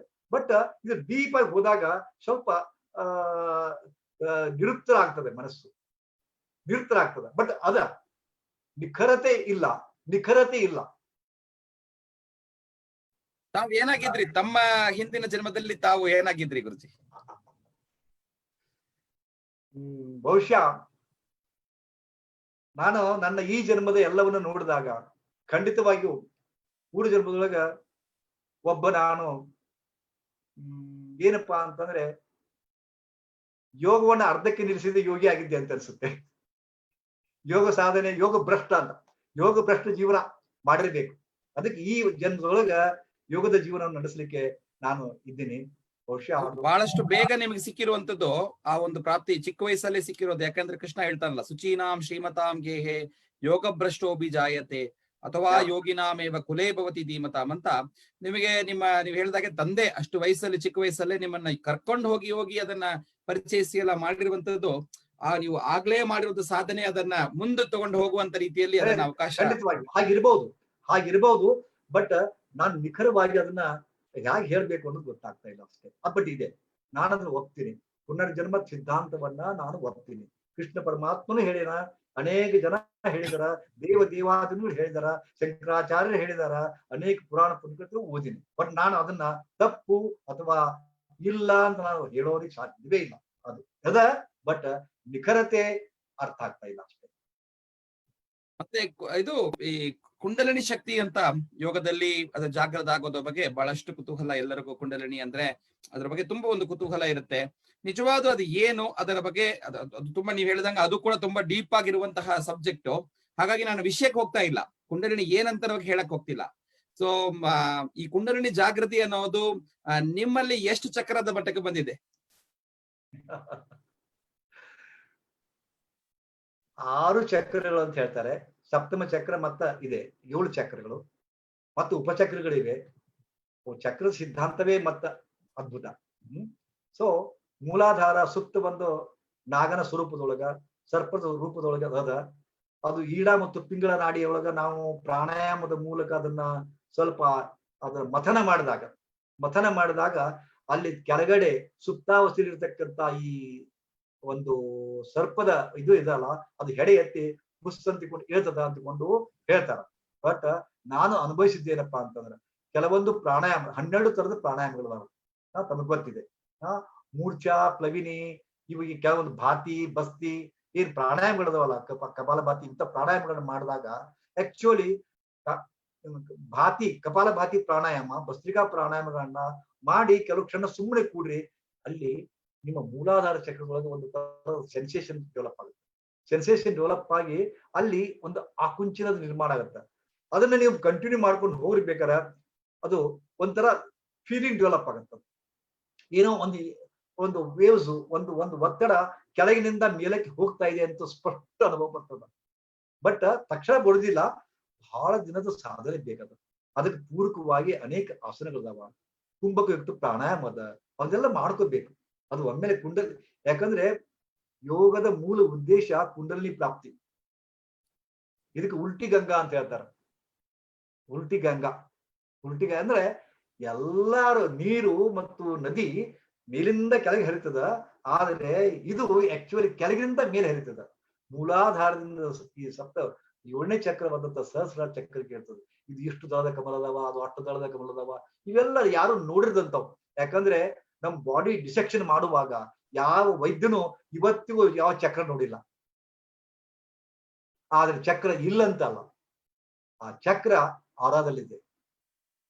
ಆ ಚಕ್ರದ ಸಂವೇದನೆಗಳು ಔರಾದಲ್ಲಿ ನೋಡ್ತೀವಿ ನಾವು. ಹೌದಾ? ಈ ದೇಹವನ್ನ ಭೌತಿಕ ಶರೀರವನ್ನು ಬಿಟ್ಟು ಪಂಚಕೋಶಗಳನ್ನ ನಾವು ಹೇಳ್ತೀವಲ್ಲ, ಆ ಪಂಚಕೋಶದೊಳಗ ಮನೋಕೋಶದೊಳಗ ಅದು ಡೆವಲಪ್ ಆಗ್ತಾ ಇದೆ. ಇದೊಂದು ದೊಡ್ಡ ಸೈನ್ಸ್ ಅದ. ಬಟ್ ಇದನ್ನ ನೀವು ಅನುಭವ ಪಡ್ಕೋಬೇಕಂತಪ್ಪ ಅಂದ್ರ 45 ದಿವಸದ ಒಂದು ನಮ್ಮ ಆಶ್ರಮದೊಳಗಿನ ಕೋರ್ಸನ್ನ ನೀವು ಮಾಡ್ರಿ. ನಿಮಗ ಆ ಶಕ್ತಿಯ ಜಾಗರಣೆ ಮತ್ತ ಕುಂಡಲಿನಿ ಶಕ್ತಿ ಜಾಗರಣೆ ಹೆಂಗ್ ಆಗ್ತದ ಅನ್ನೋದನ್ನು ಸ್ಪಷ್ಟ ಅನುಭವವನ್ನ ನೀವು ಪಡೆದುಕೊಳ್ಬಹುದು. 45 ದಿನ ಮಾಡ್ಬೇಕು ಅಂತೀರಾ? ಈಗ ನಮ್ಮ ಇಲ್ಲಿ ಬೆಂಗಳೂರು ಇಂತಹ ಕಡೆ ಒಂದೇ ದಿನದಲ್ಲಿ ಇನ್ಸ್ಟಂಟ್ ಆಗಿ ಅದನ್ನ ಕೊಡುವಂತ ಎಲ್ಲ ಬಂದಿದೆ. ಅದಕ್ಕೆ ಅಯ್ಯೋ ಶಿವ 45 ದಿವಸ ಹೇಳಿದ್ದೇ ನಮ್ದು ಇದು ಇದು ಫಾಸ್ಟ್. ಇದು ಆಕ್ಚುಲಿ ಮೂರ್ ವರ್ಷ ಗಂಟೆ ಕಾಯ್ಬೇಕು ಸರ್. ಆದ್ರೆ ಇವತ್ತು ಯಾರಿಗೂ ಕಾಯೋಕೆ ತಾಳ್ಮೆ ಇಲ್ಲ, ಯಾರು ಕಾಯೋರಿಲ್ಲ. ಕಾಯ್ಬೇಕು ಸಹನೆಯಿಂದ, ಅಂದಾಗ ಪ್ರಾಪ್ತಿ ಆಗತ್ತೆ ಏನ್ರಿ. ಇದು ಯೋಗ ಅನ್ನೋದು ದಿಢೀರ್ ಬರ್ತಕ್ಕಂತ ಒಂದು ಶಕ್ತಿ ಅಲ್ಲ, ದಿಢೀರ್ ಬರ್ತಕ್ಕಂತ ಒಂದು ಇದಲ್ಲ, ಸಾಧನೆಯಿಂದ ಬರ್ತಕ್ಕಂಥದ್ದು. ಅದಕ್ಕೆ ಅವಸರ ಪಡೋದು ಬೇಕಾಗಿಲ್ಲ. ಮತ್ತೆ ಯಾರಾದ್ರೂ ಹಾಗೆ ಹೇಳಿದ್ರೆ ದಯವಿಟ್ಟು ಒಪ್ಪಬೇಡಿ, ಅದು ಬೂಟಾಟಿಕೆ. ಮತ್ತೊಂದು ವಿಷಯ ಗುರುಜಿ, ಇದು ಸಿದ್ಧಿ ಅಂತ ಹೇಳ್ತಾರೆ ಯೋಗದಲ್ಲಿ. ತುಂಬಾ ಅಷ್ಟಾಂಗ ಯೋಗ ಹೇಳಿದಂಗೆ ಅಷ್ಟಮ ಸಿದ್ಧಿಗಳು ಇರೋದು ಅಂತ ಹೇಳ್ತಾರೆ. ಆ ತರದ ಸಿದ್ಧಿಗಳು ತಮಗೆ ಪ್ರಾಪ್ತಿಯಾಗಿರುವಂತಹ ಸಿದ್ಧಿಗಳು ಯಾವುದು? ಅಣಿಮಾದಿ ಸಿದ್ಧಿಗಳು ಅಂತ ಹೇಳ್ತೀವಿ ನಾವು. ಅಣಿಮ, ಮಹಿಮ, ಲಗಿಮ, ಗಿರಿಮ ಇವೆಲ್ಲ ಬರ್ತವೆ. ಪ್ರಾಕಾಮ್ಯ ಇವೆಲ್ಲ ಬರ್ತಾವ. ಇದು ಈ ತರದ ಶಕ್ತಿಯನ್ನ ಪಡೆದುಕೊಂಡವರು ಕೆಲವೊಂದು ಮಂದಿ ಪುರಾಣದೊಳಗೆ ಬರ್ತಕ್ಕಂಥವು. ಆನಂತರ ಗಣಪತಿ 64 ವಿದ್ಯೆಗಳನ್ನು ಕಲಿತಂತವ, ಅವನಿಗೂ ಇದು ಒಗ್ಗಿತ್ತು ಅಂತ ತಿಳ್ಕೊಂಡು. ಹನುಮಂತ ನೆಕ್ಸ್ಟ್ ಬರ್ತಕ್ಕಂಥ ಹನುಮಾನ್ ದೇವರು, ಆತ ತನ್ನ ದೇಹವನ್ನ ವಿಸ್ತಾರ ಮಾಡ್ತಿದ್ರು, ಆನಂತರ ಇಷ್ಟೇ ಮಾಡ್ತಿದ್ರು. ಇದನ್ನೆಲ್ಲ ಅಣಿಮ, ಮಹಿಮ, ಲಗಿಮ, ಈಶ್ವತ್ವ, ಪ್ರಾಪ್ತಿ, ಪ್ರಾಕಾಮ್ಯ ಇವೆಲ್ಲ ಬರ್ತದೆ. ಸೊ ಅದೊಂದು ಶಕ್ತಿ ಅದ. ಈಗಲೂ ಕೂಡ ಹಿಮಾಲಯದೊಳಗ ಇಂಥ ಅಣಿಮಾದಿ ಸಿದ್ಧಿಗಳನ್ನ ಪಡೆದಂತ ಅನೇಕ ಯೋಗಿಗಳನ್ನ ನನ್ನ ಜೊತೆ ಬಂದ್ರ ನನಗೆ ತೋರಿಸ್ತೀನಿ. ಅದಾ ಏನ್ರಿ, ಒಂದು ನನಗೆ ಪ್ರಾರಂಭಿಕ ಈ ಅಣಿಮಾದಿ ಸಿದ್ಧಿಗಳನ್ನ ಏನ್ ಪಡ್ಕೊಳ್ಳಿಕ್ಕೆ ಮುಂಚೆ ಪ್ರಾರಂಭಿಕ ಸಂವೇದನೆಗಳು ಬರ್ತಾವಲ್ಲ, ಅದು ನಾನನ್ನ ಅನುಭವಿಸಿದ್ದೀನಿ. ನಾ ಹೇಳ್ತೀನಿ ನಿಮ್ಗೆ, ಹೇಳಿದ್ರೆ ಬಹುಶಃ ಮುಖಸ್ತುತಿ, ನನ್ನನ್ನು ಸ್ವಸ್ತುತಿ ಆಗ್ಬಹುದು. ನಾನು ಅಂದುಕೊಂಡದ್ದೆಲ್ಲ ಭಗವಂತ ಕೊಟ್ಟಾನ. ನಾನು ಏನ್ ಕೇಳಿದ್ರು ಭಗವಂತ ಕೊಟ್ಟಾನ.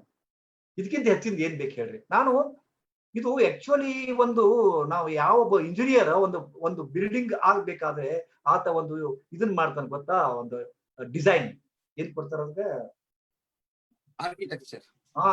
ಆರ್ಕಿಟೆಕ್ಟ್ 3D ಗ್ರಾಫ್ ಕೊಡ್ತಾರಲ್ಲ, ಹಾಗೆ ನನಗೆ ಏನ್ ಬೇಕು ಅಂತ ಕನಸು ಕಾಣ್ತೀನಿ, ಭಗವಂತ ಅದನ್ನ ಕೊಡ್ತಾನೆ.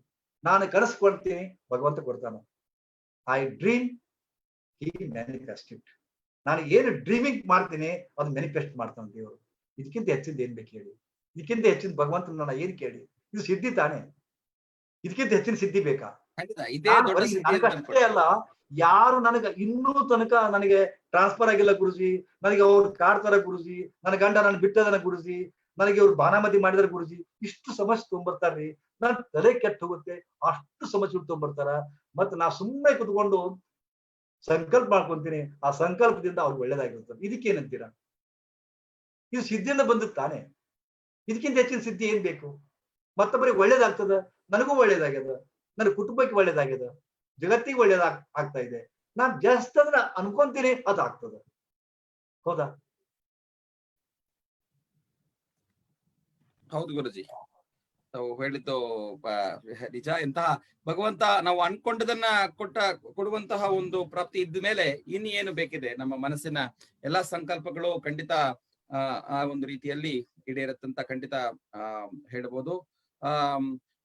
ಮತ್ತು ಈ ಆಶ್ರಮದ ಇದು ನೋಡ್ತಿರುವಾಗ, ಅಲ್ಲಿ ಚಿತ್ರಗಳು ನೋಡ್ತಿರುವಾಗ, ಅಲ್ಲಿ ಒಂದು ಸಣ್ಣ ಸಣ್ಣ ಒಂದು ಇದು ಗುಹೆಗಳ ತರ ಕಾಣಿಸ್ತಾ ಇತ್ತು. ಅದು ಹೇಗೆ? ಅದರ ಶಕ್ತಿ ಹೇಗೆ? ಅದರೆಲ್ಲ ಕೂತು ಧ್ಯಾನ ಮಾಡಿರುವಾಗ ಏನಾದ್ರೂ ನಮಗೆ ಪಡೆಯುವಂತಹ ಅನುಭವ ಹೇಗಿರುತ್ತೆ? ನಾವು ಒಂದು ನಕ್ಷತ್ರ ಧ್ಯಾನ ಮಂದಿರ ಮಾಡಿದ್ರಿ ಸುಬ್ರಹ್ಮಣ್ಯ ಬಳಿ. ಅದೊಂದು ನಂದೇ ಒಂದು ಒಂದು ಒಂದು ಒಂದು ಇದು ಒಂದು ಊಹೆ ಮತ್ತು ಕಲ್ಪನೆ ಮತ್ತು ಇಂಟ್ಯೂಷನ್ ಅದು. ಸೊ ನಕ್ಷತ್ರ 27 ನಕ್ಷತ್ರಗಳದಾವ. ನಾವು 800 ಕೋಟಿ ಜನಸಂಖ್ಯೆ ಇದ್ರು ಕೂಡ ಅದೇ ನಕ್ಷತ್ರದೊಳಗೆ ಹುಡ್ತೀವಿ ನಾವು. ಅದೇ ನಕ್ಷತ್ರ, ಅದೇ 12 ರಾಶಿಗಳು ಹುಡ್ತೀವಿ ನಾವು. ಒಂದು ಏನೋ ಅನೇಕ ಸ್ಟಡಿ ಮಾಡಿದ ಮೇಲೆ ನಕ್ಷತ್ರಕ್ಕೊಂದು ಮಂತ್ರ ಇದೆ. ಆ ಮಂತ್ರ ಸಿದ್ಧಿ ಮಾಡ್ಕೊಂಡು ಅದನ್ನ ಅಂದ್ಕೊಂಡ್ ಕುಂತಾಗ ಒಂದು ಶಕ್ತಿ ಬರುತ್ತೆ. ಸೊ ಆ ಕಾನ್ಸೆಪ್ಟ್ ಮೇಲೆ ನಾನು ನಕ್ಷತ್ರ ಧ್ಯಾನ ಮಂದಿರ ಮಾಡಿದ್ದೀನಿ. 27 ನಕ್ಷತ್ರಗಳು, 27 ಇದು ಒಂದು ಧ್ಯಾನದ ಒಂದು ಪರಿಕ್ರಮವನ್ನು ಮಾಡಿದ್ದೀನಿ. ಅಲ್ಲಿ ಕುತ್ಕೊಂಡು ದೀಕ್ಷೆ ಕೊಟ್ಟಾಗ ಆ ಪರ್ಟಿಕ್ಯುಲರ್ ಮಂತ್ರವನ್ನ ಅವ್ರು ಅನ್ಕೊಂತ ಇದ್ದಾಗ ಅದೊಂದು ಬಹಳ ಅದ್ಭುತವಾದ, ಅದನ್ನ ಒಳಗಡೆ ಬಂದು ನೋಡಿ ಅಲ್ಲಿ ಕುಂತು ಸ್ವಲ್ಪ ಸುತ್ತರಿದ್ರೆ ಸಾಕು, ನಮಗೊಂದು ಅನಿರ್ವಚನೀಯ ಆನಂದ ಆಗುತ್ತೆ. ಈ ಮಾಡಗಳಿದೇವಲ್ಲ, ಇದಕ್ಕೆ ಮಾಡಗಳು ಅಂತೀವಿ, ನೀವು ತಾವೇನಂತೀರಿ ಗೊತ್ತಿಲ್ಲ. ಅಲ್ಲಿ ಕೂಡಿಸ್ತೀವಿ ನಾವು ಪರ್ಟಿಕ್ಯುಲರ್ ಮಂತ್ರವನ್ನ ಅದು ಹೇಳಿ ಕೇಳ್ತೀವಿ. ಅದಕ್ಕೆ ಮುಂಚೆ ದೀಕ್ಷಾ ಕೊಡ್ತೀವಿ. ಆ ದೀಕ್ಷಾ ಮಂತ್ರವನ್ನ ಅವ್ರು ಹೇಳ್ತಾರ, ಮತ್ತ ಅಲ್ಲಿ ಸಂಕಲ್ಪ ಮಾಡ್ಕೊಂತಾರ. ಸಂಕಲ್ಪ ಧ್ಯಾನ ಮಂದಿರ ಅಂತ ಹೇಳ್ತೀವಿ, ನಕ್ಷತ್ರ ಧ್ಯಾನ ಮಂದಿರ ಅಂತ ಹೇಳ್ತೀವಿ, ವಿಪಶ್ಚನಾ ಧ್ಯಾನ ಮಂದಿರ ಅಂತ ಹೇಳ್ತೀವಿ. ಹೌದಾ? ಈಗ ಅನೇಕ ತರ ಧ್ಯಾನಗಳನ್ನ ಅಲ್ಲಿ ಕಳಿಸ್ತೀವಿ. ಅನೇಕ ಜನ ಶಿಬಿರಾರ್ಥಿಗಳು ಬಂದು ತಮ್ಮ ಸಂಕಲ್ಪ ಹೇಳ್ಕೊಂಡಾಗ ಬರೀ ನಾನೇ ಮಾಡುದಿಲ್ಲಪ್ಪ, ನೀವು ಸ್ವಯಂ ಸಾಧನ ಮಾಡ್ಕೊಡಿ ಅಂತ ಹೇಳಿ ಅವ್ರು ದೀಕ್ಷೆ ಕೊಟ್ಟು ಪರ್ಟಿಕ್ಯುಲರ್ ಮಂತ್ರ ಹೇಳಿ ಕೇಳ್ತೀವಿ.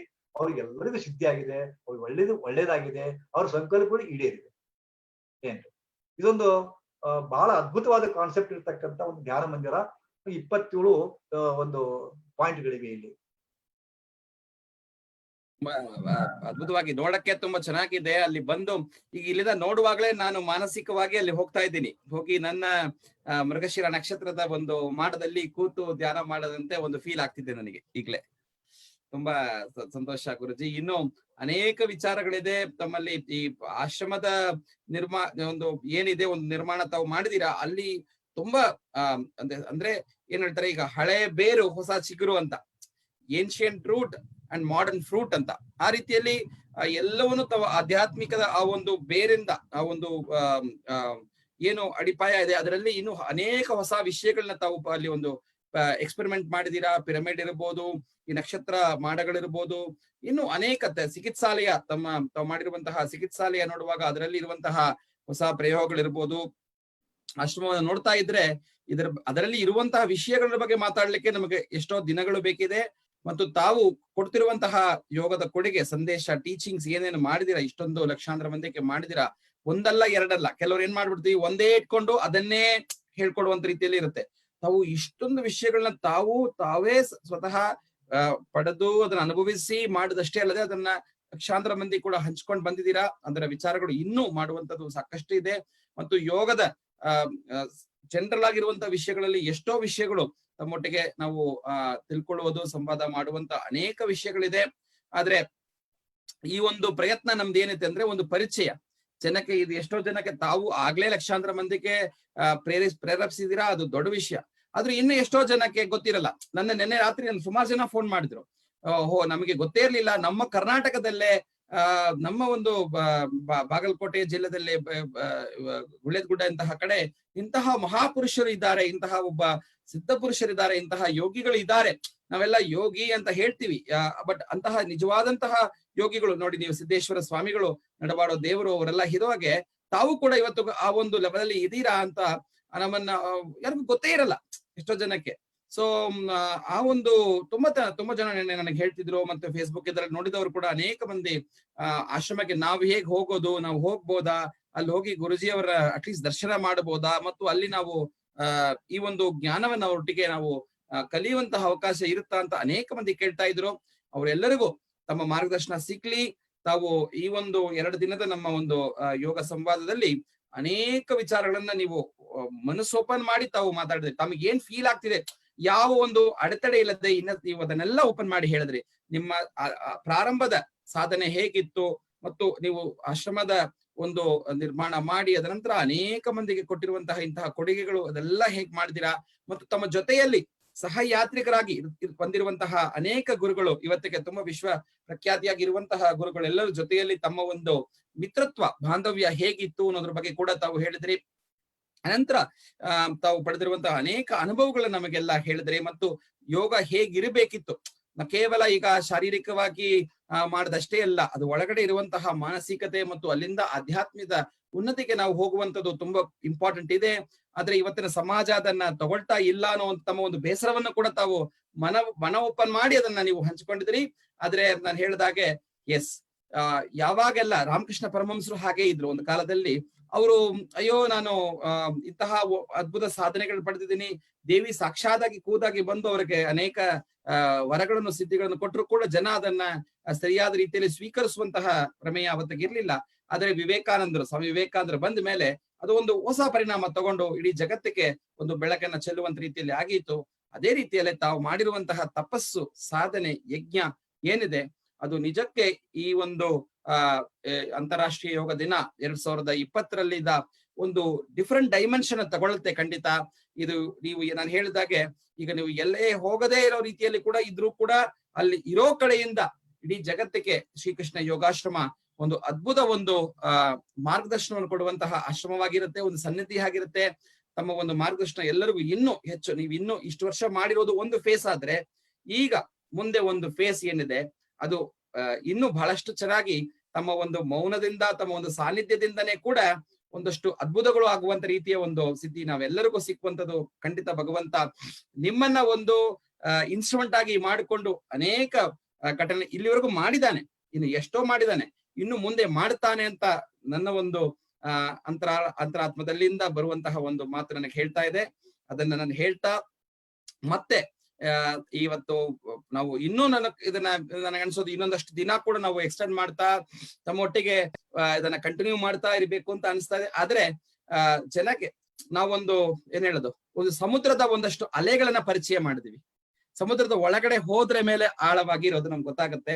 ಹಾಗಾಗಿ ನಮ್ಮ ಎಲ್ಲ ಯೋಗ ಬಂಧುಗಳಿಗೆ, ಯೋಗ ಮಿತ್ರರಿಗೆ ಬಸವರಾಜ್ ಹಡಗಳಿ ಗುರುಜಿ ಎನ್ನುವಂತಹ ಒಂದು ಯೋಗದ ಸಾಗರ, ಯೋಗದ ಸಮುದ್ರವನ್ನು ನಾನು ಅದರಲ್ಲಿರುವಂತಹ ಕೆಲವೊಂದು ಅಲೆಗಳನ್ನ ಈ 2 ದಿನದ ಸಂವಾದದ ಮುಖಾಂತರ ಒಂದು ಪರಿಚಯವನ್ನ ಮಾಡಿದೀವಿ ಅಂತ ನನಗಂತೂ ಒಂದು ತುಂಬಾ ಅತ್ಯಂತ ಆತ್ಮ ತೃಪ್ತಿ ಬಂದಿದೆ ನನಗೆ.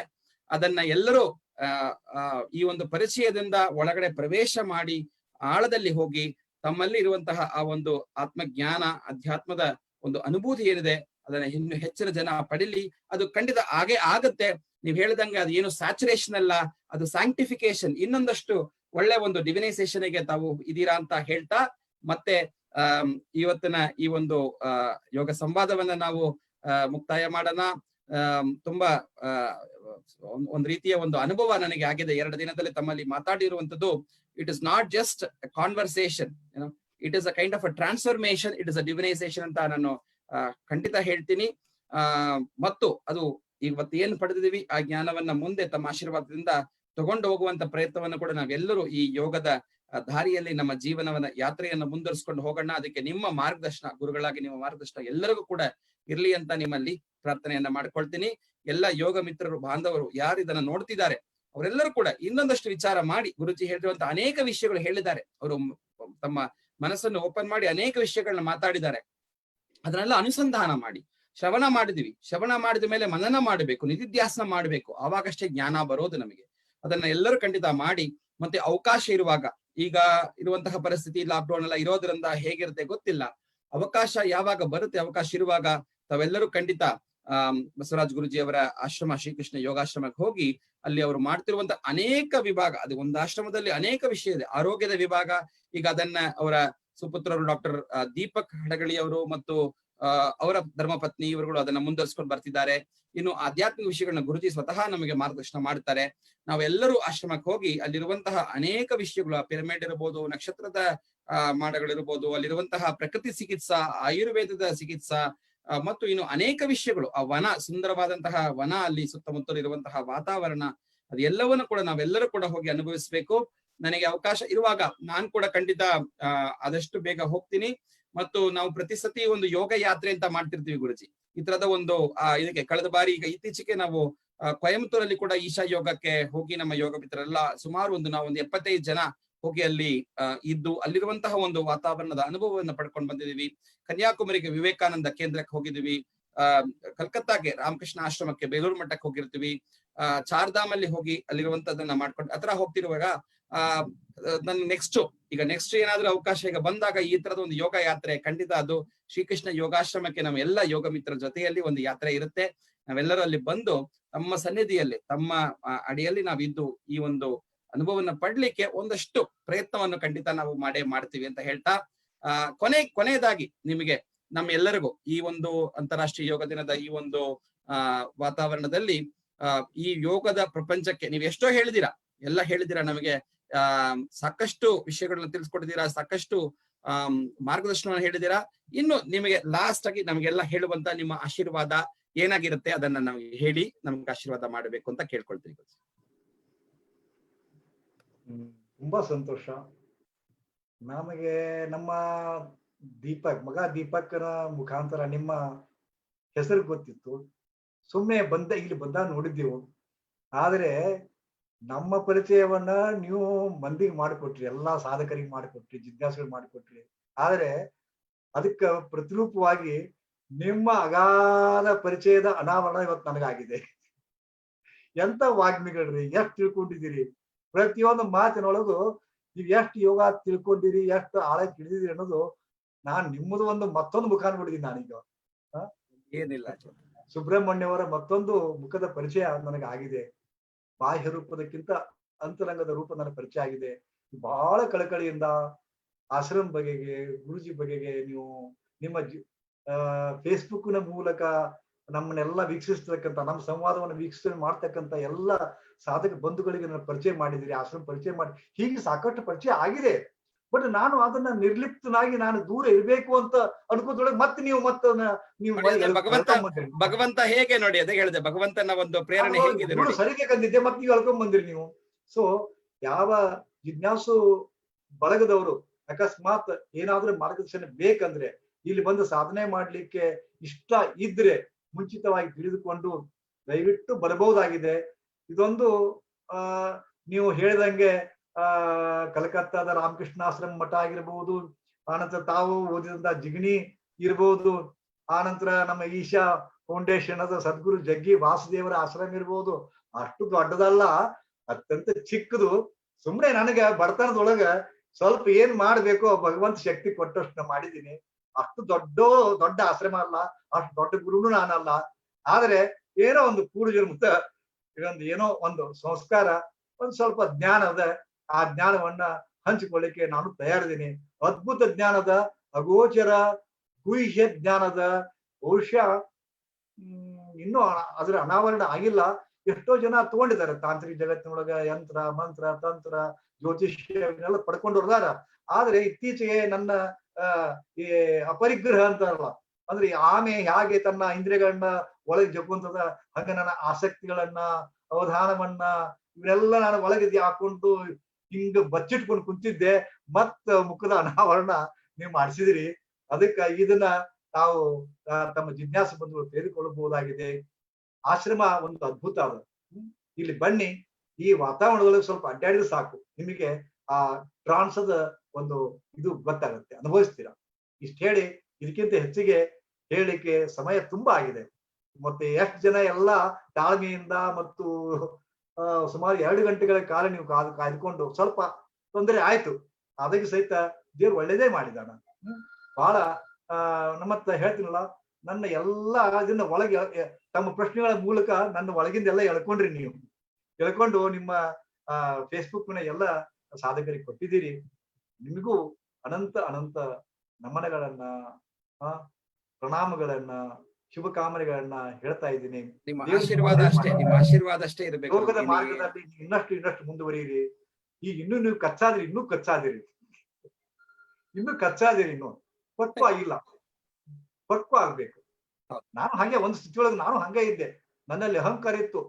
ನಾನು 190 ಡಿಗ್ರಿ ಮಾಡೀನಿ, 5 MA ಮಾಡಿದೀನಿ, ಅದನ್ನ ಕಲ್ತೀನಿ, ಇದನ್ನ ಕಲ್ತೀನಿ, ನನ್ನ ಮಟ್ಟಿಗೆ ಯಾರದಾರ ಹಾಗೆ ಈಗನು ಅಹಂಕಾರ ಇತ್ತು. ಅದೆಲ್ಲ ಅಹಂಕಾರದ ಪೊರೆ ಕಳಚಿದ ಅದು ಏನಂತಾರ ದಾರ್ಷ್ಟ್ಯತೆ, ಮನೋದಾರ್ಷ್ಟ್ಯತೆ ಏನತ್ತಲ್ಲ, ಅದು ಛಲ, ಇದು ಅದೆಲ್ಲ ಕಡಿಮೆ ಆಗಿದೆ ಈಗ. ಯಾಕಂದ್ರೆ ಹೇಳ್ತೀನಲ್ಲ, ವಯಸ್ಸಾದ್ಮೇಲೆ ಮನಸ್ಸು, ದೇವರು ಶರಣರು ಹೇಳ್ತಾರೆ, ಒಂದು ಹಣ್ಣು ಬೀಜ ಹೋಗಿ ಹಣ್ಣು ಆಗಿ ಇದು ಬೀಜವಾಗ ದೇವ್ರ ತನಗೆ ಬೇಕಂತ ಇಟ್ಕೊಂತಾನಂತ. ಹಂಗ ಮನುಷ್ಯನ ಒಂದು ಅದು ಒಂದು ಪ್ರಕ್ರಿಯೆ ಅದು. ಹಾಗೆ ನೀವು ಕೂಡ ಇನ್ನು ಯುವಕರಿದ್ದೀರಿ. ಯುವ ಮನಸ್ಸು ಇನ್ನೂ ಪ್ರಗಲ್ಭ ಆಗಿರುವುದಿಲ್ಲ. ಅದು ಪಕ್ವ ಬೇಕಲ್ಲ. ವಯಸ್ಸು ಪಕ್ವ ಆದಂತೆ ಮನಸ್ಸು ಪಕ್ವ ಆಗ್ತದೆ. ಅದಕ್ಕ ಈ ಜ್ಞಾನ ನಿಮ್ಮನ್ನ ಎತ್ತರಕ್ಕೆ ಒಯ್ತದೆ ಗ್ಯಾರಂಟಿ. ಮುಂದೊಂದು ಕಾಲಕ್ಕ ನನ್ನನ್ನು ಮೀರಿಸಿದಂತ ವ್ಯಕ್ತಿತ್ವ ನೀವು ತಗೊಂತೀರಿ ಖಂಡಿತವಾಗಿಯೂ. ಸಾಧನೆ ಮುಂದುವರಿಯಿರಿ, ಸಾಧನೆ ಮಾಡಸರಿ. ಯಾಕಂದ್ರೆ ನಮಗೆ ನಿರಾಸಕ್ತಿ ಡೆವಲಪ್ ಆಗಿದೆ. ನಾವು ನಿರಾಸಕ್ತಿ ಯೋಗ ಮಾಡ್ತಾ ಇದ್ದೀನಿ ನಾನೀಗ. ನಿರಾಸಕ್ತಿ ಯೋಗ ಮಾಡ್ತಾ ಇದ್ದೀನಿ. ಅದಕ್ಕೆ ನೀವು ಯುವಕರಿದ್ದೀರಿ, ಸಾಕಷ್ಟು ಅದು ಯೋಗದಲ್ಲಿ ಅದೂ ಇದೆ ಎಲ್ಲ. ಉದಾಸೀನೋಗತ ಕೃಷ್ಣ ಭಗವದ್ಗೀತೆಯಲ್ಲಿ ಹೇಳುವಾಗ ಅದನ್ನು ಹೇಳ್ತಾನೆ. ಒಂದು ರೀತಿ ಅದಾದ್ಮೇಲೆ ಉದಾಸೀನ ಭಾವ, ಒಂದು ನಿರಾಸಕ್ತಿ, ಅದು ಕೂಡ ಒಂದು ಯೋಗದ ಒಂದು ಪರಿಣಾಮ ಅಂತಾನೆ ಹೇಳುವಂತದ್ದು. ಅದಕ್ಕೆ ನಿಮ್ಮ ಮೂಲಕ ಗುರುಜಿ ಪರಿಚಯ ಎಲ್ಲರಿಗೂ ಆಗಿದೆ. ಸೊ ನಾವು ಕೃತಜ್ಞತೆ ಅಂತ ಹೇಳೋ ಬದಲು ಇದು ನಿಮ್ಮ ಕರ್ತವ್ಯನೇ ಇತ್ತರಿಸುತ್ತೆ ಆಕ್ಚುಲಿ.